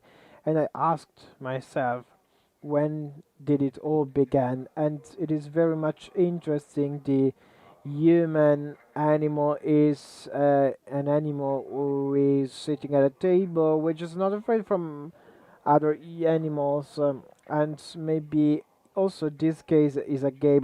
There are some respect, there are some rules are applied. If this can be clear or not clear, in this sense we can create all the works of art that we saw and other that I designed. So we have different games of playing by playing, also to understand in a serious way or in a subliminal, not so direct way, many different things of the life, of the things that we have.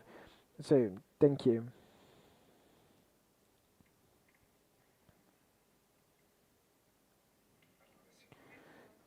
So, since we had a question for Sylvain Bellenger, who is no more online with us, which was specific, but I am widening this one and I'm looking at Professor, and as great museum director, I wanted to ask to Sylvain if at the end of the 19th century and at the beginning of the 20th century to create a museum, we had the Duran as the manual said. There were buildings with some rooms watching to the city, and in order to create a garden, the work that he carried out, an incredible work in Capodimonte. As he mentioned, there was the English garden, the French garden, but also the Italian garden. And moving to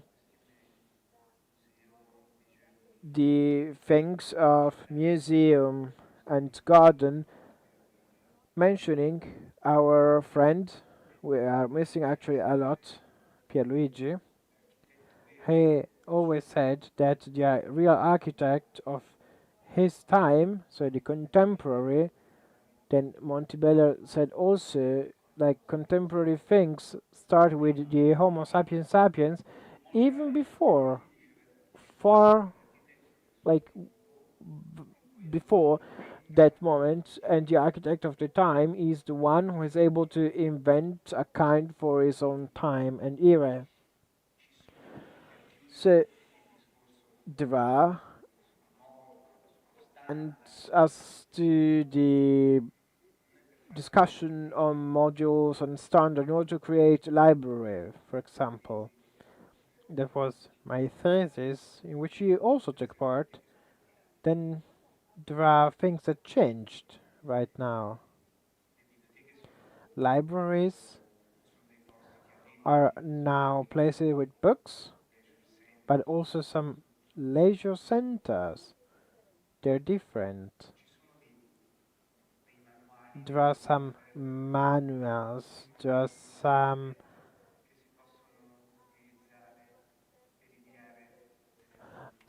things that we can use to create and think of new typologies.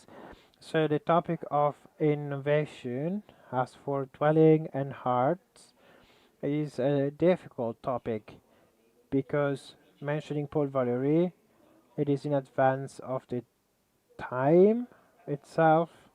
I am old enough and so like the architecture trends to change. So we had, for example, Marco Graves with a Portland building, which is right now the example of modern, which is like the most common one. So 3,000 students were there. So I am old enough to have seen like trends and counter trends, and we have some buildings which were created from people with some values, skills and expectations were very different one from the other. So it means that city and maybe the idea is that I think that the future is not a new future, but an innovation or a reuse of what is already there. So cities today are more Blade Runner than the perfect utopian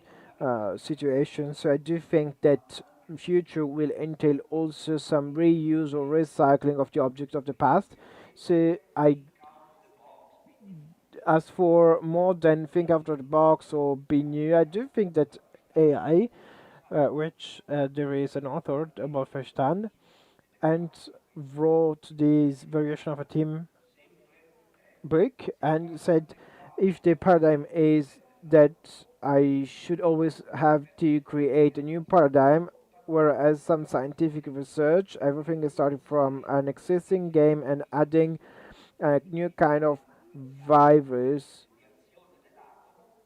as if we follow this one, this will bring to a new diversity.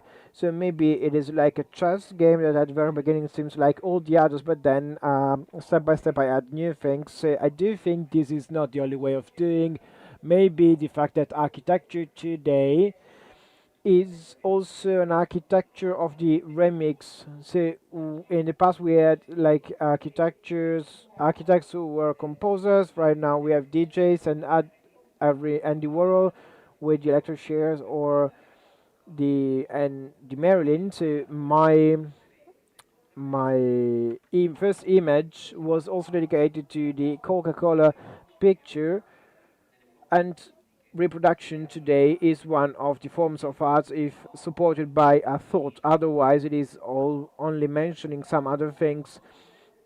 So we are living in a world in which modifying things which are already existing could have the same value as the new one. So it is also possible that more than inventing the library of the future, we would be able to use, as David Strauss said, the engineer bricoleur, so the engineer who was someone using new existing things with new shapes. And maybe my approach to that, my attitude, is that. So I do find very well. So if I should mention an architect, is Ernst Dubercon, and they're very fresh. It is like Kubrick. I don't know what to say. So there is something local invention starting from the topic, then which is readapted, readjusted to the situation, which is able to recall some things from the past without being something just mentioning other past. So we are also considering things,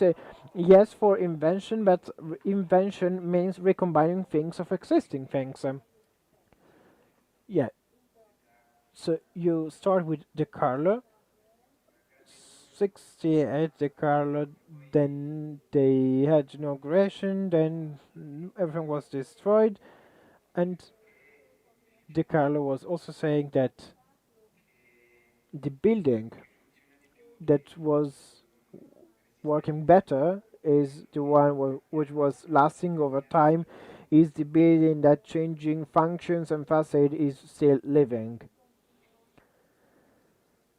And this is what you were saying. And in this room, so Triennale 68, we had the exhibition of Smith's Fun. Nobody saw that. Was wonderful. So Triennale 1968, we had some